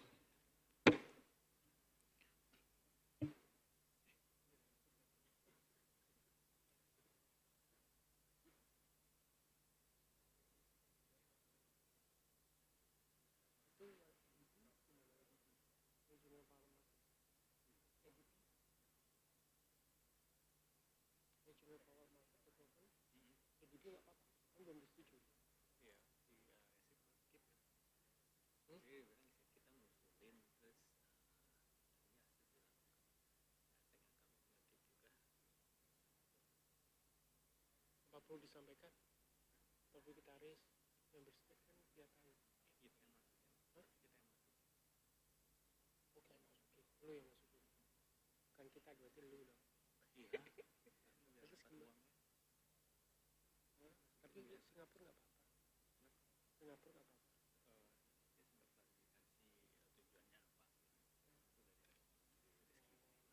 Singapura nggak apa-apa.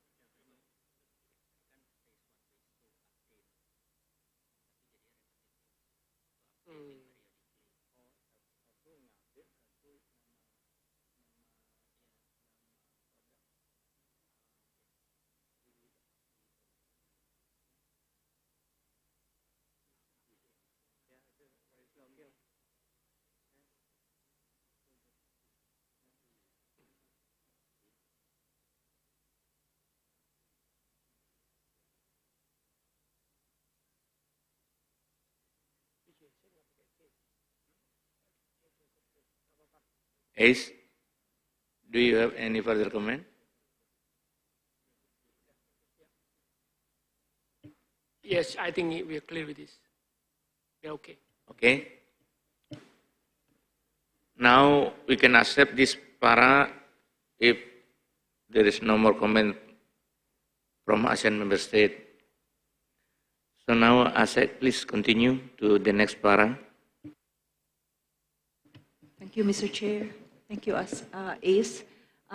Paragraph 11 on the TAGP, there is a there's a comment there. It's editorial, Mr. Chair. So unless there's additional comment,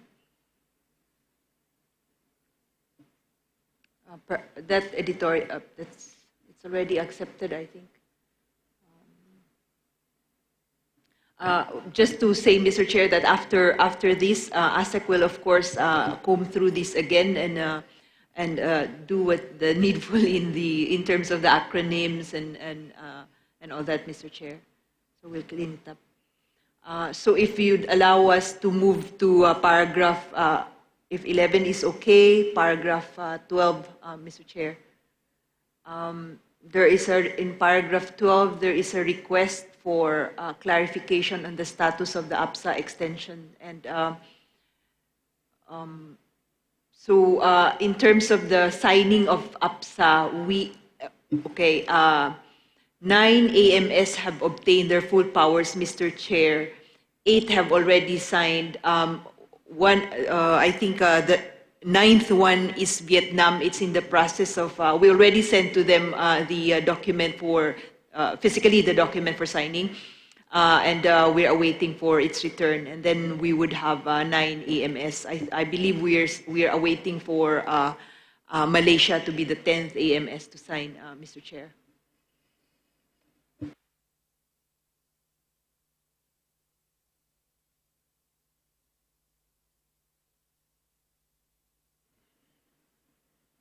Any further comment to para number 12? No? Okay, Asek, continue to the next para. Thank you, Mr. Chair. A point of sort of clarification, Mr. Chair, on paragraph 12.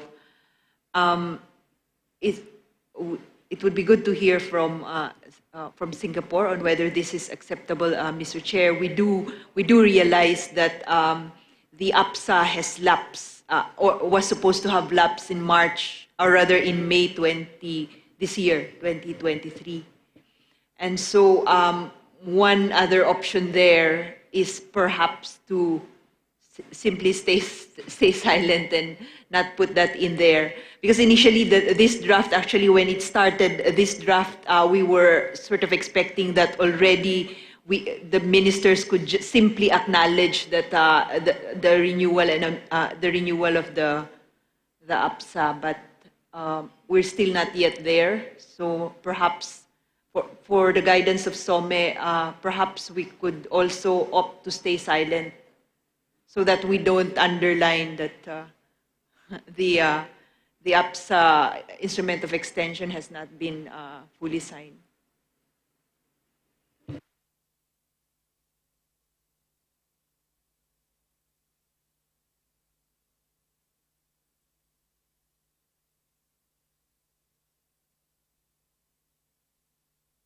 Mr. Chair, I believe Singapore wants the floor. Singapore, please. Thank you, Chair. Your comment is more on para 11. So just last line. So given our earlier comments could we propose a slight minor edit? The meeting welcome plans to. And then we delete further affirm its commitment.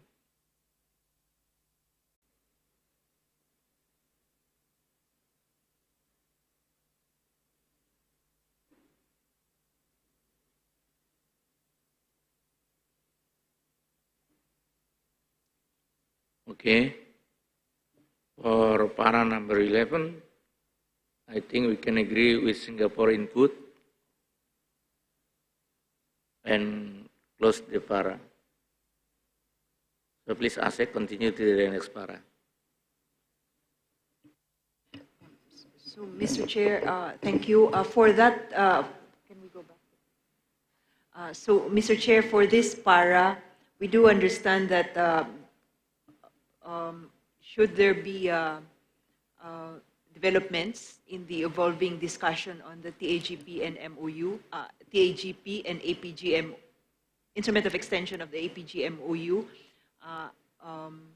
and that the discussions will be done later after this session.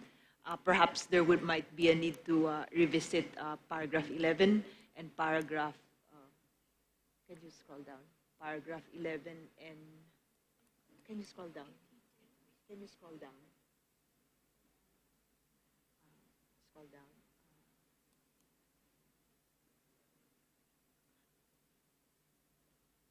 The IOE of the APG. And paragraph 8, Mr. Chair.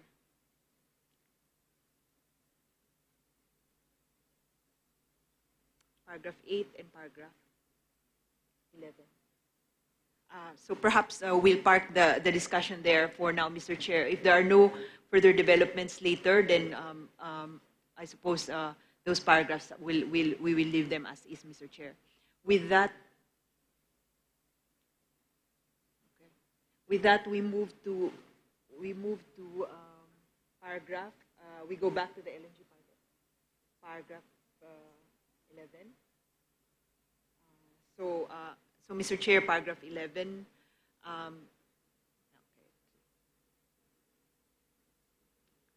Okay. And then, And then paragraph 12, we understand there are no comments there anymore.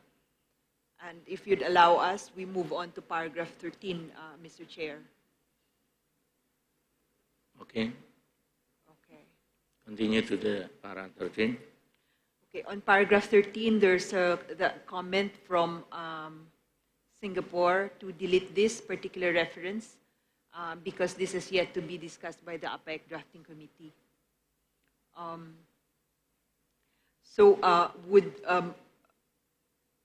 We just wanted to clarify whether in deleting this, we should be deleting the report, the reference to this in the Summit Chair's report, or it's okay to leave that as is in the Summit Chair's report, because this JMS is for the public and the Summit Chair's report anyway is internal to ASEAN.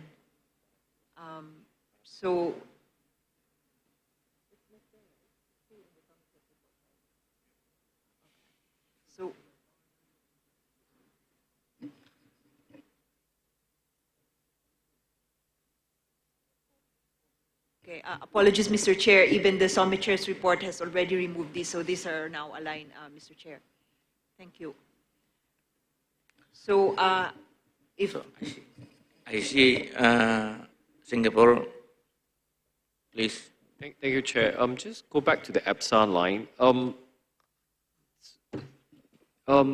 Just trying to see whether the dates as reflected will confuse our audience, that we are extending it to 31st December 2025, but we also look forward to its renewal and amendment in 2024. I think the line will confuse any reader. So I would suggest maybe ask the Secretary to see how you want to maybe clarify this line, break it into two or something like that. Thank you, Chair.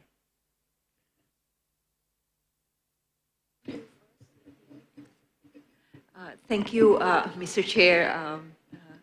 Yes, we could not but agree with that comment. Perhaps, Mr. Chair, we could just delete until 31 December 2025. It's not necessary there. Commitment to extend the APSA and look forward to its to extend the current APSA.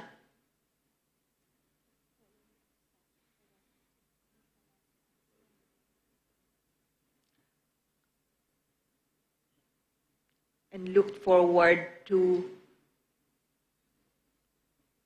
its renewal and amendment, to its renewal in 2024. Would that be acceptable?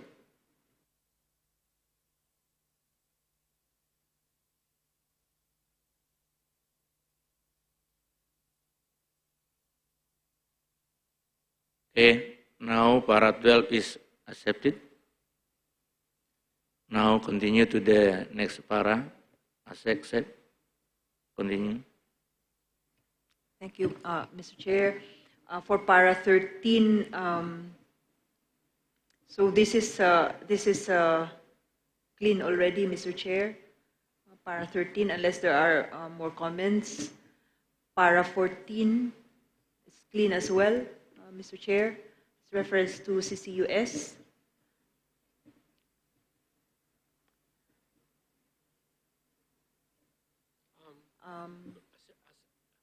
Mr. Chair. If we could move to para 15 already, Mr. Chair. Para 15, there are some edits there.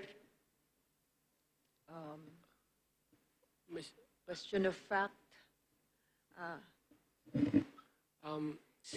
Mr. Chair, I just want to seek clarification from ASEC regarding para 14 on the CCUS you mentioned over there is carbon capture, utilization, and storage. Usually, this terminology is in shortened, we call it CCUS without the slash. Yeah. Thank you. Thank you. So perhaps we can make this consistent all across the document. We will do that. Thank you. Excuse me, Mr. Chair, can you come back to the round and just have a comment? Okay, Askop. Yeah, for the inspiration of renewable environment of the upside, can you put it, because the current one will be extended until 31st December 2025, so no need to get it renewable and amendment in 2024.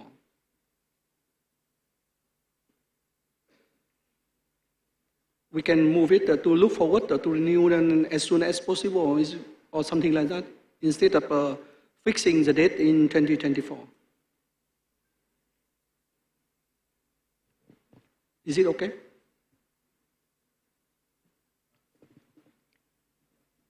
If you would, Mr. Chair, if you would allow ASEC to respond to ASCOP.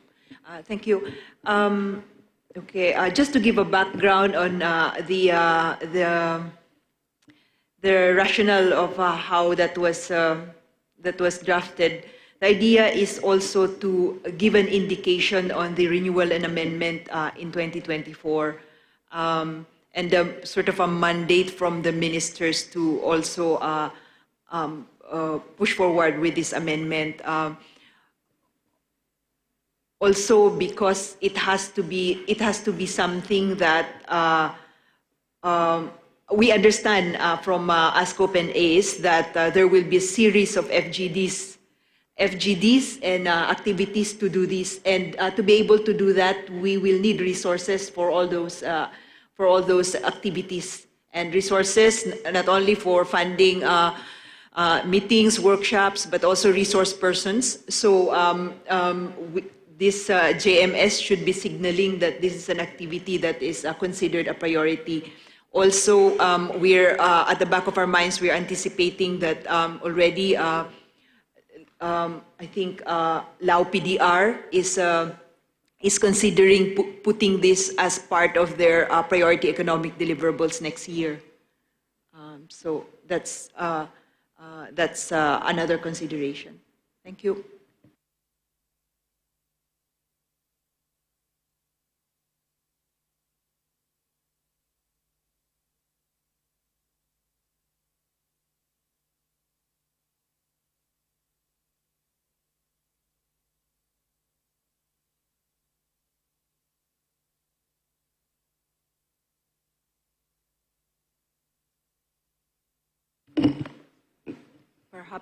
Perhaps, Mr. Chair, if ASCOP could be given an opportunity to respond also, if that's to hear their views, if that explanation is acceptable.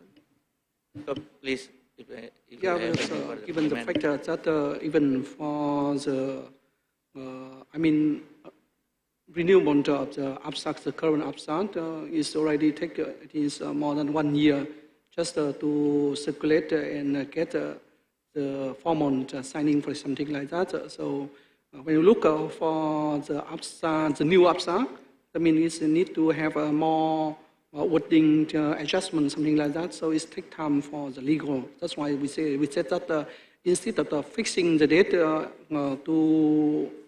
everything is done within the 2024. That is maybe take a longer time than that. And because the extension already given to 2025, so it's the tendency of the country to need more time to circulate and get the feedback. That means that instead of fixing 2024, that we only need to get the wording agree before that date of the 2025 is okay.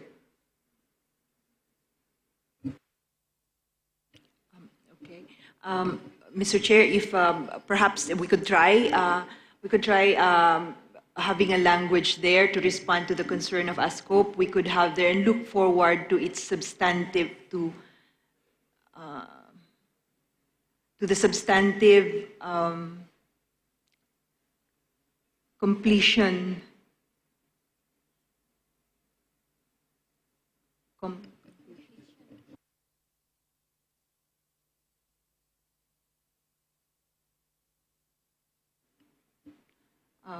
Of the new APSA agreement.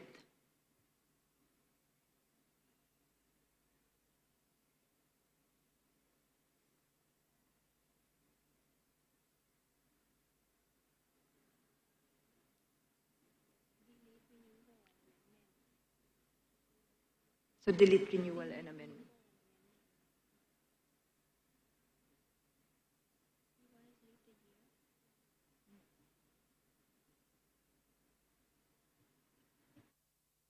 Would that address the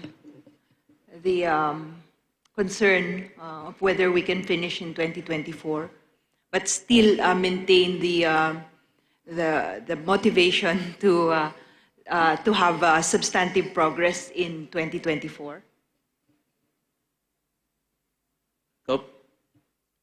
It's okay? Yeah, it's okay. Thank you. And para 12 is accepted. Next, continue to the. So I think, Mr. Chair, we were already in para 15, Mr. Chair, earlier. So the editing in para 15 is from Indonesia. It's a factual one, and also yes. So if there are no further comments, perhaps paragraph 15 can be accepted, Mr. Chair.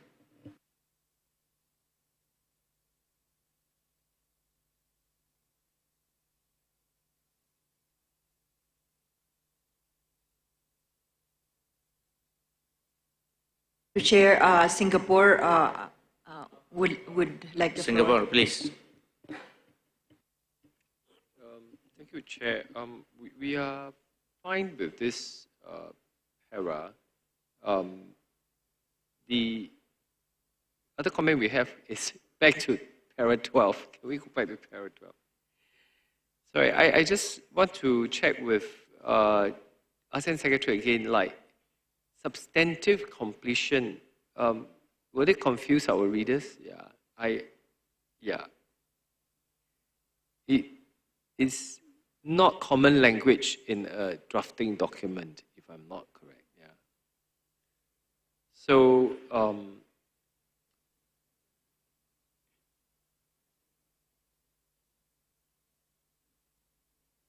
why don't we just say that we look forward to the new APSA agreement in 2024? Would that work? Thank you, Chair.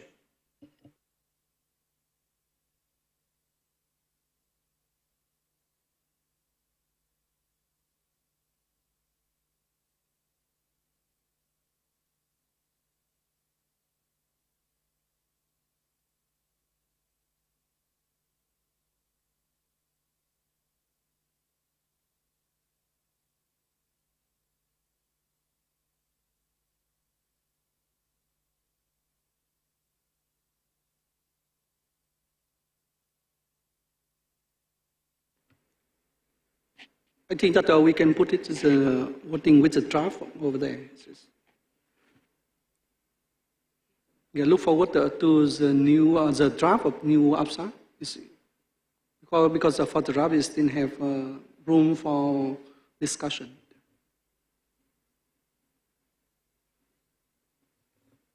Singapore is okay?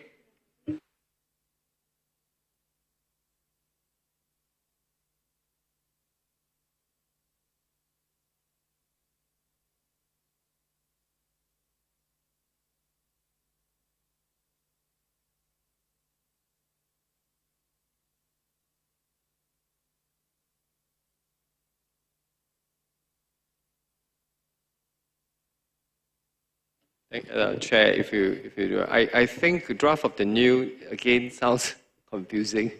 So I understand where I think ESCO is coming from, but so could I suggest that look forward to the discussions on the draft or the new, like you either have draft or new, right? But not draft of the new. So this would be my suggestion. Thank you. Yeah, actually, it's first discussion already begin already. Yeah, since beginning of this year's, a lot of discussion already going on, and we still stuck with voting about further discussion. Then can we then say yeah, further is discussion? okay. Yeah.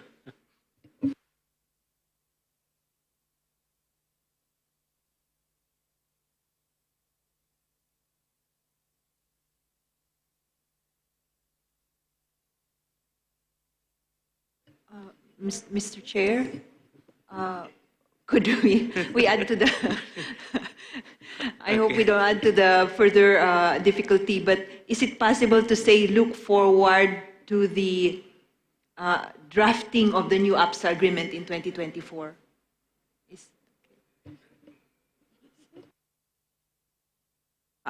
Well, at least it implies that drafting takes some time and the drafting process will happen in 2024.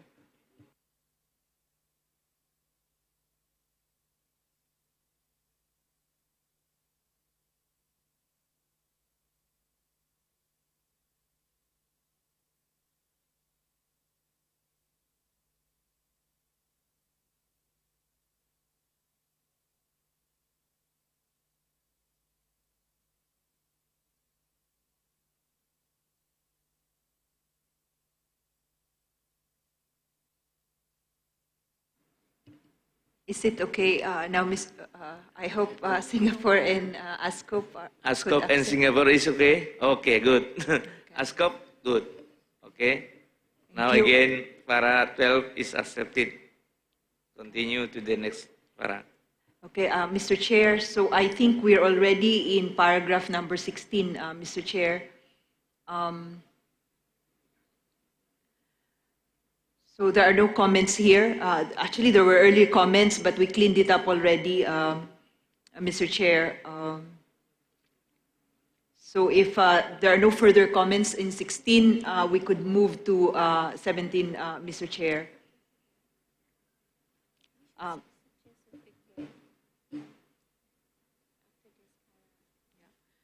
So, Mr. Chair, in para 17,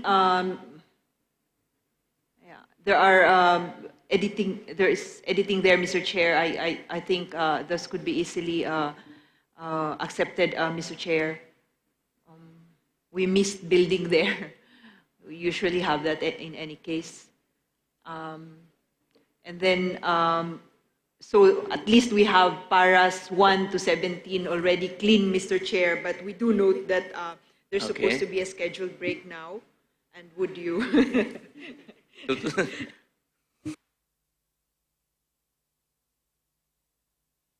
Should we continue, Mr. Chair, or we still have quite a number? I think it's better if I have a break now. A break now. Okay. MC, please announce the time of a break.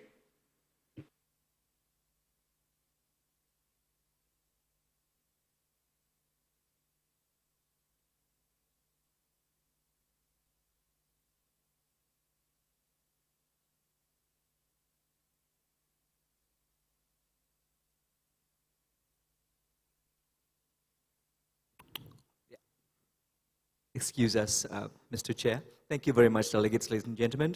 We will now take another round of short break, approximately 15 minutes. We have served more distinctive delicacies from Indonesia for you to enjoy, coffee and tea, and a little bit of time to unwind before we see you again in 15 minutes. Thank you very much, delegates.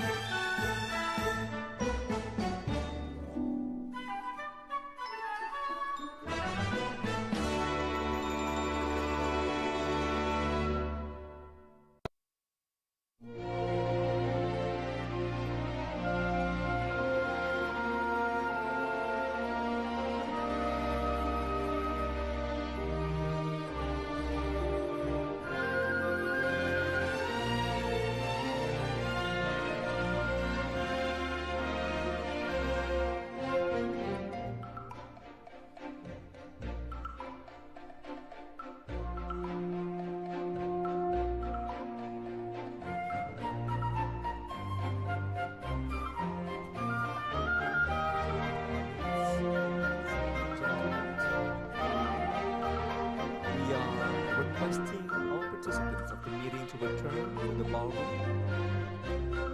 Our time for the coffee break has come to an end, and it is high time to continue on with the next session of the deliberation. Once again, calling upon our delegates and participants of the meeting to kindly return to the ballroom. You are more than welcome to bring over your coffee or tea and delicacies with you to your respective tables. Thank you.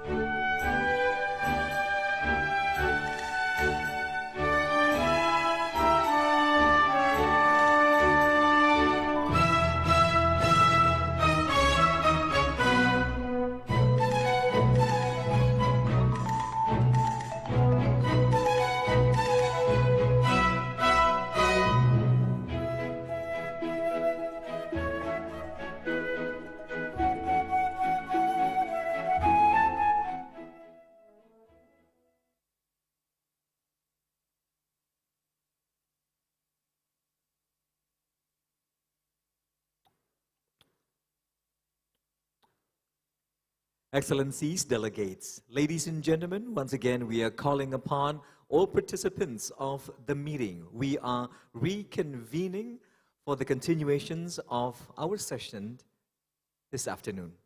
Once again, may we request all delegates and participants of the meeting to kindly reconvene in the ballroom and take your seats. Thank you.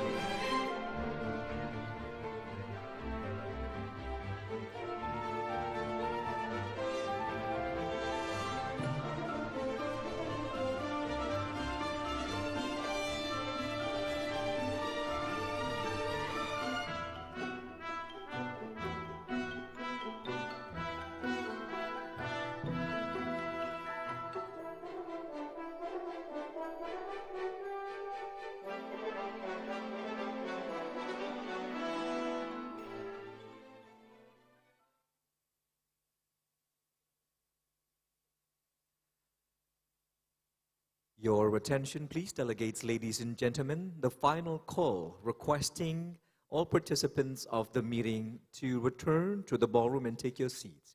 We will continue the meeting in just a few moments. Once again, calling upon our delegates and colleagues out there to kind of return to the ballroom and be seated, please. Thank you.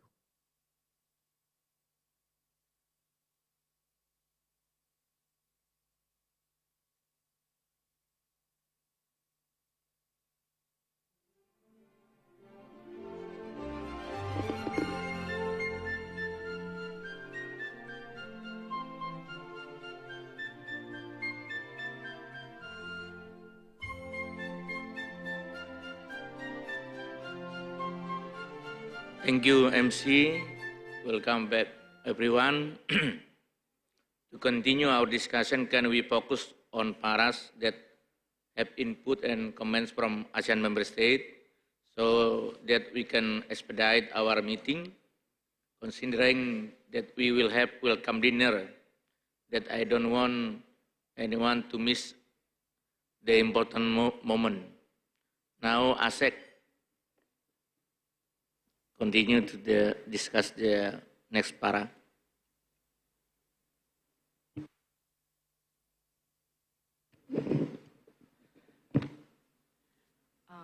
Thank you, Mr. Chair. We are now in paragraph 18. And for paragraph 18, there is a comment coming from Indonesia to insert their reference to the proposed ASEAN +3 leader statement on developing an EV ecosystem in ASEAN, Mr. Chair.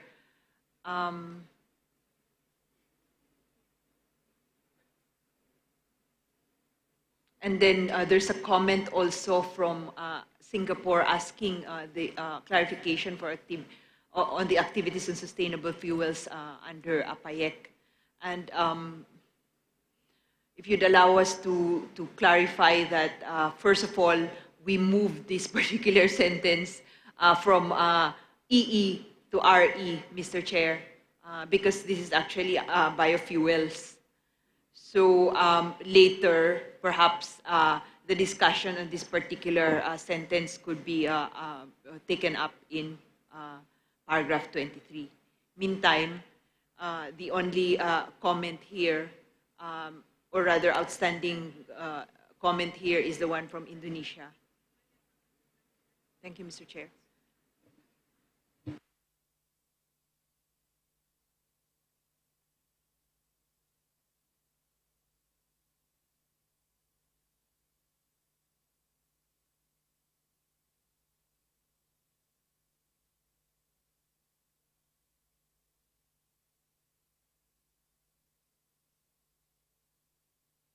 Yes, for para 18, I invite comments from AMS. Is there any comments for the input? Maybe from Indonesia and Singapore. Indonesia, any comment? No? Agree for the para 18. Any input from the floor? No. So, we conclude para 18 is accepted and continue to the next para. Please, Asek. Thank you, Mr. Chair. For para 19, there are no outstanding comments there.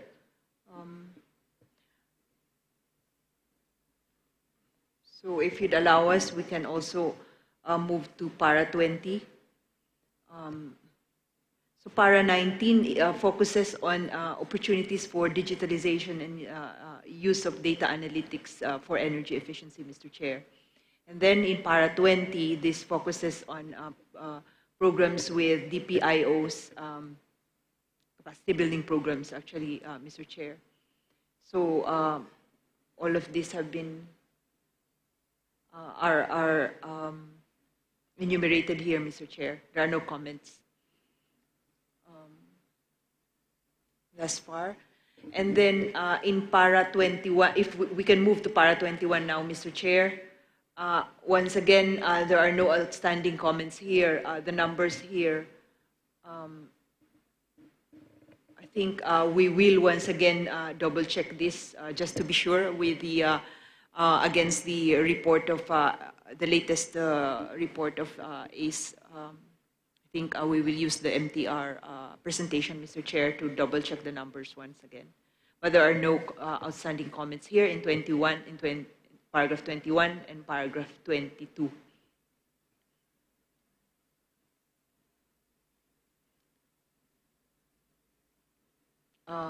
If you'd allow us, we can move to paragraph 23, Mr. Chair.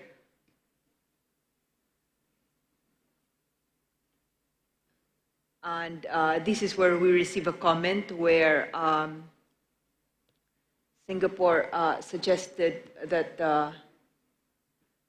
this is streamlined. I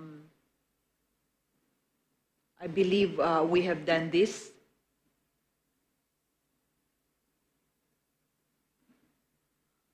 And the one outstanding thing, Mr. Chair, in this paragraph 23 is what we had moved, that sentence that we had moved from the section on the energy efficiency program area to this, to RE. And now we revised that sentence to reflect the details of the activities on sustainable aviation fuels, Mr. Chair. To specifically reflect the cross-sector coordination among transport, agriculture, and energy sectors to support the development of the sustainable aviation fuel supply chain, Mr. Chair. So unless there are comments from member states, allow us to move to the next paragraph. Wait a minute. From Thailand, please. Thank you, Mr. Chair. Very small additional on the para 23, the fourth line, after the biofuel roadmap. Could you please add under ASEAN Korea Economic Cooperation Fund, please? ASEAN Korea, no N. ASEAN-Korea Economic Cooperation Fund. This is AKEC.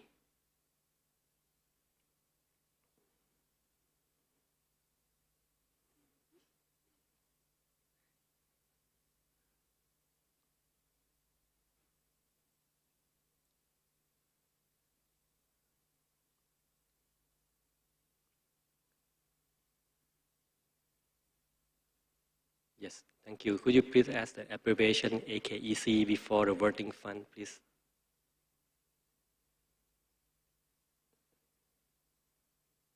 Thank you. Thank you. Thank you, Thailand. Is there any comment from ASEAN member state for the paragraph 23? ASEC. Thank you, Mr. Chair. Perhaps I'll just thank you for that detail from Thailand. Perhaps if we could make additional suggestion to say supported by the fund, just to clarify that it's not under them.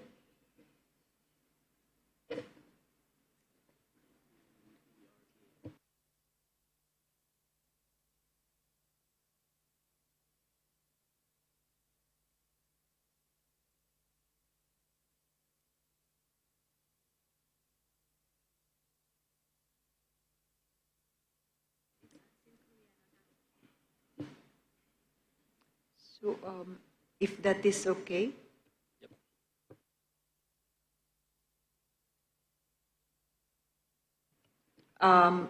Thailand has agreed and So perhaps, unless there are comments in paragraph 23, we could move on, Mr. Chair, to the next para. This one is on RAPP. There's a comment there from Singapore to delete reference to the, basically to the post-2025 ASEAN vision and the new AEC blueprint.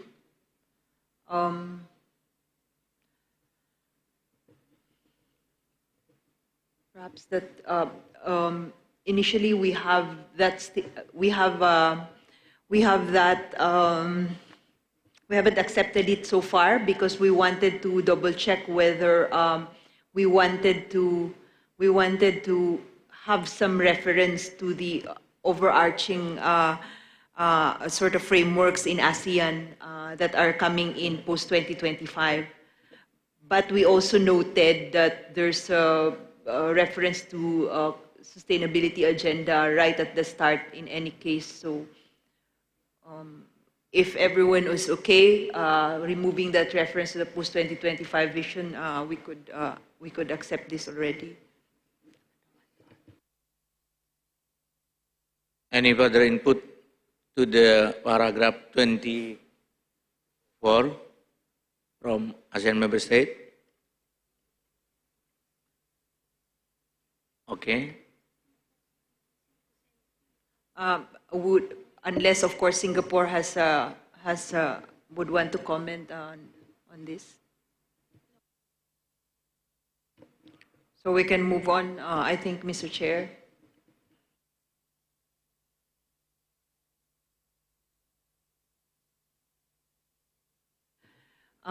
For paragraph 25 and 26, these are 25 is reference to the new platforms that we have with EU and ADB. There's no outstanding comment on this, and paragraph 26 is reference to IEA, our work with IEA, basically, Mr. Chair. As you know, we usually have a section on IEA in the JMS, but this year, because we don't have a meeting with them, we have reduced it into a very short para. If we could move on to para 27. Para 27 is an input. There's an input there from ACE and a slight edit from ASEC where we remove the government of Norway there. May not be necessary, if that's okay. There's already reference to Norway in any case. Then we can move on to paragraph 28 on civilian nuclear energy. And there are no, I think there are no additional comments in this one, Mr. Chair. For both paragraphs 28 and 29. Basically, the first one is acknowledging what is being done in the subsector network, in the work of the program area. And in para 29 is to acknowledge the work that is being done with our partners. And also the work... Please hold a minute. Philippine, please. Thank you, Chair. With regard to para 29, we would like to suggest a separate para for this in relation to nuclear energy. Our proposal is as para 29. So the meeting noted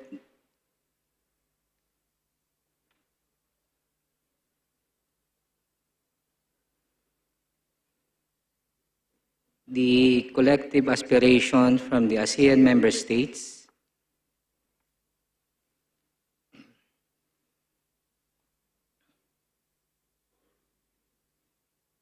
towards the achievement of carbon neutrality or net zero emission in the region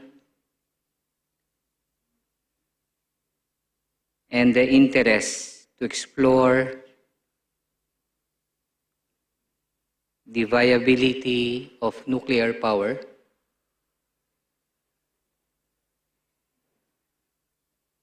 to provide stable and clean energy. Full stop. So to provide nuclear power, to provide stable and clean energy, full stop. And further,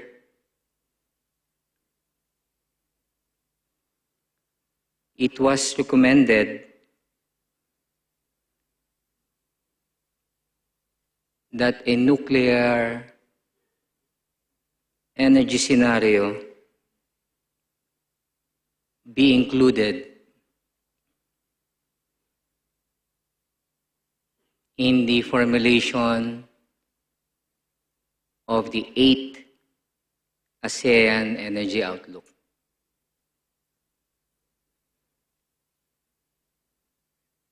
That's all, Mr. Chair. Thank you.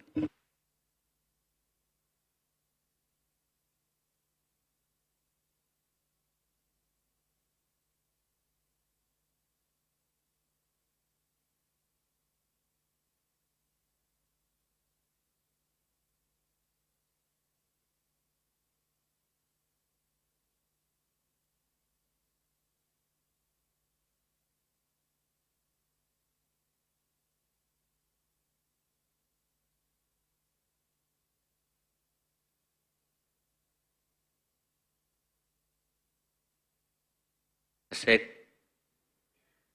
please read. So should we continue, Mr. Chair?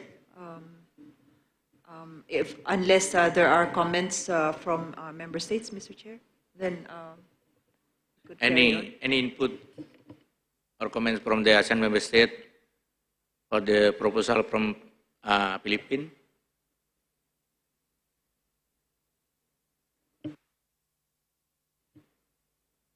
New paragraph 29.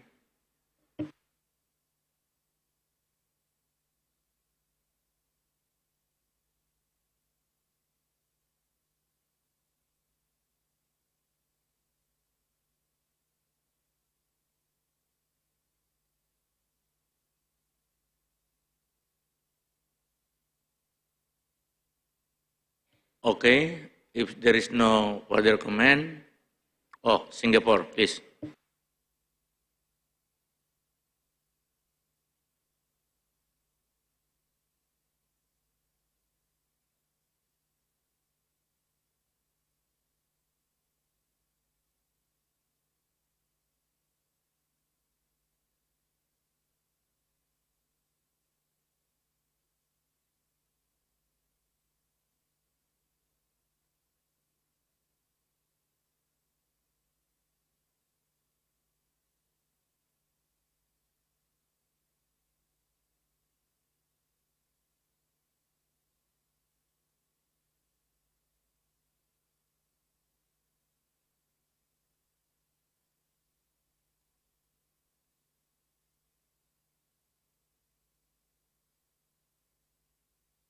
So if you would allow, Mr. Chair, as there's Singapore. Okay, Singapore.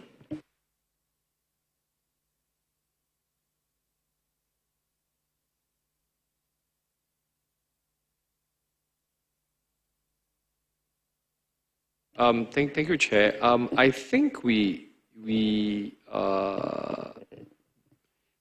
think that the para looks okay for now, but we may come back to the last line maybe later in the discussions. But I think for now, can we bracket the last line? Thank you, Chair.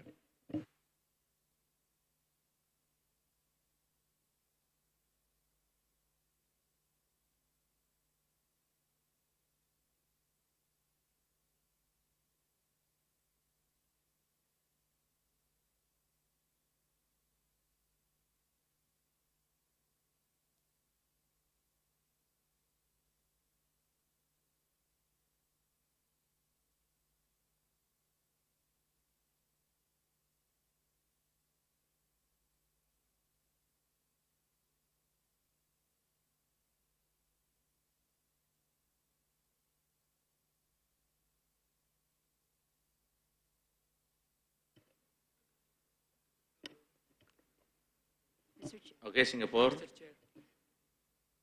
Is there any comment from the other AMS? Okay. Ace. Mr. Chair, if I may, on the last ASEAN Energy Outlook 7, we also recommend nuclear in the scenario, even though it's not stated the scenario is for specific technologies such as nuclear. But over there, we also incorporate nuclear implementation on 2035. In regards with the ASEAN Energy Outlook 8, since we're going to have the similar scenarios on the least cost optimization and zero emission scenarios, I think that would be very likely that nuclear also be into the recommendation, Your Excellency. So without saying that specifically on nuclear should be in IO8, we already did in terms of this technology neutral approach, we also should include nuclear. Thank you, Ace, for your input. Any further input?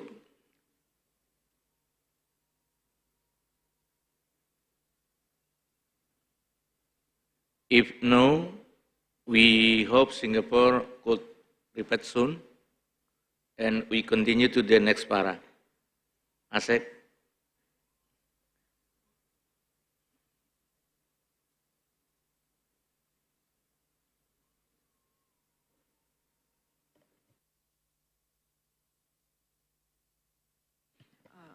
Mr. Chair, so perhaps in any case for that paragraph, Singapore has requested to revert on it, and also because of ACE's comments, perhaps it can be discussed with Philippines, Mr. Chair. Philippines. Wants the floor. Apologies, Chair. So for our proposal specific to para 29, the last sentence maybe we can modify. Further, it was recommended that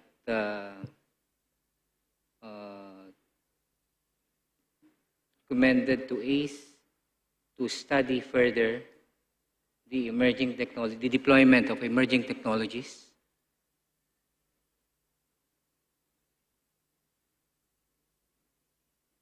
including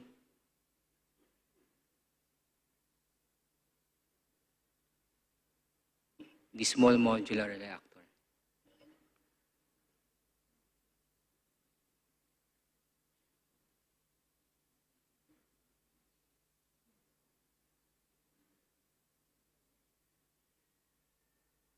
Thank you.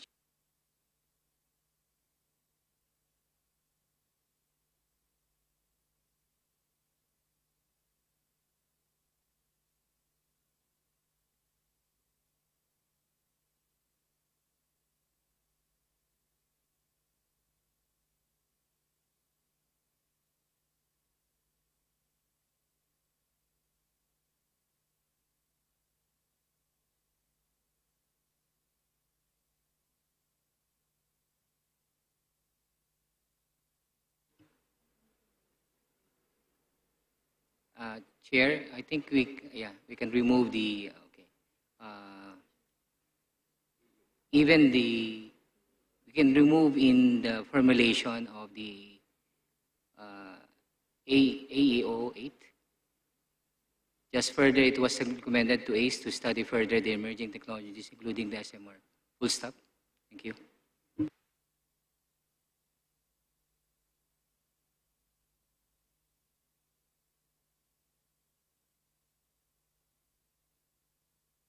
Please, Singapore. Chair, we support now the formulation by Philippines. Thank you. Thank you, Singapore. So, Yes, we still do agree. Ace. Yeah, we do agree, Chair. We also preparing those, in fact. Thank you. Okay, so now the paragraph 29 is accepted. Next, ASEC. Thank you, Mr. Chair. For para 30, this is, I think we already, we went back to para 29, Mr. Chair. Para 30 was already, if I understood correctly, already okay, unless there are comments. Okay, going to 31 now, Mr. Chair. This is on Irina. This is looks quite messy. These are comments from, okay, the red one is a comment from Irina, Mr. Chair, and the purple one is from Singapore. So, this same paragraph, the inputs have already been circulated also to member states before, but we retain this as is because we wanted to also show the inputs coming from Irina, Mr. Chair. So with that, perhaps so that it's easier to read, we can do a simple markup. Yes. So para 31 would read shorter like this, Mr. Chair.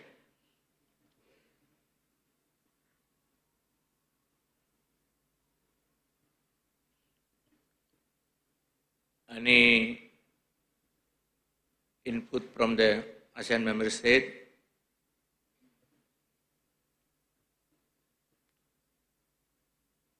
For the para 31?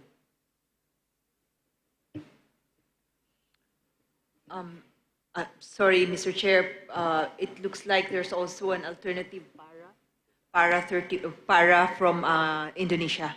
Perhaps Indonesia could give its views, Mr. Chair. Indonesia, any more input?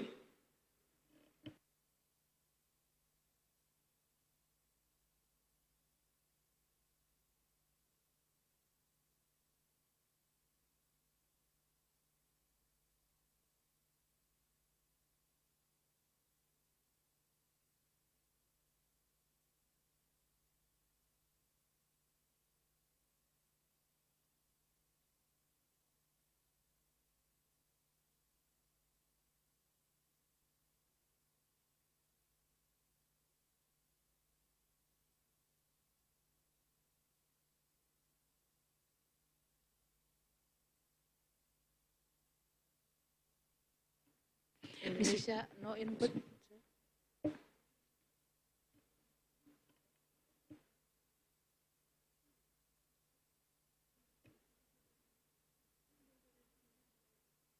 Do you want to explain Indonesia, please? No, no, sir. It's okay.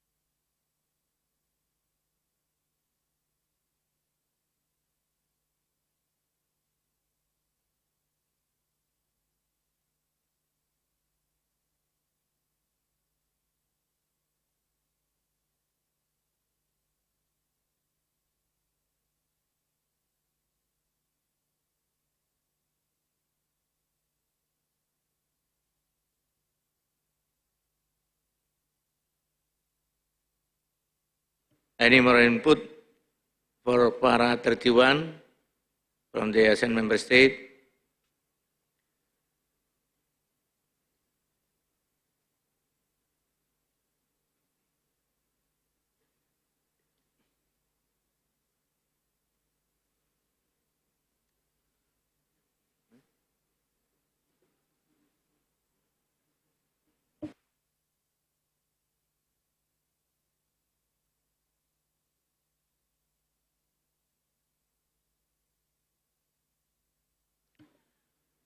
If no more comment, we accept Indonesia proposal and proceed to the next para.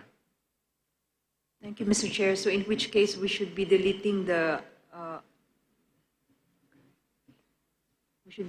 that last section.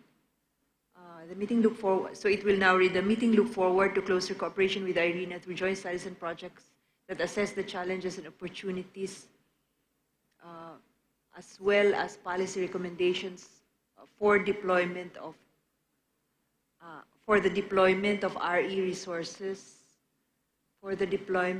RE resources, technologies, including decentralized RE in the region. And then we should delete all the...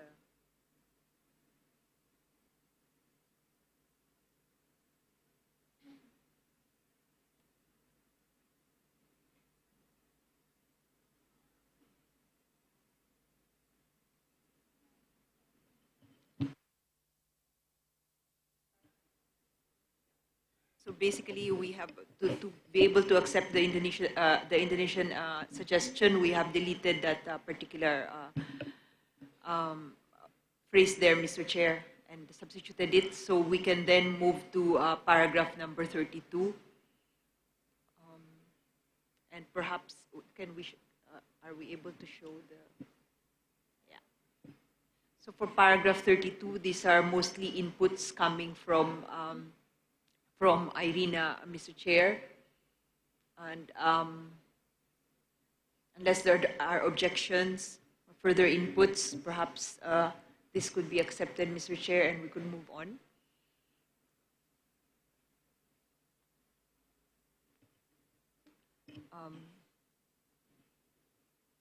For the paragraph 32, any more input and comment from the ASEAN member state?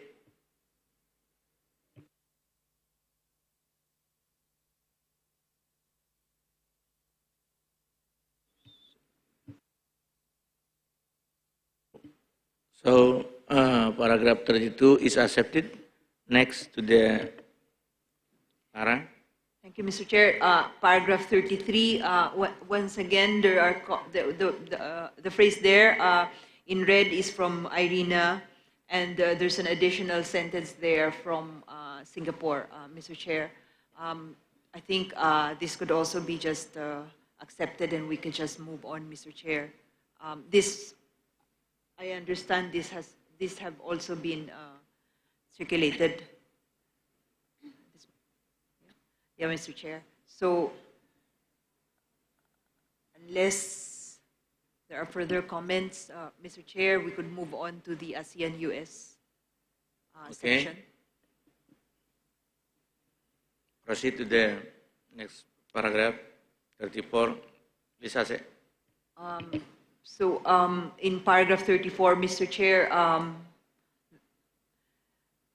this is the para on the ASEAN-US cooperation. I think we, in fact, sought the comments of US on this, and they did not also have additional comments for this paragraph.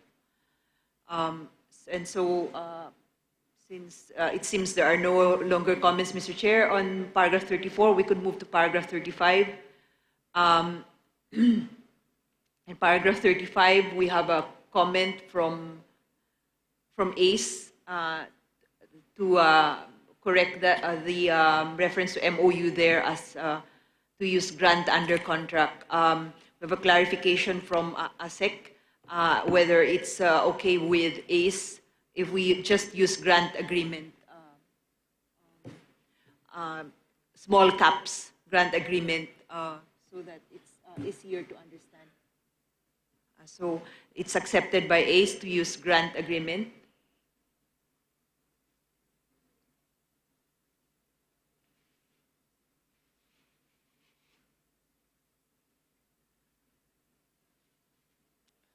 And then, Mr. Chair, there's okay, so that is settled, Mr. Chair, and there's an additional input from Singapore there on the ongoing FS with NREL, Mr. Chair. It's also included in the SOMI Chair's report.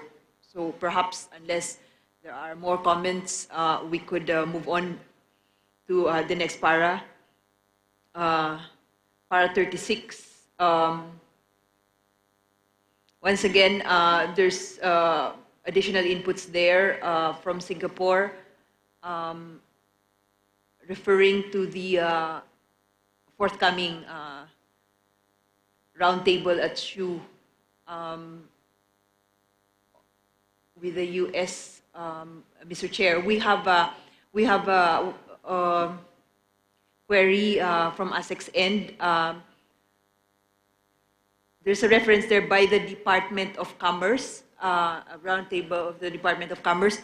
Could we request from Singapore whether we should be putting Singapore Department of Commerce or is it U.S. Department of Commerce?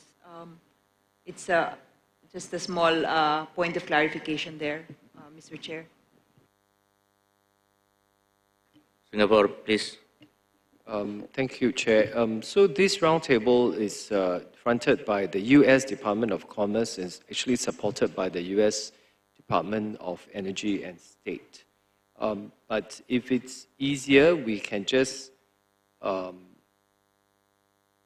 keep it shorter by saying that we look forward to the organization of the Seoul Roundtable by the U.S., or led by the U.S. on, so we don't have to mention the departments. That works. Thank you, Chair.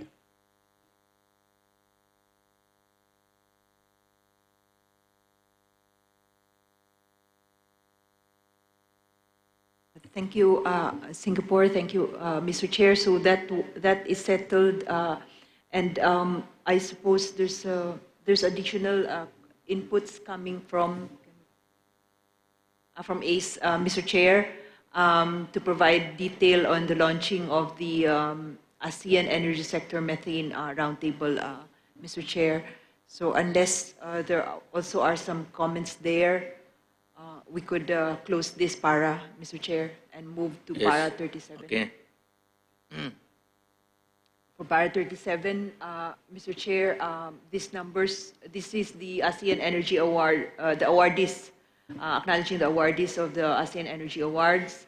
The numbers here have been double-checked with ACE AEBF.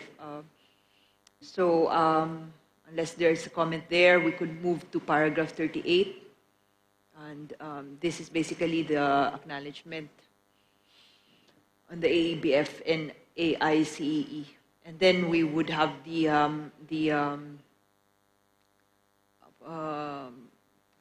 detail on the 42nd AMEM, and then the usual acknowledgement, Mr. Chair. So, so that completes all the paragraphs. I think there's a number of paragraphs that we need to go back to. And so perhaps if we could go straight to those paragraphs.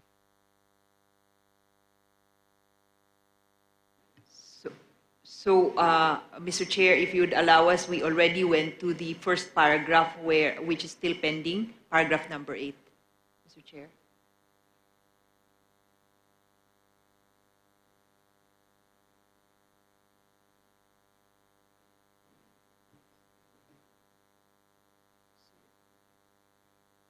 So can we request Singapore? We already have a language for this. Not yet. So, Mr. Chair, perhaps we could go back to para 8 and skip to the next paragraph that is still pending.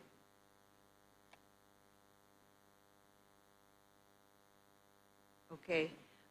Para 9, Mr. Chair, I believe not only Singapore would revert, and we understand also that Cambodia would have some inputs, Mr. Chair. That's on para 9.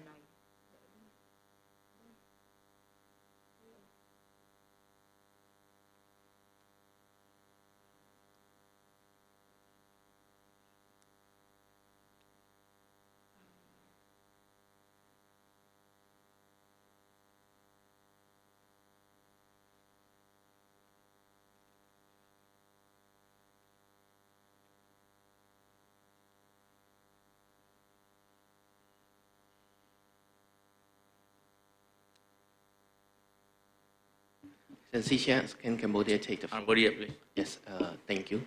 So after the discussion with Singapore, we would like to propose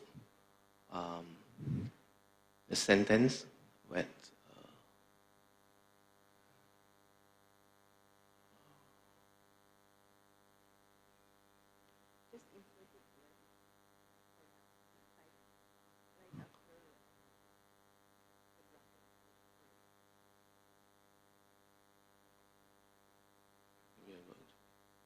so please. So the meeting note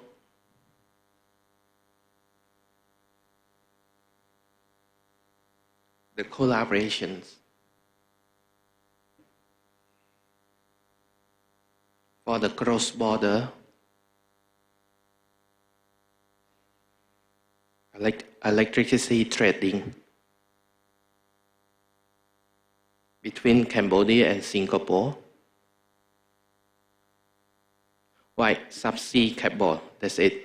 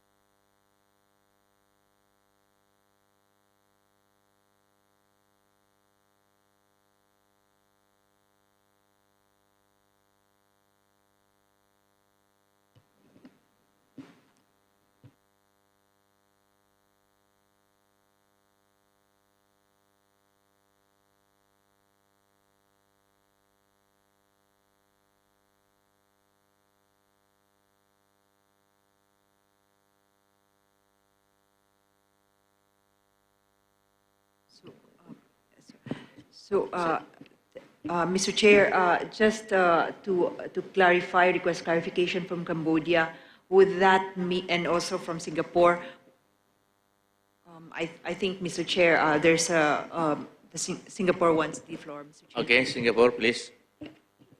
Thank you, Chair. We discussed the line with the intervention by Cambodia, so we're happy to support it. Just a small edit, maybe at the end of the line, we can, instead of by subsea cables, we can say via subsea cables.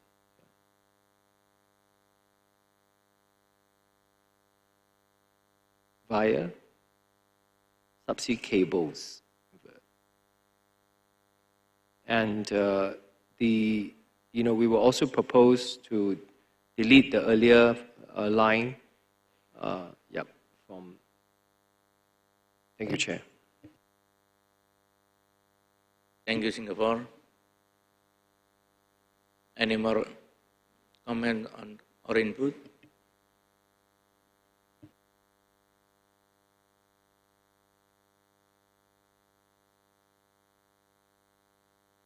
Oh, Singapore again? No, okay. ASEAN. Thank you, Mr. Chair. Thank you, Cambodia and Singapore. I think with that, Mr. Chair, this one is already clean, paragraph number 9. So if you'd allow, we could move on to the other sections that were marked still pending.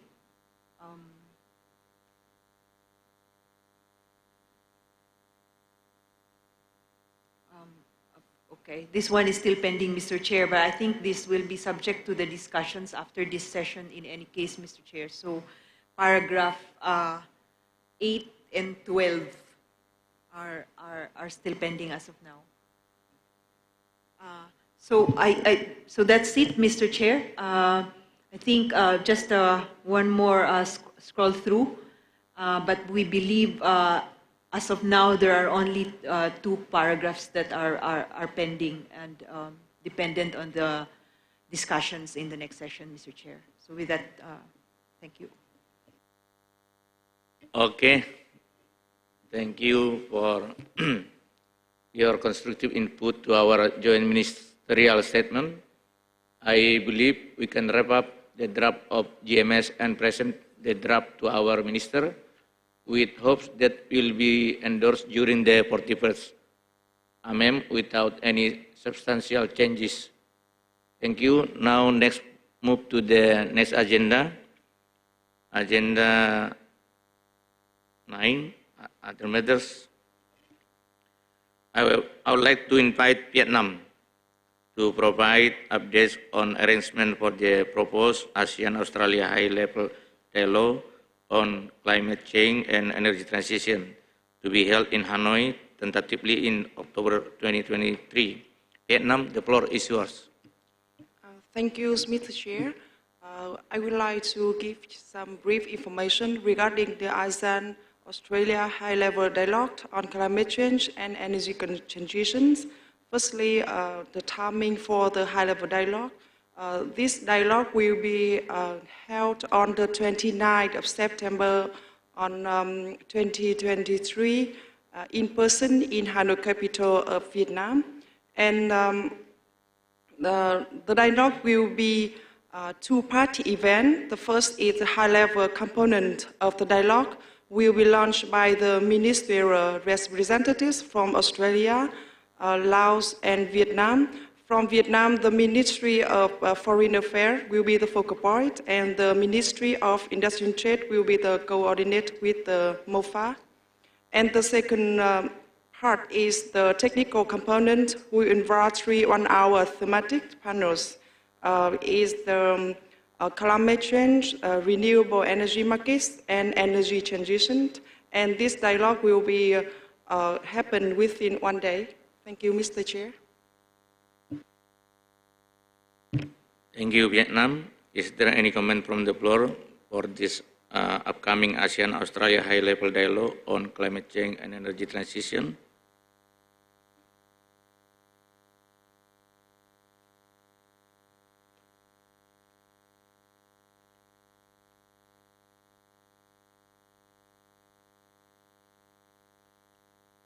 If no further comment, thank you. We are looking forward to receiving an invitation on this dialogue. So now move to the next agenda item 10.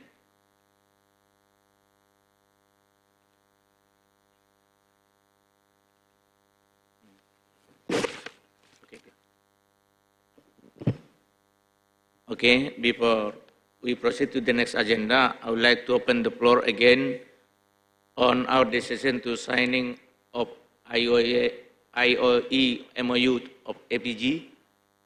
From our discussion, we still have not decided yet the issue of IOE signing.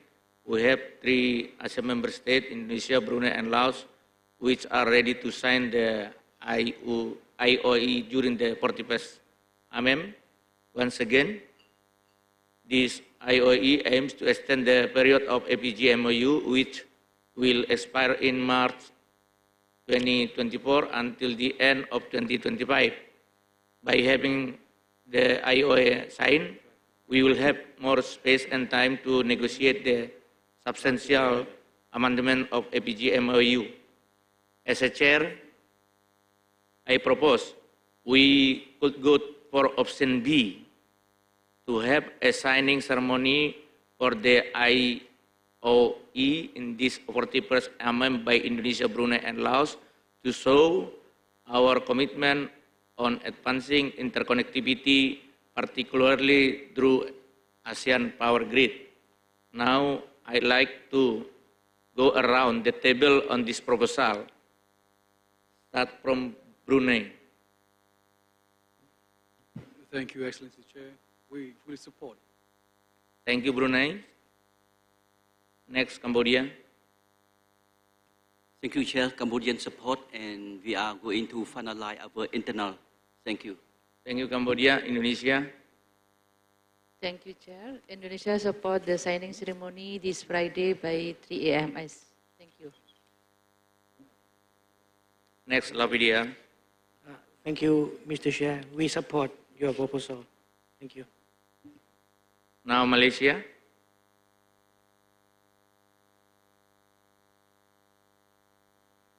Chair, allow us to have a discussion first. Myanmar. Okay, we agree to sign. Philippines. We support, Mr. Chair. Singapore.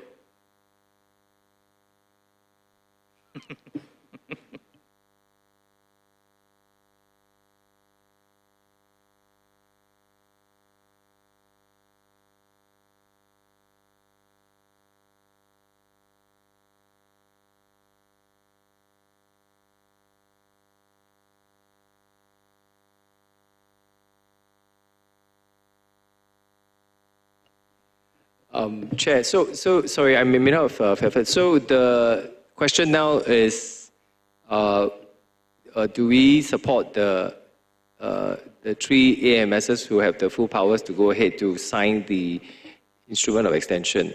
Is that correct? Okay. I think we have no, I think we support as usual, but as I said earlier, we're just doing some clarifications with internally. So I think we have no problems. We fully support for the three AMS to go ahead to sign. That said, with your accommodation, give us till the end of tonight, and we'll come back to you. But I think there shouldn't be any problem. Thank you, Chair. Thank you, Singapore. Next, Thailand. Thank you, Mr. Chair. Actually, we support the signing, but in the morning we mentioned about we have the ceremony or not having the ceremony, but now we are voting for the ceremony. When we said the signing ceremony, it seems that all the members they have to accept the signing, right? That means every country is accept. Whether it's still continue on the internal purpose, right? So, but we okay that the two continue can be signed, but I'm not sure whether the signing ceremony or not have the ceremony is kind of critical to our meeting. Or, for example, how about the other states that haven't yet signed it, but we already have the ceremony, so it means that all the members that already accepted the issues, right?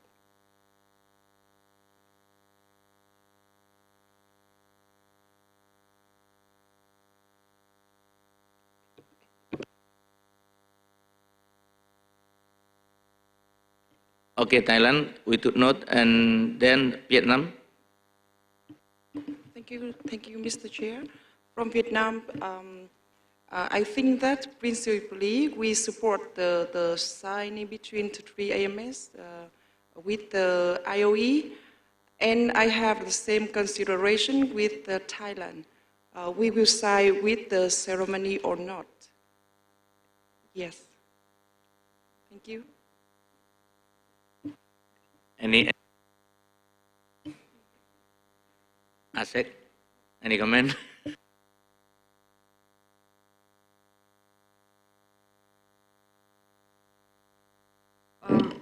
Mr. Chair, perhaps what we could do is we took note, Mr. Chair, of all the views from all member states, but what we could also do is take this opportunity to update you on the feedback that we got, the guidance that we got from our Legal Services and Agreements Division, Mr. Chair. Just so, because this is the opportunity to do that, Mr. Chair, and so if we could put up that first slide on the implication of making any changes in the instrument of extension, Mr. Chair, beyond having it just as a instrument to extend the validity date, Mr. Chair. So perhaps just to put this up.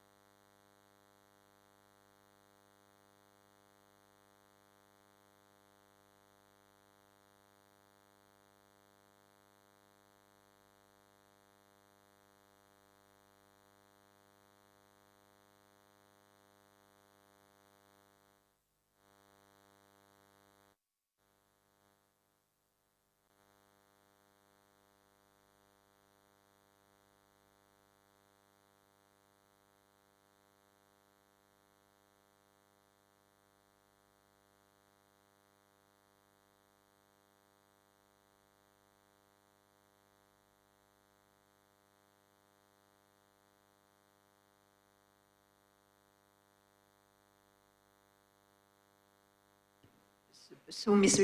Chair, we put this up also because so that we have this as a consideration also in deciding on not just the signing, Mr. Chair, but also how to move forward with what instrument for the APG extension for 2 years, Mr. Chair. Thank you.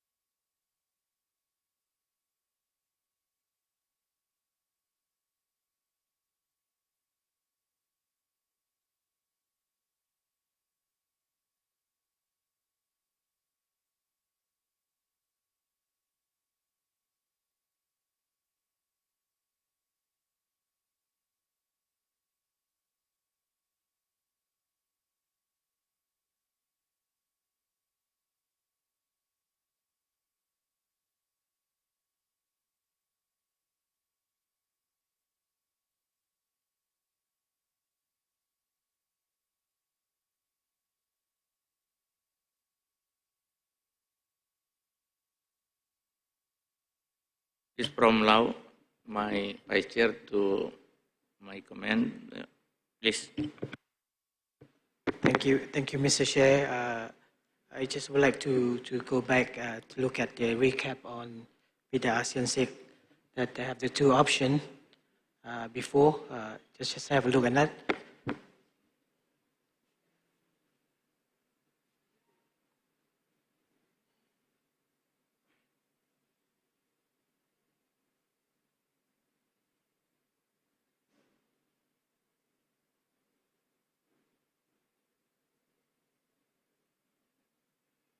Yes, I think the question has been raised by the Thailand and Vietnam.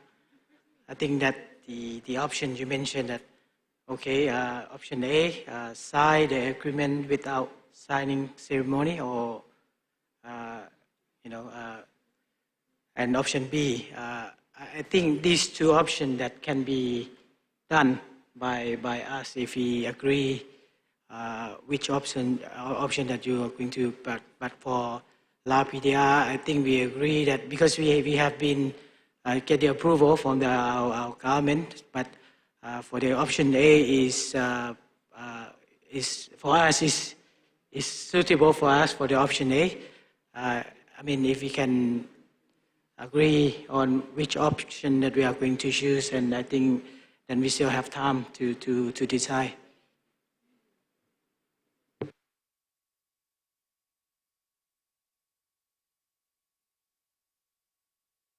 Singapore, please.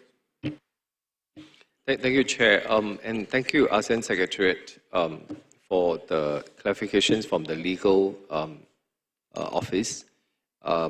We just would like to clarify the legal status of the document.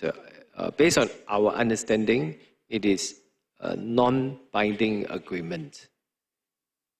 Right? I mean, so just want to be very sure when it was formulated many years ago, was it supposed to be one? Because our understanding is that it's non-binding.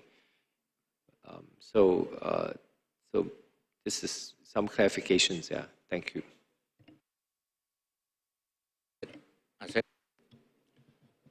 Thank you, Mr. Chair. So the clarification we got from our legal staff is that this is this and all. So the agreements, the APSA, the TAGP, they are binding agreements. But we also understand that there are no penalty clauses. But from the point of view of the ASEAN Secretariat's legal staff legal division, this is a binding agreement with, in a sense, with no penalty clauses.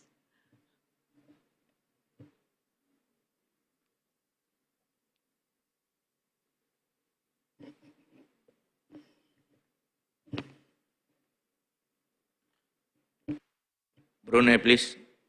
Thank you, Mr. Chair. Just a quick one. I think we'd like to perhaps, well, I stand to be corrected. Is it to sign the agreement or to sign the understanding?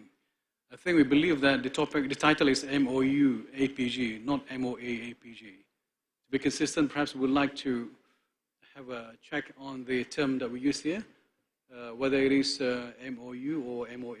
Thank you. Asep, please clarify.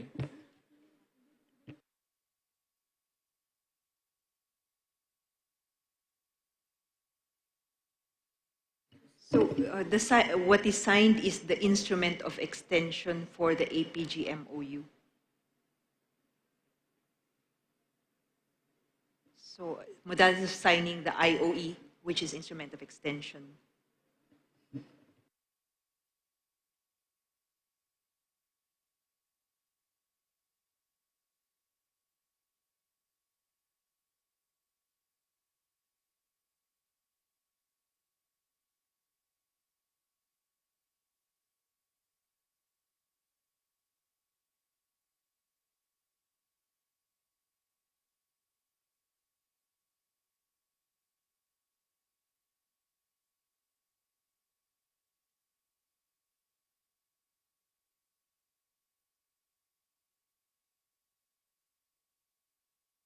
Okay, we take note of the decision from the ASEAN member state. However, we need this decision to be discussed bilaterally with our colleagues from Singapore, Vietnam, and Thailand for the substantial matters on the signing of IOE in this 41st.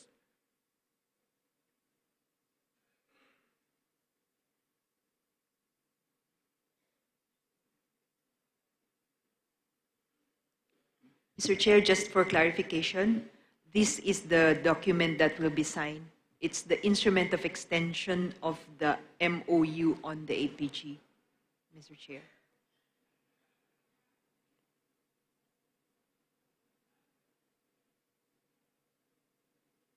This was the same document that has been authorized to be signed by based on the domestic approvals obtained by Indonesia, Lao PDR, and I understand Brunei.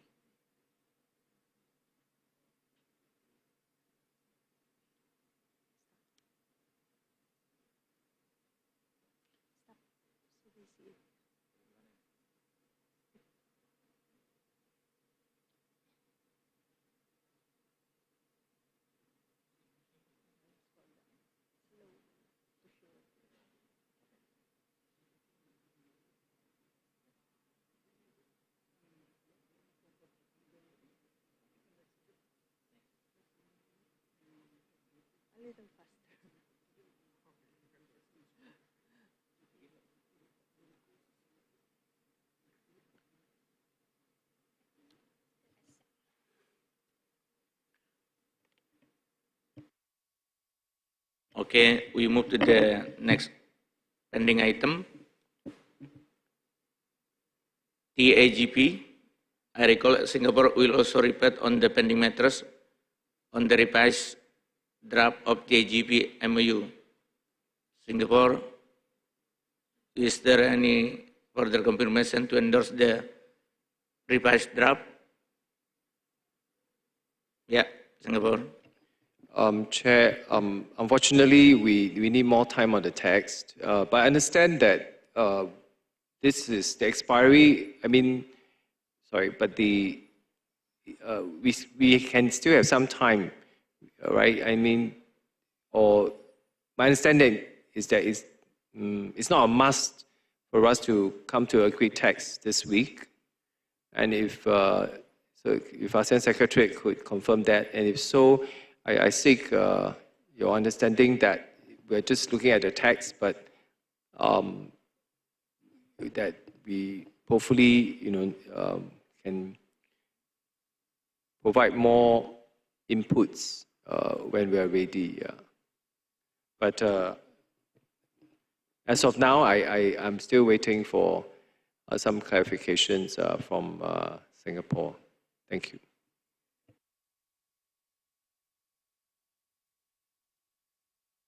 Okay, we took note Singapore comment. So we request Singapore to indicate certain timeline when Singapore could provide the confirmation. It's okay for you? Okay.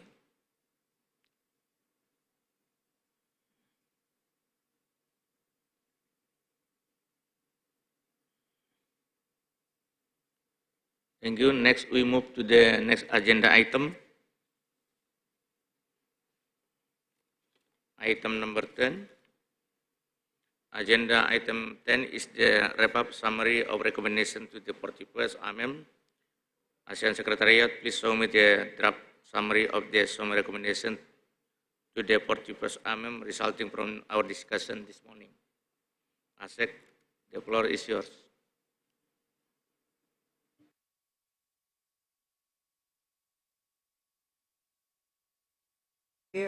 Thank you. We're about to put up the presentation of the Summit Chair, part 2 of the presentation of the Summit Chair to AMIM.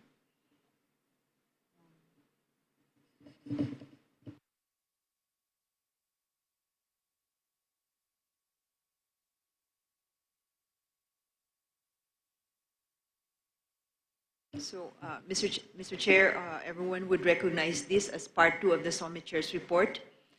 This would be taken up in Agenda Item 10 of the AMEM. And this similarly was circulated to member states. We did get some comments, Mr. Chair, and they have been incorporated. Perhaps if you'd allow, we go slide by slide on this, Mr. Chair. This is the summary of SOME's recommendation to the 41st AMEM. First of all, on the joint declaration.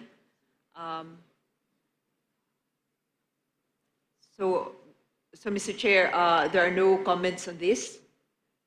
On the also recommendations on the ASEAN Sustainability Agenda.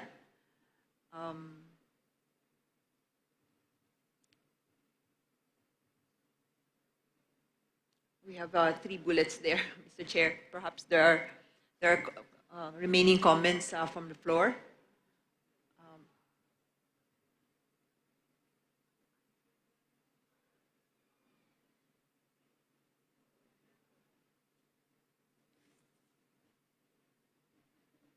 What happened? Are there any comments? So very quickly, Mr. Chair, so these 2 areas, joint declaration, of course, it's the JD. SOME has already finalized the text and endorsed it, so that should be fine. And then commending the release of the joint statement of the BIMP countries, and then to initiate the BIMP PIP. And then we would have the ASEAN Sustainability Agenda, the ministers to acknowledge the importance of the overarching ASEAN Sustainability Agenda requiring cross-pillar and cross-sectoral engagement by the energy sector, Mr. Chair. And then the second one is for the ministers to note that the ASEAN strategy on carbon neutrality will bring several benefits to the region, and that they affirm the relevance of the identified strategies to the energy sector. Of course, the details of this are presented in the earlier Part 1 report of the Summit Chair that was discussed and cleared by SOME. And the third bullet there is on noting that version 2 of the ASEAN taxonomy has been released in March 2023, and that they look forward to the stakeholders consultation. In here, as compared to the JMS, we indicated specifically the request to consider the energy sector's concerns over the timetable of the coal phase out. We're quite specific here, Mr. Chair. And then in the next slide, this is where there are some comments. On the first umbrella item there, on the implementation of APAYEC, item number 1 is is a general acknowledgement noting the implementation of progress of APAYEC, and then and the status of the 6 energy annual priorities in 2023. And then also noting the midterm review and the overall score, as well as the challenges and opportunities that have been presented. And then on the ASEAN power grid, first bullet is to note the successful conduct of the APG consultative meeting within ASEAN, and that discussed the development of the intergovernmental agreement to advance multilateral electricity trading in the region. This is literally the 2023 annual energy priority number 6. And then second bullet is to commemorate the first anniversary of the LTMS PIP, and to note that LTMS countries will work towards continued power trade of up to 100 megawatts and facilitate future discussion regarding further capacity and development. This is in red because these are inputs coming from Singapore.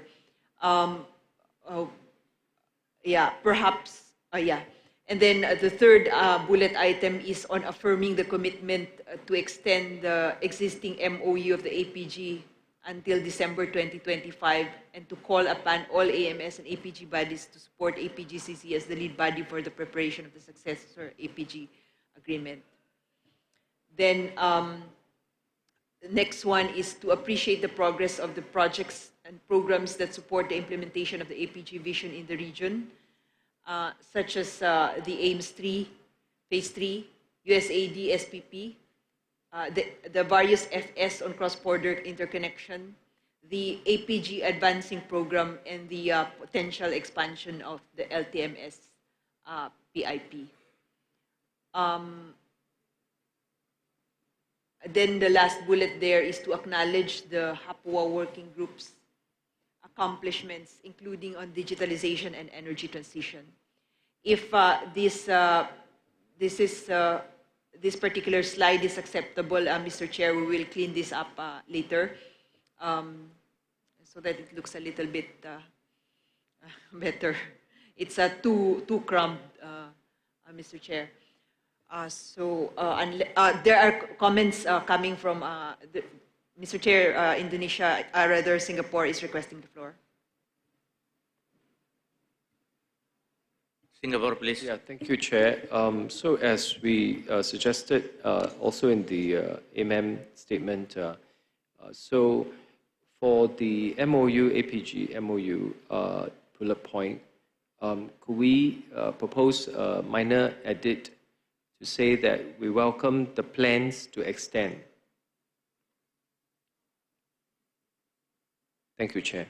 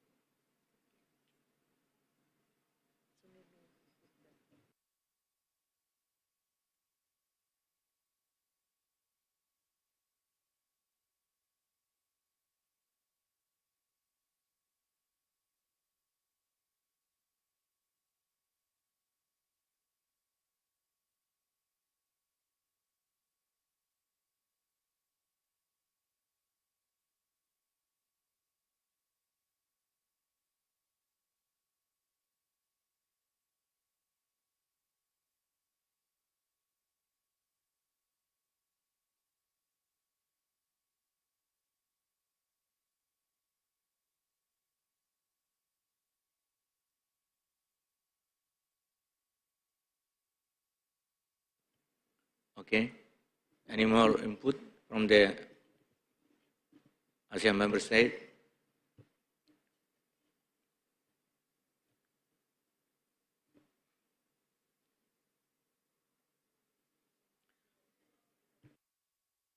So, Mr. Chair, we have put up the comment from Singapore, and should.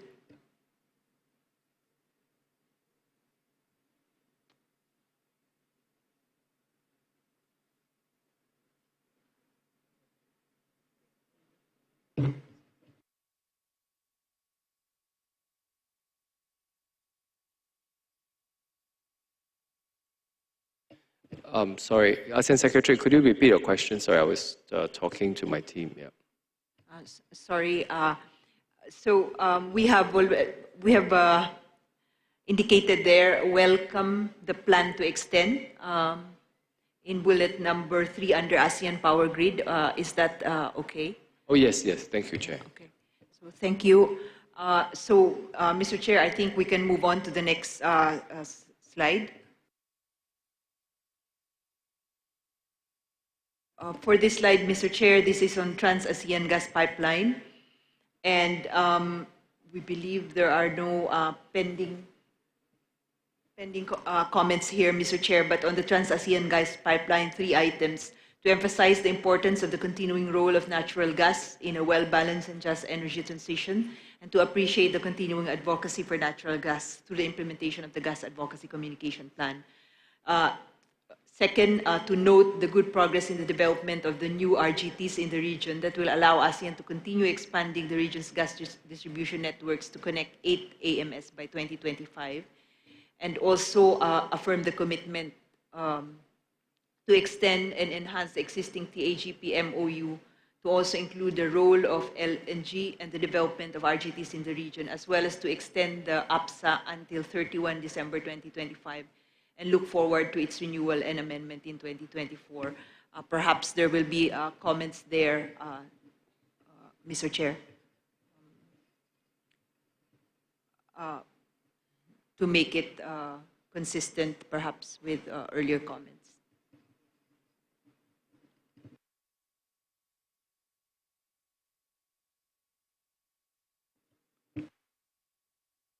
Any further ASCOP, please? Yeah, please change to it as a draft of the draft for the renewable amendment in 2024, something like that, to make it consistent with the previous discussion.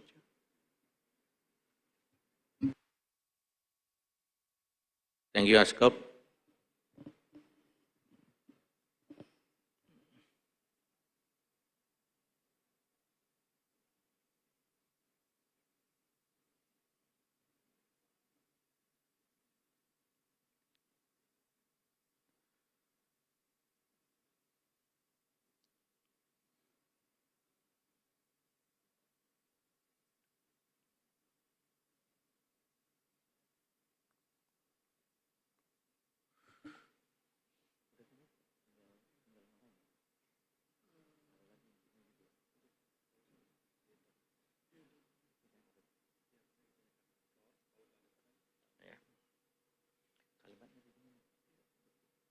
Mr. Chair, we just give us a minute or two to refer to the JMS, Mr. Chair, so that we can align it.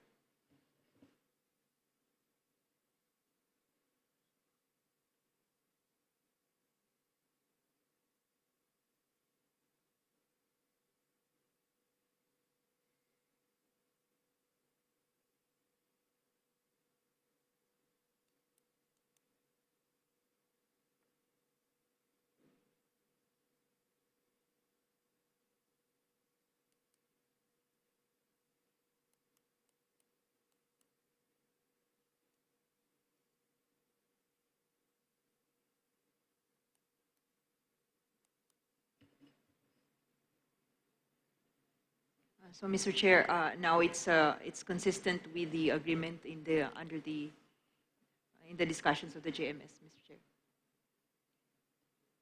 That's on the Trans-ASEAN gas pipeline, and if this is now okay, if we could suggest, Mr. Chair, to move on to the renewable energy. Mm-hmm. Okay. There are three. So, Mr. Chair, there are three items under renewable energy. One is the achievement of ASEAN on the targets with respect to RE. And then the second one is looking forward to the completion of version 1 of the long-term RE roadmap by end 2023. This is the annual priority for number 3 for energy this year, Mr. Chair. If you recall, this has already been included in the report, in part 1 of the report. And then third one is to urge in-depth analysis and discussions to achieve the aspirational RE target by examining the challenges and opportunities for each RE and technology source towards improving bankability and mitigating project risks. If there are no additional comments, it seems, Mr. Chair, and if you'd allow us, we could move on to the next slide. Chair. Yes. If I could, just a very minor comment again on the third bullet point. Could we have a minor comment added to say that welcome the plan to extend? Thank you, Chair. The first from the top, sorry. Yep.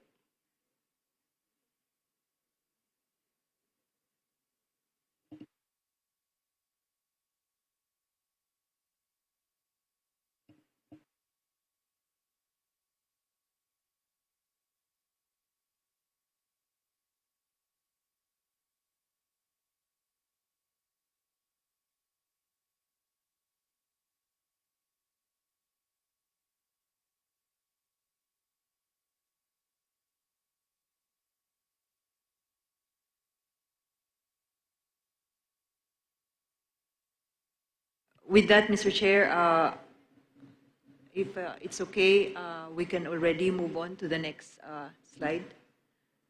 Okay.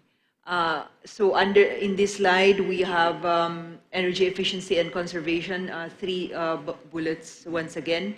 First is to welcome the energy intensity reduction that has been achieved so far.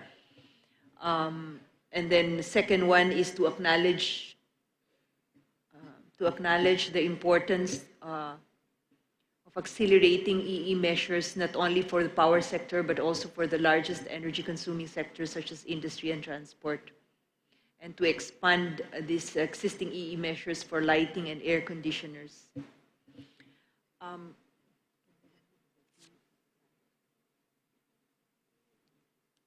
And then the third bullet is to look forward to the organization.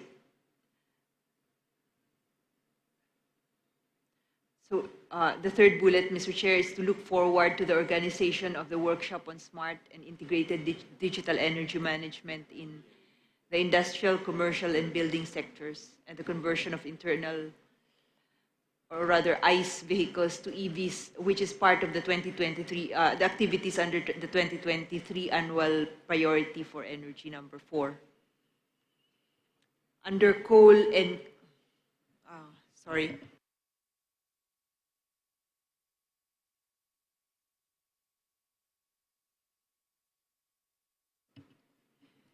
So, Mr. Chair, there appear to be no further inputs on the energy efficiency and conservation section. So, we move to the coal and clean coal technology. And the first bullet is to acknowledge the continuing role of coal-based power in ASEAN's energy security and affordability, and to affirm the need for regional cooperation to address regional supply stability and security and carbon management. And then, second bullet, Mr. Chair, is to look forward to the finalization of the ASEAN CCUS deployment framework and roadmap in 2024, which will identify action plans to achieve short, mid, and long-term regional milestones to decarbonize the region's energy systems through CCUS deployment. We will edit this further once again on the CCUS acronym there, Mr. Chair. Third bullet is to look forward to the study on the deployment of CCUS in industrial hubs, Mr. Chair, that will assess the economic benefits arising from improvements in the region's economic and market competitiveness as a result of mitigation in the industrial sector. So for that, the comment for this slide, Mr. Chair, as you can see, is the deletion of the bullet now, second bullet under CCT. With that, perhaps we can move forward to the next slide, please. Mr. Chair, before we move, I think ACE has a comment. Just one point that we would like to seek clarification from ASEC is that on the point 4, CCT, the study on the deployment of CCU/S in industrial hubs. First, I just want to confirm whether it is in line with the APIC or whether it is involving ACE on the activities, because it is energy, what's called it, recommendation, or it is economic recommendation. Just want to seek clarification on that. So this study, as the concept note was shared with ACE and with AFOC, I think it will be it's both, because in fact it's looking at the impact of mitigation action in the industrial sector on the competitiveness of those industries if they use CCUS. So of course it would involve ACE, the energy side, also, but it would also look at the economic impact.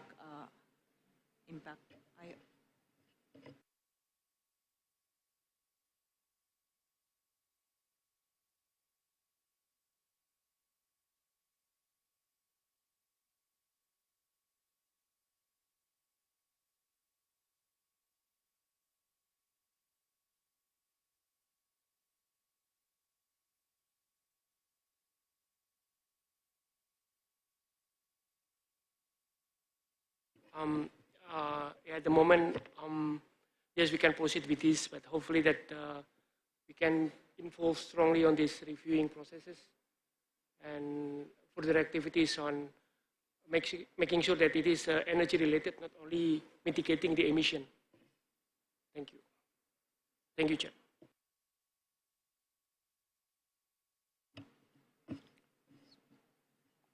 So thank you, Ace. Mr. Chair, we can proceed. In the next slide, I think that should be, the next slide, this should be the last slide, Mr. Chair. Under the REPP heading, we have 4 items there. One is to look forward to the development of the next cycle of the APAEC, which will consider the overall framing or vision from the post-2025 vision and the new AEC blueprint, as well as the outcomes of the major ASEAN initiatives on the sustainability agenda. Second is to note the development of the ASEAN Energy Outlook, the 8th ASEAN Energy Outlook, AEO8, which will include a carbon neutrality scenario and several thematic energy insights. Third one is to commend the expansion of the engagement of the energy sector, expansion of the engagement in the energy sector with new DPs, IOs, through the conduct of the first ASEAN-EU Energy Dialogue and the first ASEAN-ADB Energy Dialogue. Fourth is to note the conduct of the high-level policy dialogue on sustainable energy financing and mobilization of energy investments. Basically, this last bullet, Mr. Chair, is the fulfillment of the annual priority number 2 for energy, Mr. Chair. Then under civilian nuclear energy, there are 2 bullets there, is to acknowledge the need to assess the role of nuclear in providing stable low carbon base load power by exploring all these technologies, small modular reactors, and others, floating nuclear power plants and nuclear fusion technologies.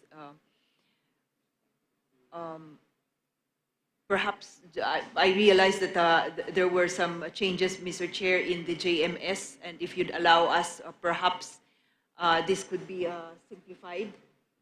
Right? Simplified to just say potential utilization of nuclear energy beyond conventional power plants, including SMRs, and then perhaps we should have a full stop there. If that's okay. That's when more, including more after SMR.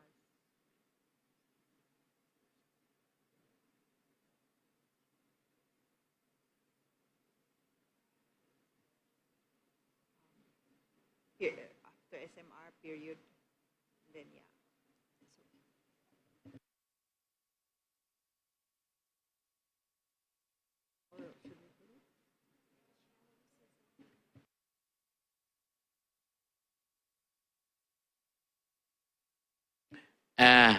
Any more comment or input for the recommendation to the 41st amendment?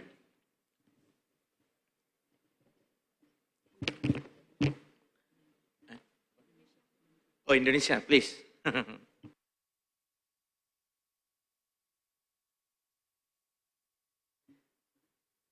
Thank you, Mr. Chair. Indonesia would like to add in bullet 2, energy efficiency and conservation, to insert building after industry and transport to be in line with the GMS. Thank you. Indonesia, please, Asep.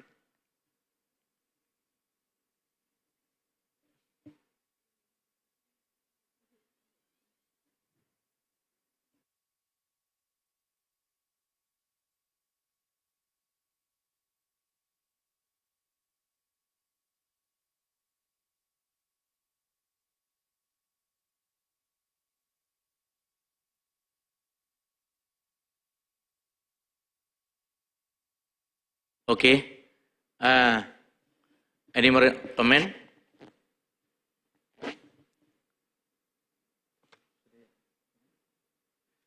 So, thank you very much, everyone, for all the contribution during our discussion in finalizing the summary and recommendation for the AMEM. I think we can. Okay. Asek, please. Apologies, Mr. Chair. My mistake, but there appears to be a few more slides, Mr. Chair, on the cooperation with dialogue partners and international organizations. But only a few comments actually in red there, Mr. Chair. These are all those activities with particular partners, Mr. Chair. So for IRENA, this slide is on IRENA and IEA, and for IRENA, there's an additional comment there on the shoe activity, which has already been accepted in the JMS, Mr. Chair. The same thing is true for the IEA.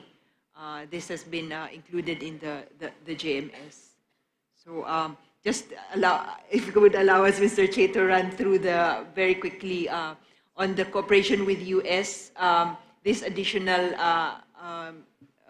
bullet there, Mr. Chair, also has been agreed to be put in the JMS. Okay, and then with Russia, there are no additional comments, Mr. Chair, and with other DPs and IOs, once again, there are no additional comments here. Is there? Yes. Thank you, Mr. Chair. That's the last slide. Again, any further comment from the ASEAN member state? If there is no comment, again, thank you very much, everyone, for all the contribution during our discussion in finalizing the summary and recommendation for the AMEM. I think we can adopt the recommendation and report it to the AMEM. Now, allow me to continue with our final agenda item for today. Closing remark. Excellencies, delegates, ladies and gentlemen, we have covered a comprehensive agenda, discussed vital issues, and set the groundwork for the upcoming 41st AMEM. I would like to extend my gratitude for your active engagement and contribution throughout this preparatory meeting. We have concluded discussion on several issues. However, we still have several pending issues in our discussion, unfortunately, including some crucial parts. We hope before we seek the Minister endorsement and guidance, we can resolve this pending item and report the result to our Minister. The meeting noted the presentation by ASEAN Secretariat on the main directive and key outcome from relevant bodies requiring attention and further action from the Minister. We appreciate your input in our draft of joint ministerial statement so we can conclude the draft and report it to our Minister. Excellencies, delegates, ladies and gentlemen, I would like to thank all ASEAN member states, ASCOP, Papua, ASEAN Secretariat, and ACE for their dedication in ensuring the successful realization of APEC and supporting our chairmanship this year. Together, we will shape the future of the energy landscape in ASEAN and advance the region's economic development through interconnectivity. As we look forward to the 41st AMEM, I encourage everyone to continue fostering collaboration and maintaining the spirit of dialogue among us. Thank you and good evening.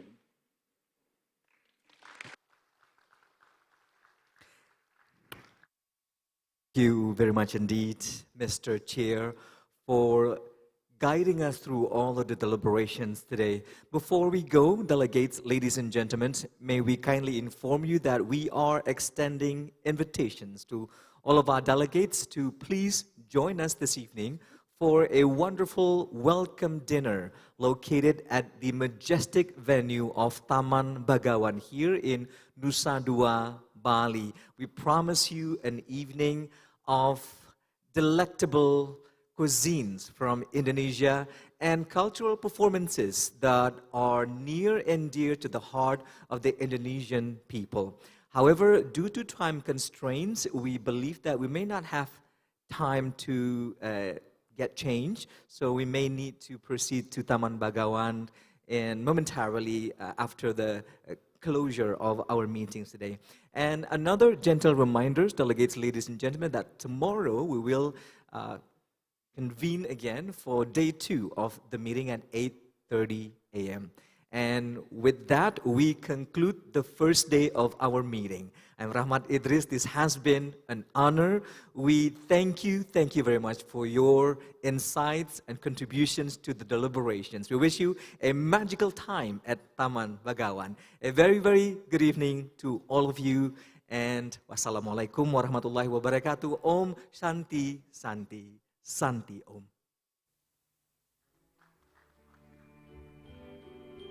Thank you.